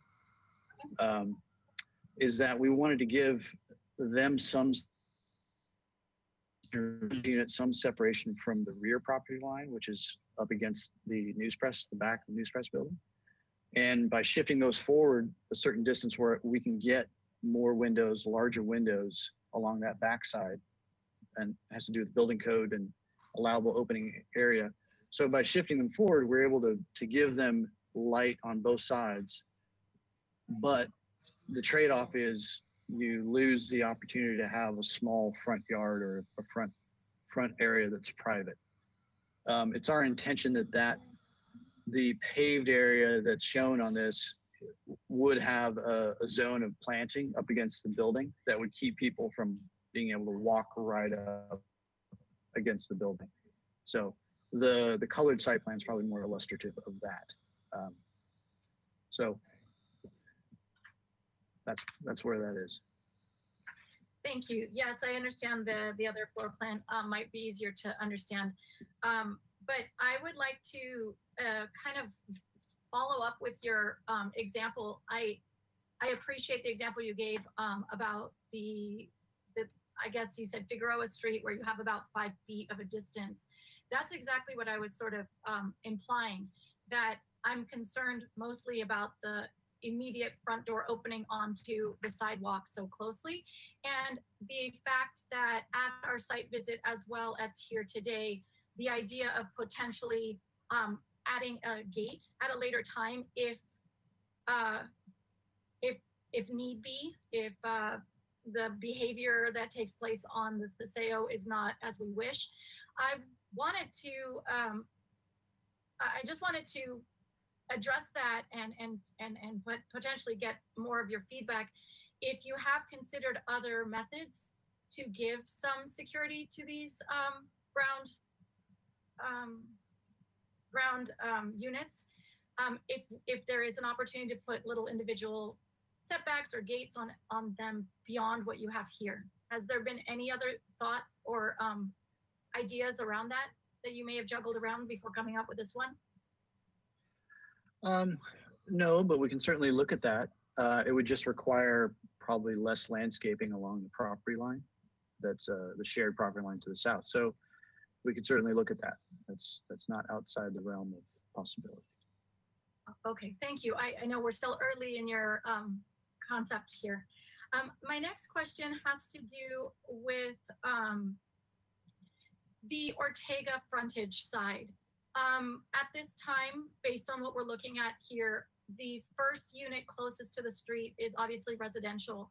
Have you given any thought to making that ground floor into a commercial space that can then be rented either by the current tenant or someone else in the future, that we do maintain a commercial facade on the street itself?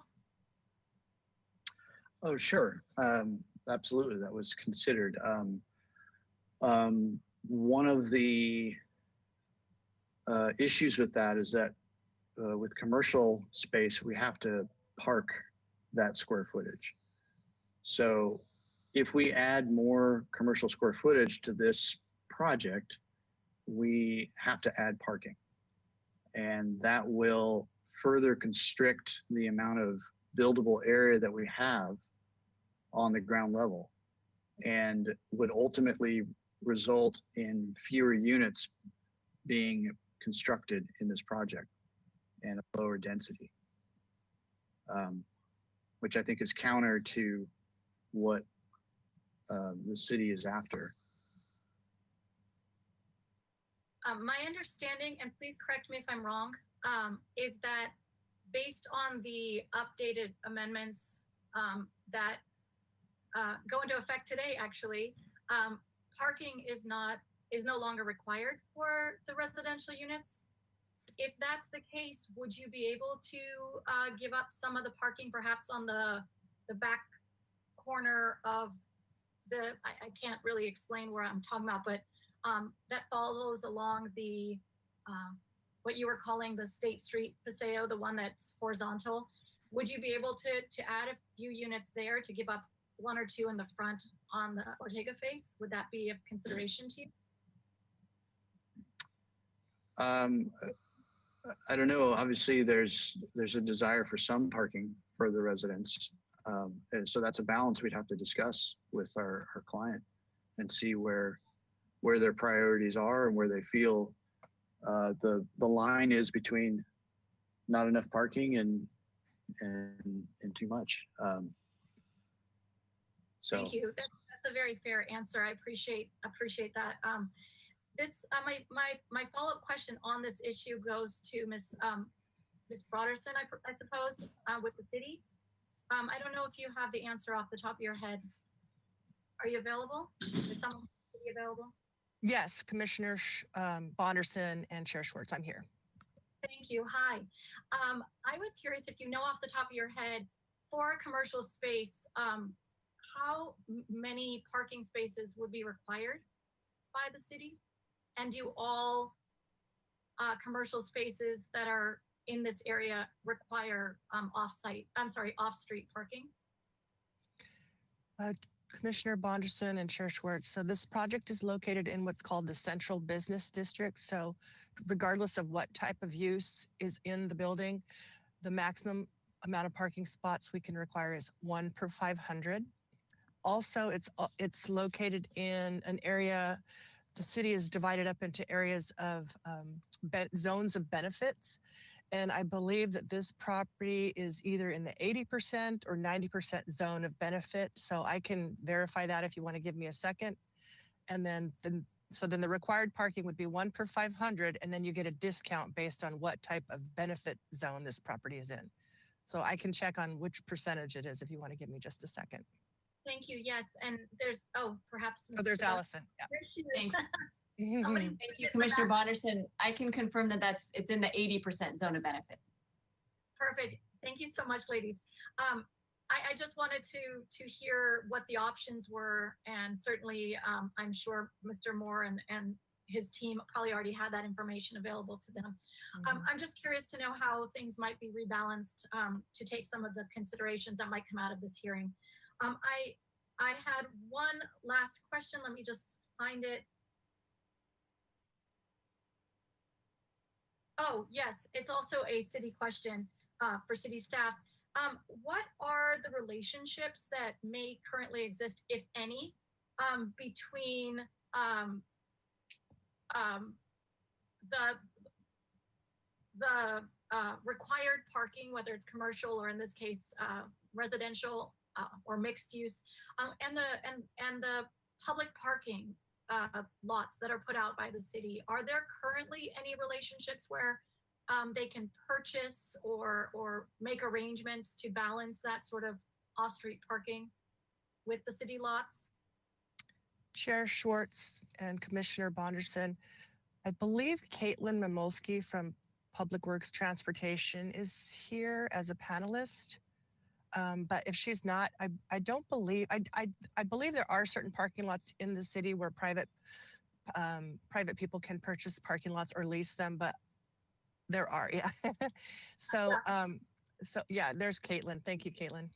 Hi, there are, but I don't think that's been discussed for this site. So I would have to check to see if that would be a possibility or not. Thank you. I would appreciate that if we are going to be continuing this item, that information be provided when we see each other again. I'm particularly curious since the location of this site is so extremely close to the parking lot across the street, if there's a relationship with that lot in particular. But any information you may have on that would be wonderful to hear in the future. Okay, I'll circle back on that for you. Thank you. And that Commissioner Bonderson, one moment if I can. Ms. Amolsky, Mr. Dayton gave us information several months ago about the new pilot program, I think he was referring to it, that council has approved with the 3 city parking lots that participate in that, regardless of a neighboring property being connected in any way to those 3 lots. So it doesn't hinge on development of any particular parcel near the 3 parking lots. So if you would please, as a follow-on to Commissioner Bonderson's question, and I too am interested in this, bring back to us when we continue the item, all of the details pertaining to that pilot project. I think the commission would be very interested and it would be helpful. Thank you. Sure, I'll go ahead and circle back on that for you. Commissioner Bonderson, thank you for letting me insert myself. Were you concluded with your questions? Yes, thank you. I'm all done. Okay, very good. Who would like to go next with questions? Just go ahead and raise your hand. Commissioner Wiscombe? Thank you, Madam Chair. I'd like to go back to the press room and hear a little bit more about the terms of their lease. How much time do they have left on their lease? And has there been any assistance with perhaps trying to find them another location? If someone could answer that for me. I think at the site visit, Mr. Moore, you said they have 1.5 years left on their lease. Is that correct? Well, I'll let Mr. Geeb answer that question if he's available. That would be great. Thank you. There are several years left on the lease. We've discussed alternative options, but as Chairperson said earlier, Kevin Moore hit on, we are years away from even procuring a permit to build this, and it's just way too soon to start talking about the what ifs, the pricing of the units, what might happen with the press room. We got to get through A, B, and C before we go to Z. I fully understand that. So there might be an opportunity here for them to get a short-term extension of their lease beyond what they have now as you go through the process. Is that correct? Which would buy them some time to find another Short-term, spot. and if this project doesn't go through, long-term. In addition, there's a great 1,500 square foot space right on State Street that no one seemed to see when they were commenting. that would be a perfect relocation I opportunity. I was wondering about that. Okay, fine, thank you. Madam Chair, that's my only question. Thank you. Thank you, Commissioner Wiscombe. Commissioner Lodge, questions for either the applicant or staff, please? Commissioner Lodge, we can't hear you. Hold on one moment.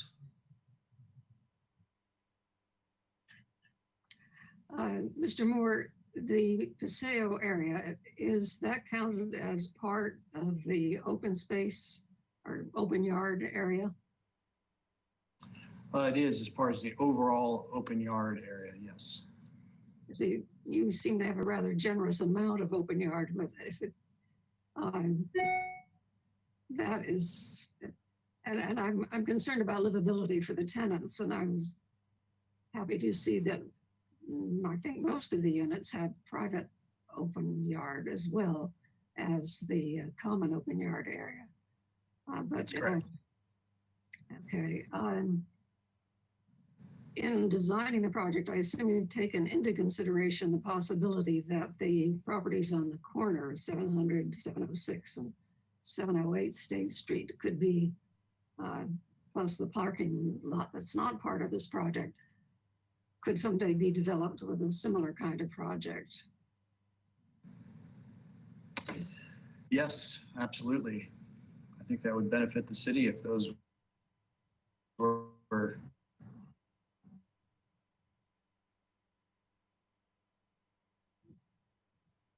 Hold on one moment. We have Pardon my Mr. interruption. It seems Green. like Mr. Moore is cutting out. Redeveloped in some. Pardon my interruption, Mr. Moore. Your webcam and audio cut out. If you could start Okay. from the top of your answer on that, it seems like it's working again. Thank you. Better now? Okay. Absolutely. Sorry to answer your question. Yes, absolutely. You know, I think it would be a huge benefit for the city to see those parcels redeveloped and utilized more fully. And that's one of the reasons that the Paseo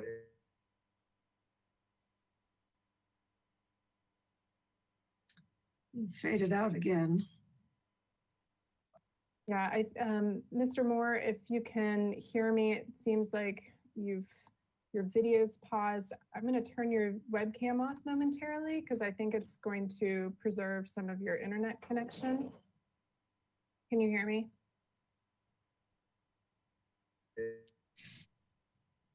Hang on just a second. I don't know if is it's located coming where through. it is to provide a buffer for future development next door. Mr. Moore, pardon my interruption again, but you cut out again, Yes. and we weren't able to get your full answer on that. I've turned your webcam off. I think that might preserve some of the quality of the bandwidth for your audio. But you might want to, we can also suggest that you call in so that that the audio's easier that it won't be interrupting as much. Okay, this all seems to happen at this time of the day. I don't know I what's know, going on. it really does. If I could ask, so we don't have to keep doing this, Madam Chair, could we just give Mr. Moore a couple minutes to switch to audio or the phone call audio as opposed to the webcam or the computer audio? Sure, let's do that. Okay. I'd like And Mr. to Moore- get through questions before I ask for a motion to continue the item. So yes, thank you. And Mr. Moore, are you familiar with the process? It should be in the instructions that we sent out, the memo that you received this week from either Heidi Ray, I think Heidi Raydell sent it out. Or would you like me to walk you through it? I just need to find the phone number. Okay, so you would just go to the audio tab of your drop-down, of the drop-down on your control panel, and you switch from computer to phone call, and then the numbers will appear, and you enter all of those numbers, including the PIN number. So I think he will be in the process of doing that, and I will let you know when I see him back on.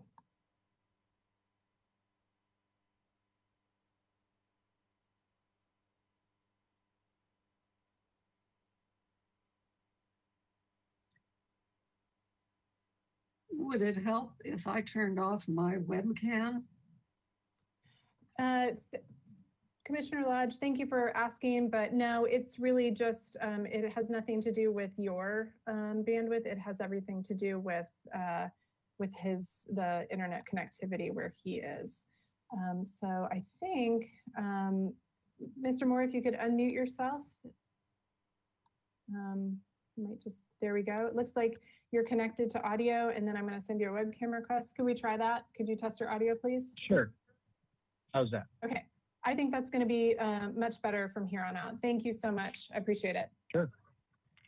Sorry about And that. just for clarification, you might have to answer this question a third time because we didn't get, I don't think anyone got the full answer. And so Commissioner Lodge, you might have to ask it again if that would help.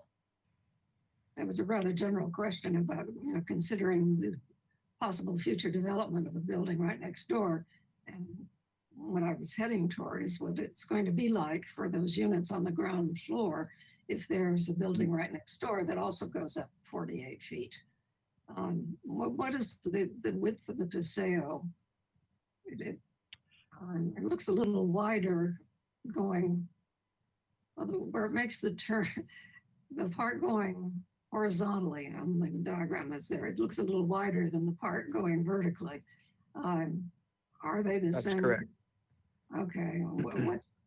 What's the width of those two parts of the Paseo? So along the State Street Paseo, we'll call it that. As you get to the narrowest part, that is 12 feet at the narrowest. Okay. And then that is actually consistent as you turn the corner and head down towards Ortega. So that's all 12. Correct. Okay. All right. Those are my questions for now, Madam Chair. Thank you. Thank you, Commissioner Lodge. I want to see, there's Commissioner Escobedo. Excellent. Questions, Commissioner Escobedo? Yes, thank you, Madam Chair. Mr. Moore, so based on the staff presentation, and I think even in the staff report, when we were talking about 10% inclusionary, I think it was 3 and some change. And so I think in the staff report, it said that 3 units were going to be built, and then that change would be in lieu fees. But then I think I recall, and I'm trying to find it in your applicant letter or where in the staff report I saw it, but you might be proposing to do 4 instead of the in lieu fees. Is that correct? Or would you consider doing 4 inclusionary units? Well, at this time we would be sticking with the 3 and the in lieu fees, and we will continue to discuss that and the feasibility of additional inclusionary units with the client. As you heard, it's not easy to build something like this in Santa Barbara, so we have to be careful with what we promise. Mm-hmm. And talking about the Paseos, so one of the nice things during the site visit is we got to see directly on Ortega, directly across, or almost directly across, there's another Paseo that meets up, and that was kind of the concept behind including this Paseo. And part of these projects tend to be public improvements, and that's typically the sidewalks.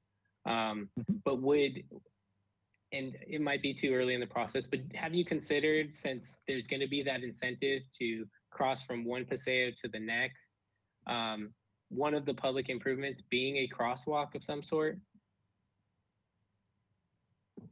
That's certainly possible. It's not a well-traveled Paseo through by Dargan's, but it's certainly something that we could consider. Okay. And let me see. Many of the questions I was thinking about have been asked. I saw, just like any project, there's a space for solar. But do you intend to incorporate that into the project on the onset, or are you just going to have it solar ready? Well, the current building code, and I'm sure by the time this project is underway, future building codes, there's a requirement to provide solar power a certain percentage. So we've done our best to allocate roof area that we think will comply with that code requirement. And again, this is early. I understand it's conceptual, but in our general plan, we have goals for environmental goals, and one of the things that we're probably going to see, and like you said, by the time this project gets built, building codes and regulations might be completely different. But one of the ones that we can probably see coming down the road is more electrification of residential units, and so. Is that something that you've discussed or thought about in this project? So one of the advantages is you wouldn't have to build into it. Maybe the exception would be the commercial space, the restaurant space, but you wouldn't have to build the natural gas infrastructure if you electrified those residential units. Have you considered that? Well, it's certainly possible. And, depending on the trade-offs, the financial trade-offs and the constructability issues that you bring up, it's certainly, something we would consider. Absolutely. Okay. For me right now, Madam Chair, I believe that is my last question. Thank you, Commissioner Escobedo. I'll go to, yes, Mr. Bust, before I ask my question. Yes, thank you, Chair Schwartz. I was just hoping Mr. Moore could clarify one item for me. Mr. Moore, you mentioned that the Paseo from Ortega is approximately 12 feet wide. It looks like that's the distance from the building to the property line, but the actual walking path is about 5 feet. Is that correct? Yes, there are areas where it compresses down to 5 or 6 feet because we've done a little site wall and patio area for those units. Okay, thank you. Mr. Moore, my colleagues have asked most of my questions, so that's been very helpful. And I would really just like to go to your letter of August 20th to ask you about your discussions with staff in bringing this project forward, which is an average unit size density incentive program project that also includes state density bonus law incorporated into it. This is still very new for the city and new to our planning commission and certainly to council. So I wanted to just spend a few moments with you talking about and really asking you about your discussions with staff. When I look at your letter, and this is discussed in the letter, it does confirm that under California state density bonus law, you as the applicant are entitled to one concession such as, let's look at this list, reduction in the site development standards or a modification of zoning code or architectural design requirements, such as a reduction in setback or minimum square footage requirements. And you are asking for the following concessions. So let's look at this: reduction in required parking per residential unit from 1 space to 0.5.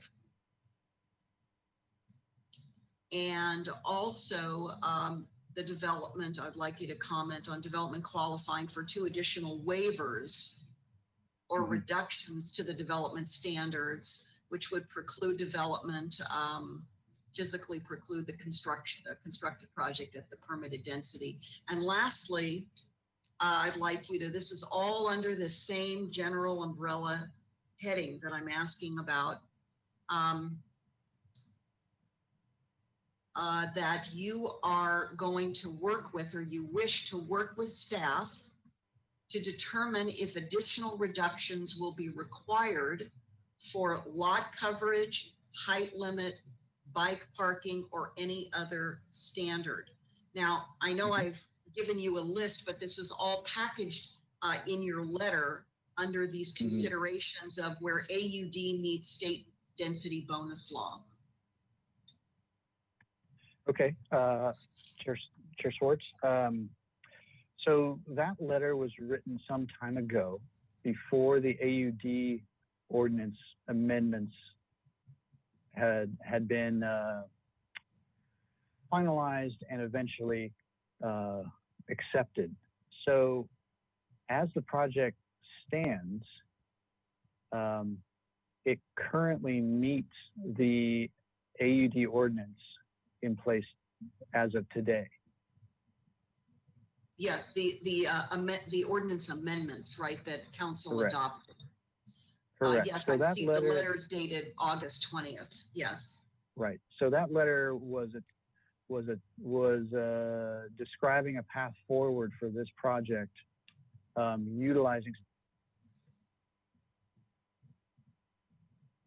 Hold on, Mr. Moore, we can't hear you. Hold on a second, please. Yeah, I We're think having trouble we with the just audio. Lost you. It looks like you maybe muted yourself. It looks like you're self-muted. Oh, it looks like you need to enter your audio pin. Hang on just 1 second. I'm going to send you a message. I'm going to turn my webcam off, but I'm going to send Mr. Moore a message.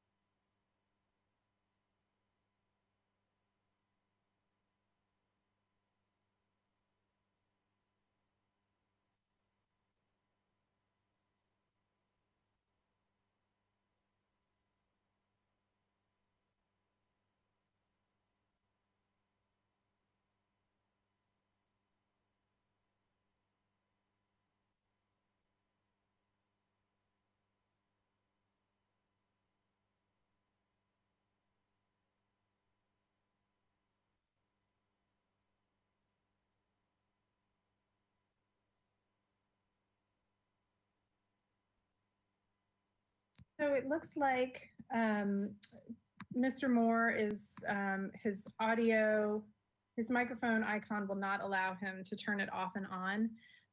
I'm going to suggest that I dismiss him and that he try to come back in momentarily. It might take 1 to 2 minutes or so for him to. One idea would be, all right, 1 moment, I'll be right back. Okay, Ms. Cookin.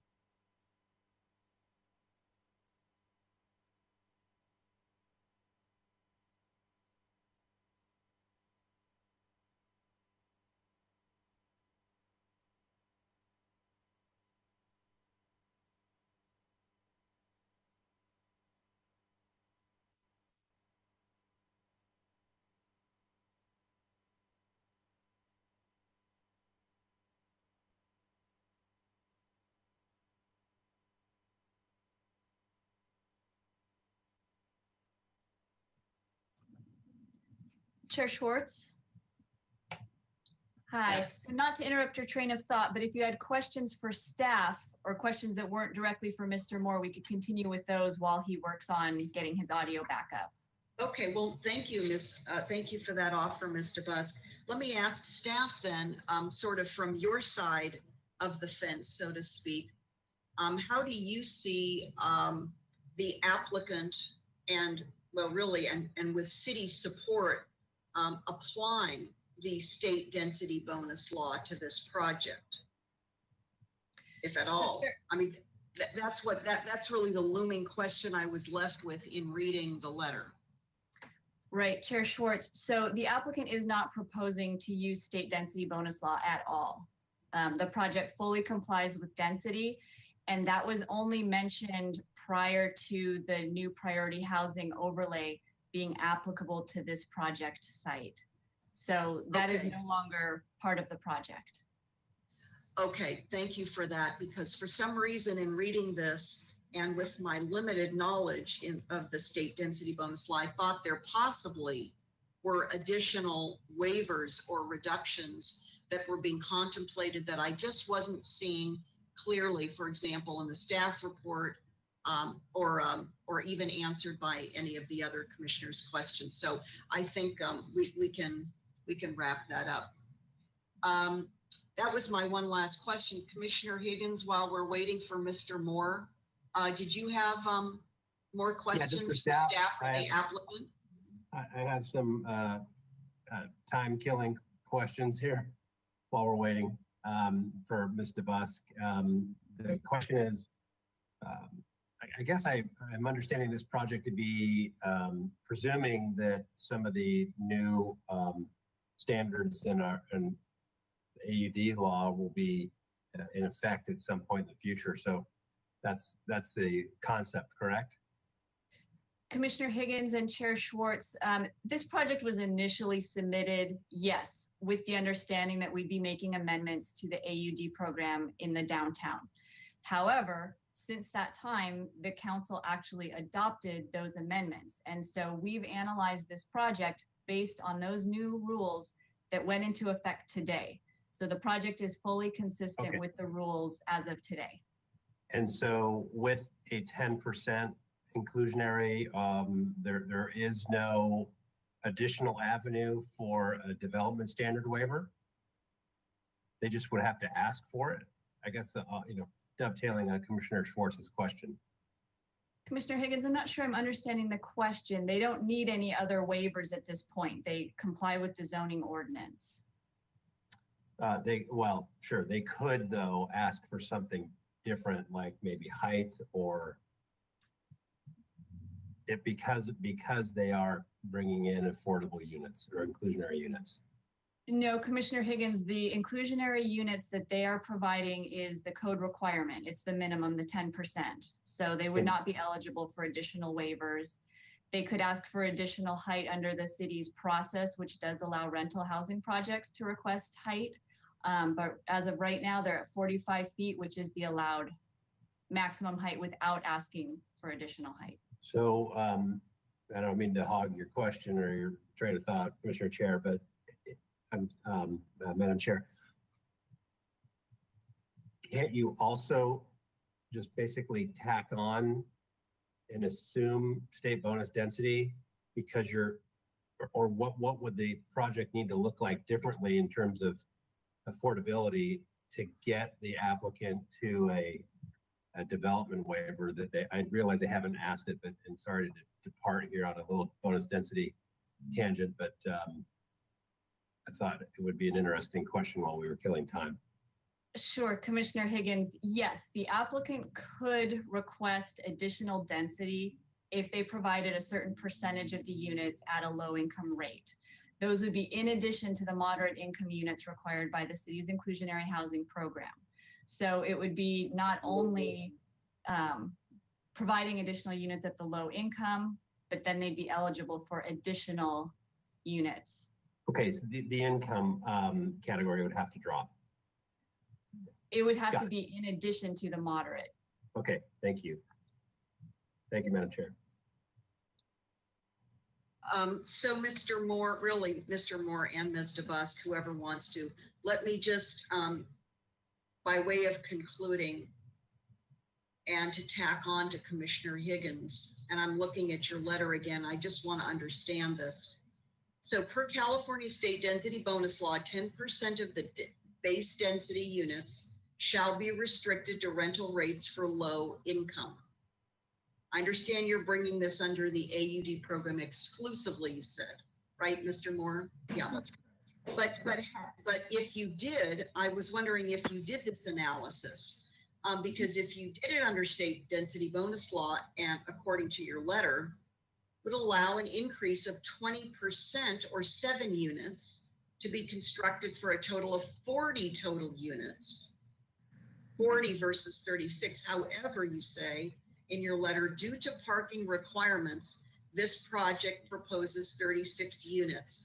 So I just want to clearly understand where the you say parking requirements, you mean city parking requirements. So city parking requirements are part of this formula that's not incenting 40 units versus 36 residential units. Is that, am I to, maybe we need Mr. Bus to come back on as well. I don't know. Well, Commissioner Schwartz, I can try and answer that. So again, that letter was written prior to the formal adoption of the updated AUD ordinance. So I understand, yes. as Mr. Busk was commenting earlier, we would have to provide not only the city's moderate income units as a part of the inclusionary ordinance, we would have to provide, if we wanted to go into state density bonus, we would have to provide those 3 units and an additional set of low income units in order to qualify for any additional concessions and additional units. I understand. Okay. Okay.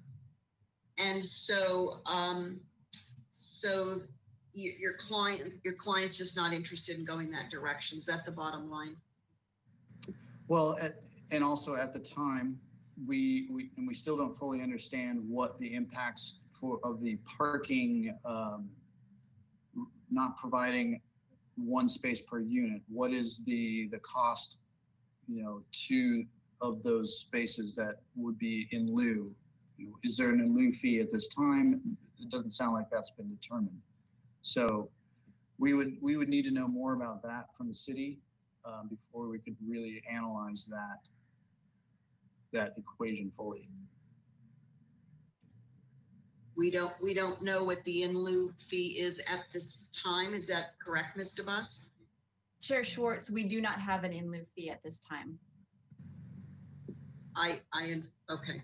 I think I'm going to leave it at this because of the hour. I think we need to better understand this though as a commission. This is just, it's a little, I know it's complex, but it's also a little convoluted. Before I look to ask for adjournment and continuation, Commissioner Escobedo. Thank you, Madam Chair. I just want to confirm there's no in lieu fee, but there's a parking maximum, correct? Meaning you can basically provide as much or as little parking as you want. That'd be for Mr. Bus. Thank you, Commissioner Escobedo. You can provide as little parking for the residential units as you wish. However, there is a maximum of 1 space per unit. Okay, thank you.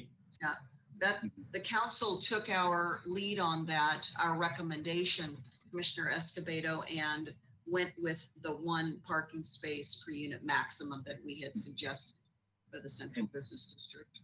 Commissioner Schwartz, and at the time that we made this submittal, the parking was still up in the air as far as whether they would accept that, Right. that or not.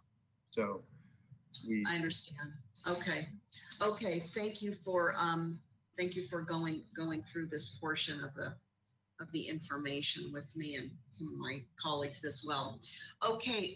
With that, Mr. Moore, I'm going to ask you to go ahead and turn your webcam off. And too bad we had the technical difficulties, but we all have to be patient in these virtual meetings.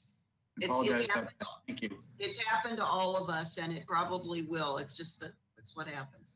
So let's see, I'm going to ask my colleagues to come back online. And as they do, I'm going to ask someone to consider please making a motion to continue the item. And we have a date available to us per Ms. DeBusk of October 8th as the earliest date available for this item to be continued. Commissioner Wiscombe, please. Thank you, Madam Chair. I will move that we continue the item for deliberations and assume that public comment is closed. Is that correct? Indeed, it is. Okay, until October 8th, right? Yes. Yes. Yes. I can second that. Okay, Commissioner Bonderson beat to Commissioner Lodge to it, so it's going to be Wiscombe and Bonderson. Any discussion on the motion? Yeah, Madam Chair. Yes, Commissioner Higgins, please. Yeah, I don't feel particularly strongly about going either way on this, but I wanted to just at least mention that, you know, continuances beget continuances. We wouldn't be continuing this item if we didn't have, you know, other continuances that were cropped up on our agendas. So, you know, I kind of am interested in moving the projects along, this one in particular, noting that, you know, the place for the public to exercise their rights in terms of additional engagement, comments, or an appeal, or those are beyond us at this point. And so kind of strike the iron hot and get the project back to HLC for the formal decision and or onto the council on appeal would be who I think the process and the applicant. So I'm not sure. I'm hard pressed to support a continuous, you know, given it's so late in the day, but I'm almost tempted to kind of dive back into this and get it over with. Well, we are going to conclude by 6:30. That's my commitment to staff. And Commissioner Wiscombe, you made the motion. Did you want to comment now? Yes, thank you, Madam Chair. I don't have a lot of deliberative comments on this item, and if my fellow commissioners agree with that, you know, we may be able to conclude this item close to 6:30. I'm not sure it'll be exactly 6:30, but and I totally agree with Commissioner Higgins. Continuations are difficult because then you need to get your head back into what we were discussing and where it went and what the questions were, et cetera. So I, at this point, would suggest perhaps even a straw poll vote on whether we should try to conclude this today or continue it. Okay, well, we have a first and a second, so we're in discussion on the motion right now. So we need to finish that out as I could withdraw my motion, Madam Chair, and ask for a straw poll vote. Okay, hold on one moment. Let me see if there is any other discussion on the motion before we consider that action. Commissioner Lodge, I think you raised your hand. Yes, I'm in favor of discussing it and making a decision today. Okay. Okay, very good. Thank you. And I see a nod of the head of Commissioner Escobedo. Let me ask my colleagues one thing. What I want to avoid is that 6:30 turns into 7 o'clock, turns into 7:30. So all I'm going to do is, if we're going to pursue deliberations with closure today, then I'm going to ask for support or cooperation from all the commissioners to be extremely succinct, which I am going to adhere to myself. It can't go on much beyond 6:30 or 6:45. So with that, Commissioner Wiscombe, would you like to then withdraw your motion, and if it's accepted by Commissioner Bonderson? Yes, Madam Chair, I will withdraw my motion, and if it's accepted by Commissioner Bonderson, I'm ready to proceed with our deliberations.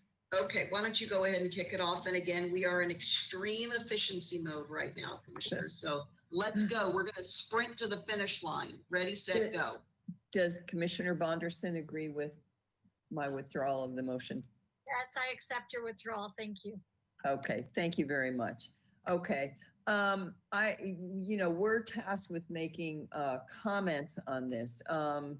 And the staff report on page 6 says balancing land use element policies related to housing, commercial use, and community character, along with the housing element policies, is a critical component of the Planning Commission's review of the project. So I'm looking at the project, and I believe it meets applicable policies of the land use element, the housing element, the environmental resource element, the circulation element, the economy and physical health element, and the historic resources element of our general plan. as Ms. Broadison so well laid out in her staff report. I like the mix of the housing units from studios to 3 bedrooms. I appreciate the new paseo that provides light, air, and good circulation. I appreciate that the project does maintain some small existing businesses, and that the open space is ample and very well designed.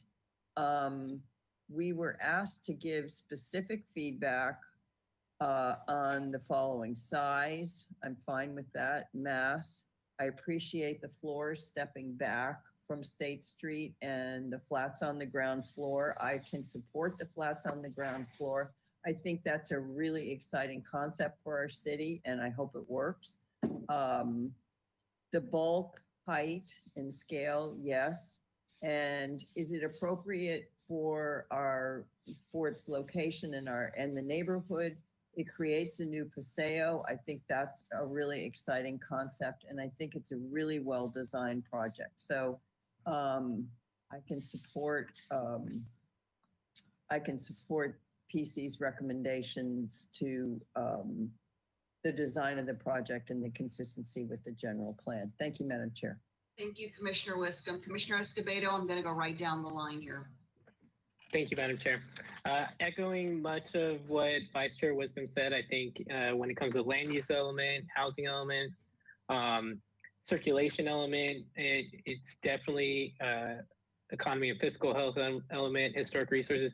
I just would like to see, obviously, as this gets developed more, this is very much 30,000 feet perspective on this project. But as details get added, I want to see more of the environmental resources element and some of those things that I talked about.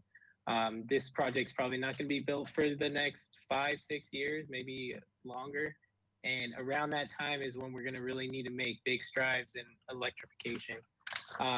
More specifically to what's asked of us in the staff report, size, mass, bulk, height, and scale of the project. I think that given the site constraints and just the L-shaped property, it was actually pretty clever.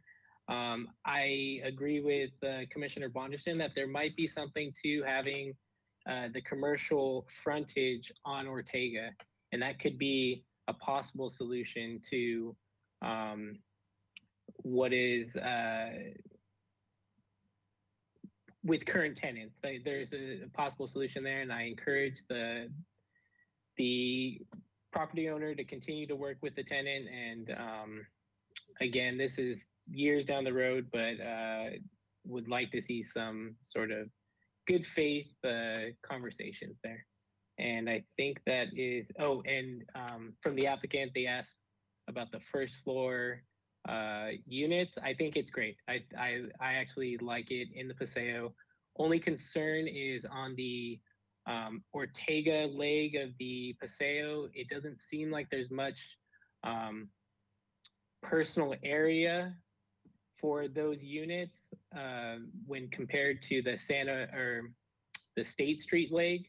They kind of have their own private patio. So if there's something that we can do there, I think that would be much appreciated by those tenants.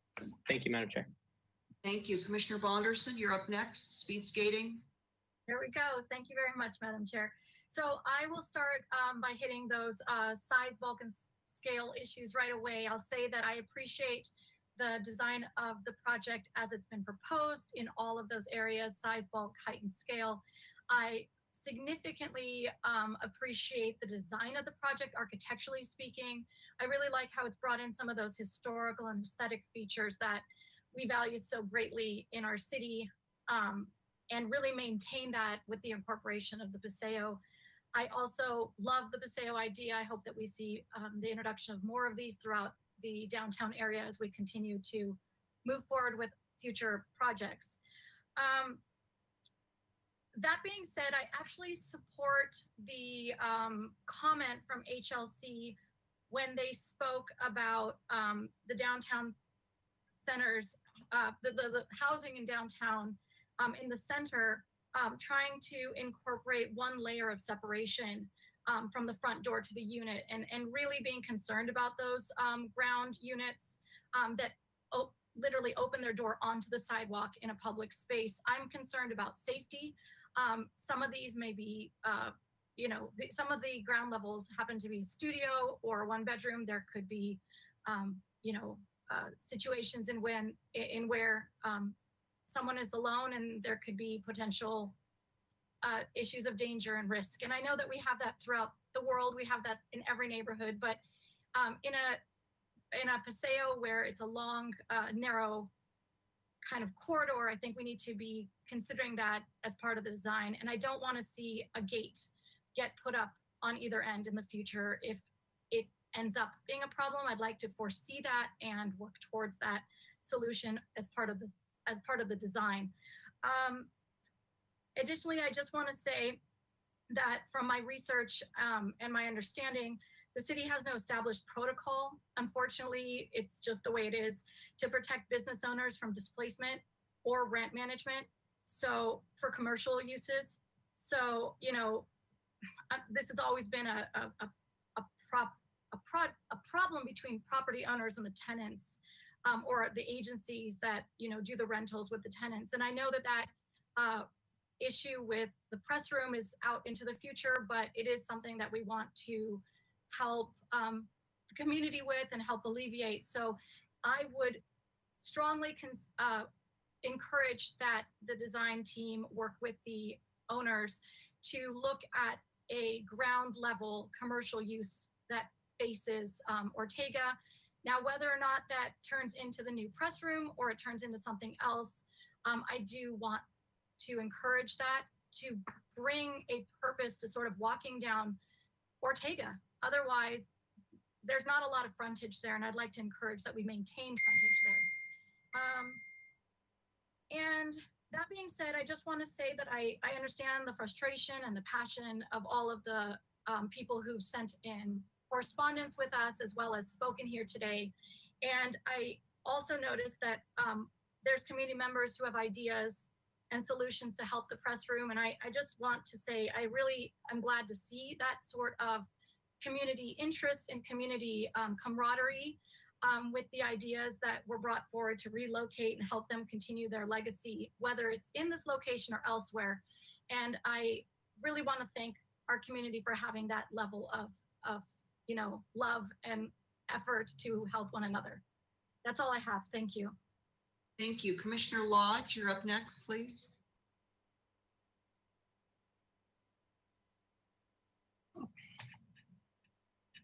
We want to hear you, Commissioner Lodge. My continual failure to notice that I'm muted. I think this is a very handsomely designed building.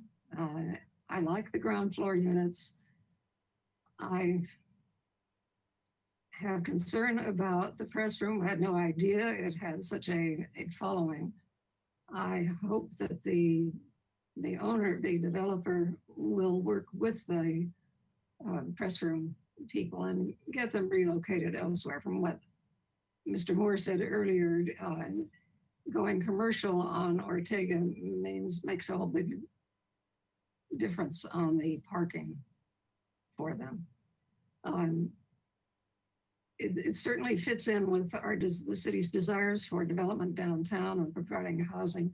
And I think this project has fit in with all of our interests. And as Commissioner Wiscombe went through all of the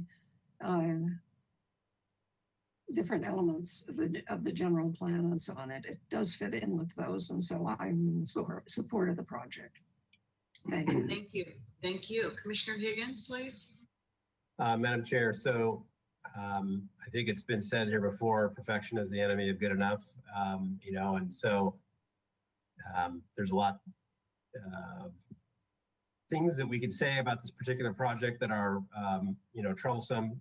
Certainly the interaction between the landlord and tenant and their fan base leaves a lot to be desired. But I think the project obviously is consistent with our city's goals in terms of housing downtown. And I can move this along in terms of consistency with the general plan. But let me just say, the speakers that were maybe still be with us that spoke earlier were very compelling in terms of what we're doing here as a city, not making sense in terms of COVID right now. And, you know, they drew some pretty strong conflicts for me. But at the end of the day, there's so many limits or constraints to building new housing that I'd love to see another constraint be added. And I say that tongue in cheek, but the speaker that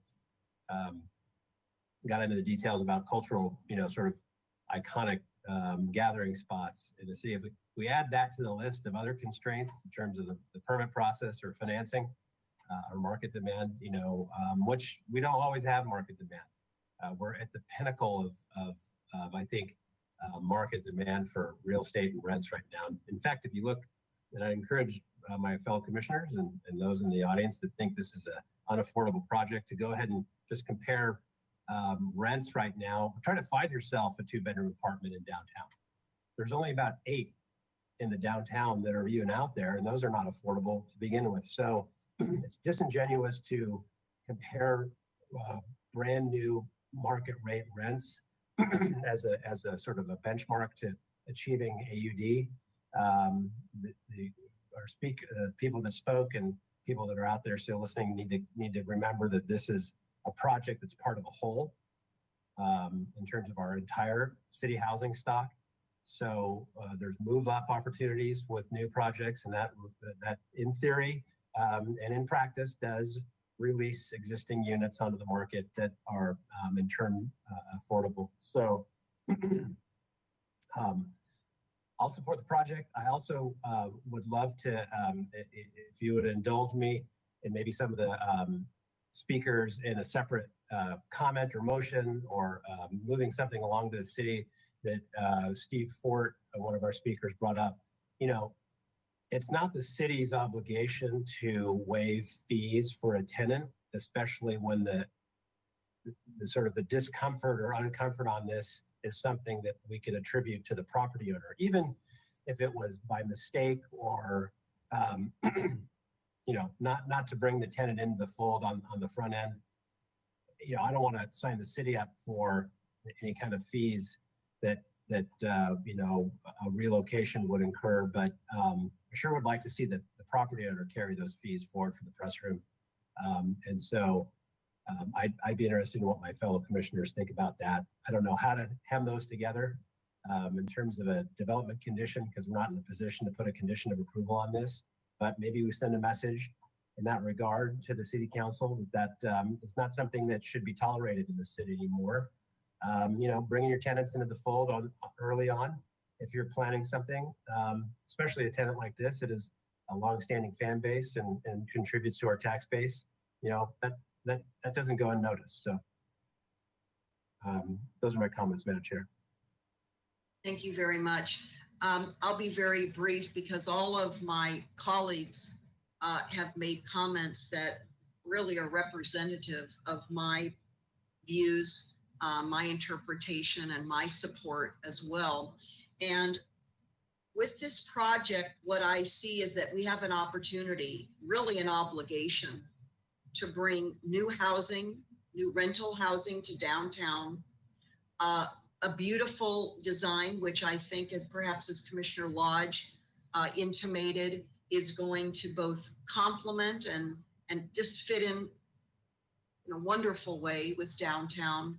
And at the same time, if we can, I say we, it's really the applicant and the property owner, find some agreeable outcome on the press room situation, I think we'll be both helping rental housing needs, along with supporting, however possible, retaining and maintaining our cherished businesses, especially locally owned and operated. We are far from seeing the COVID-19 pandemic being behind us. And unfortunately, as we have already heard prior public commenters, there will be more businesses that shutter or close in our city, as tragic as that will be. And many of them will be the local entrepreneurs. So let's band together. Let's maybe take the extra step, both in process and perhaps even financially, to help the tenants, the owners of the press room, find, if they cannot stay in this location, a nearby viable location so they can continue to be a locally owned and operated business, very much cherished by the community. As I think my colleagues have heard me say before, in terms of the lack of rental inventory, we are still very much in the throes of a housing crisis. And so to that end, I think we all need to redouble our efforts within reason to bring a project like this forward as swiftly as possible. And we need to shave off the years, plain and simple. We don't have years before we must bring new rental housing online in Santa Barbara, especially now with the new zoning that went into effect today in the Central Business District. So with that, I'm in support of the project moving forward, and I'll just let all of my other colleagues' comments stand as my own in the other areas. And with that, staff, do you need anything else from us to conclude our recommendations for today? Chair Schwartz, thank you for your input. Allison, did you have anything you wanted to add? No, I did not. Thank you. Okay, thank you, everybody. Thank you, Ms. Broadison and Ms. DeBusk. So this item is concluded, and we're now just going to, by way of wrap up, go to the very end of our agenda. And I'm going to look for that on our last page of our agenda. It's the administrative agenda. Do we have any committee and liaison reports before we adjourn today? Commissioner Wiscombe, please. Thank you, Madam Chair. I just wanted to alert the public and my fellow planning commissioners that there'll be a De La Guerra Plaza revitalization meeting next Friday, September 11th, from 8:30 to 10 in the morning, and everyone is welcome to attend. Thank you. And I'll announce it again next week. Thank you. Yes, because we will be returning next Thursday, September 10th, for another hearing. Anybody else have reports? Yes, Commissioner Bonderson. Hi, thank you. I am going to go as quickly as I can, but I do have a few items to talk about. First and foremost, the Transportation and Circulation Committee put out an email today canceling their meeting on September 24th. That is the second one that's been canceled. You may recall that the August one was also canceled, but they have now rescheduled for October 22nd. So please keep your eyes open for that if you're interested. I will remind you in the future if you are. Additionally, we have a couple items under Architecture Board of Review. I wanted to just mention that in August, the parking lot for the proposed hotel that we saw at 103 South Cesar Chavez, we saw the project for the hotel that was brought forth by Suzanne Elledge here at PC. The parking portion, the parking lot of that has received final approval, and that was for the new 104 space parking lot and supports the hotel. On August 10th, we had a new project come forth at 115 West Anapamu Street. It is a proposed 5-story mixed-use building with a basement, and it proposes it would provide 34 new affordable studio apartments. It also includes the co-occurring disorder center, the integrated care clinic, and what's interesting is that the proposed project would be located on a site with existing development, and the existing 8-unit affordable apartment building will remain on the site.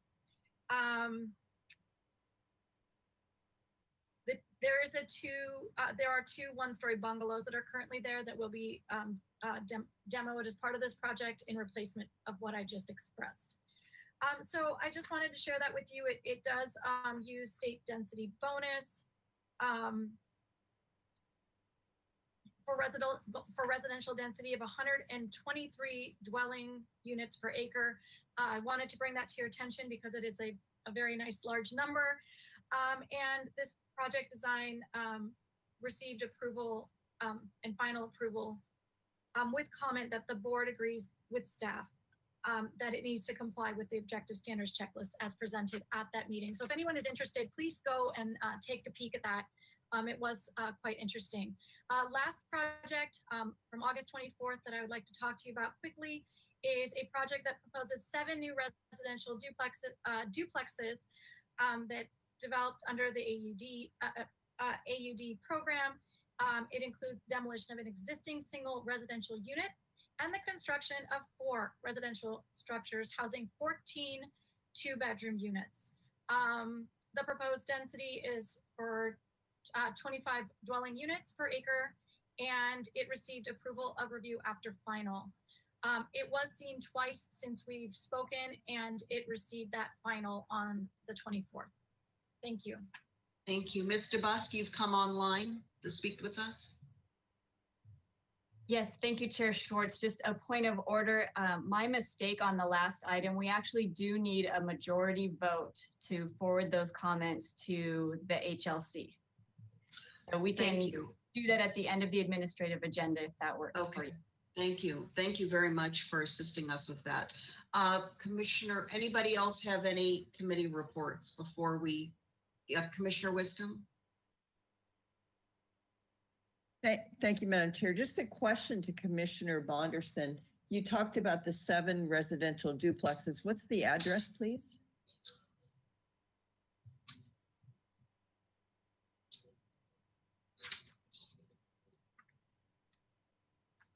It was your last one. Oh, yeah, you were right.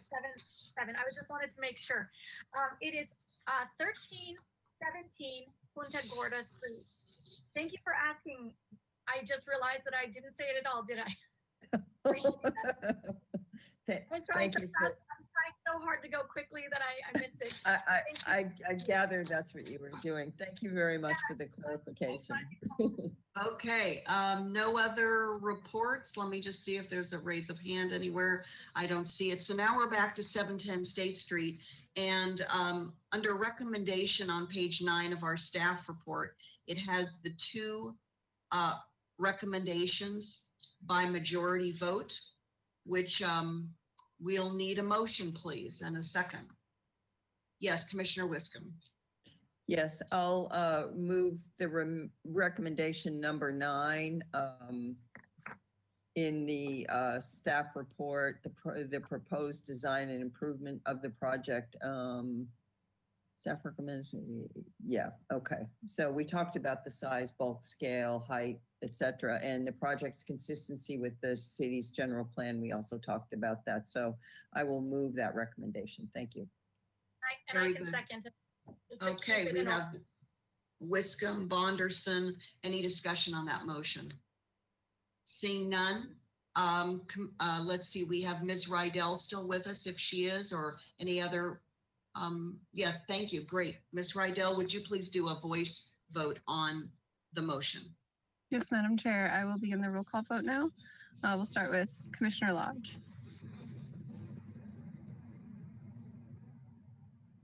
Commissioner Lodge. Please forgive me. Yes. You are forgiven. Vice Chair Wiscombe. Yes. Commissioner Higgins. Yes. Commissioner Reed is absent. Commissioner Bonderson. Yes. Commissioner Escobedo. Yes. Chair Schwartz. Yes. That is unanimous. Thank you so much. Thank you very much. Commissioner Higgins. Any way to get a informal straw poll or motion by my colleagues about trying to tie the owner of the property to carrying the fees associated with the relocation by Hooker? I knew I was going to trip that wire with our city council, city attorney. So Ms. Ostrander, if I just put my hand over the screen like this, then. she almost thought she was going home. Right, Okay, right. Ms. Ostrander, thank you for your patience and for still being with us. Yes, Chair Schwartz and Commissioner Higgins, I wouldn't recommend at this time, it wasn't agendized to interfere with a private contractual matter between landlord and tenant. Also, if you're thinking more globally as to a general policy recommendation to the council, we haven't agendized that, and I know that the public would be very interested in participating in such a discussion. So under the Brown Act, I would recommend that we not make such a motion. How about a straw But let poll? me, It's still not a discussion that we should be having without having it being agendized. And then just, it's a point of order for Chair Schwartz. I'm sure you would remember this, but now that we've reopened this item, we also need to formally close it before we move on. yes, we are going to be doing that momentarily. Okay, so we have, we've taken that vote by majority vote. And so I'm gonna go ahead and close this item. We've already sort of gone out of sequence in a way and concluded the rest of our business, our administrative agenda. So with that, I'm gonna go ahead and adjourn our hearing for today. Thanks to everyone, the commissioners, the public, staff, and we will be back next Thursday, September 10th. Thanks to all. Bye-bye. Be well.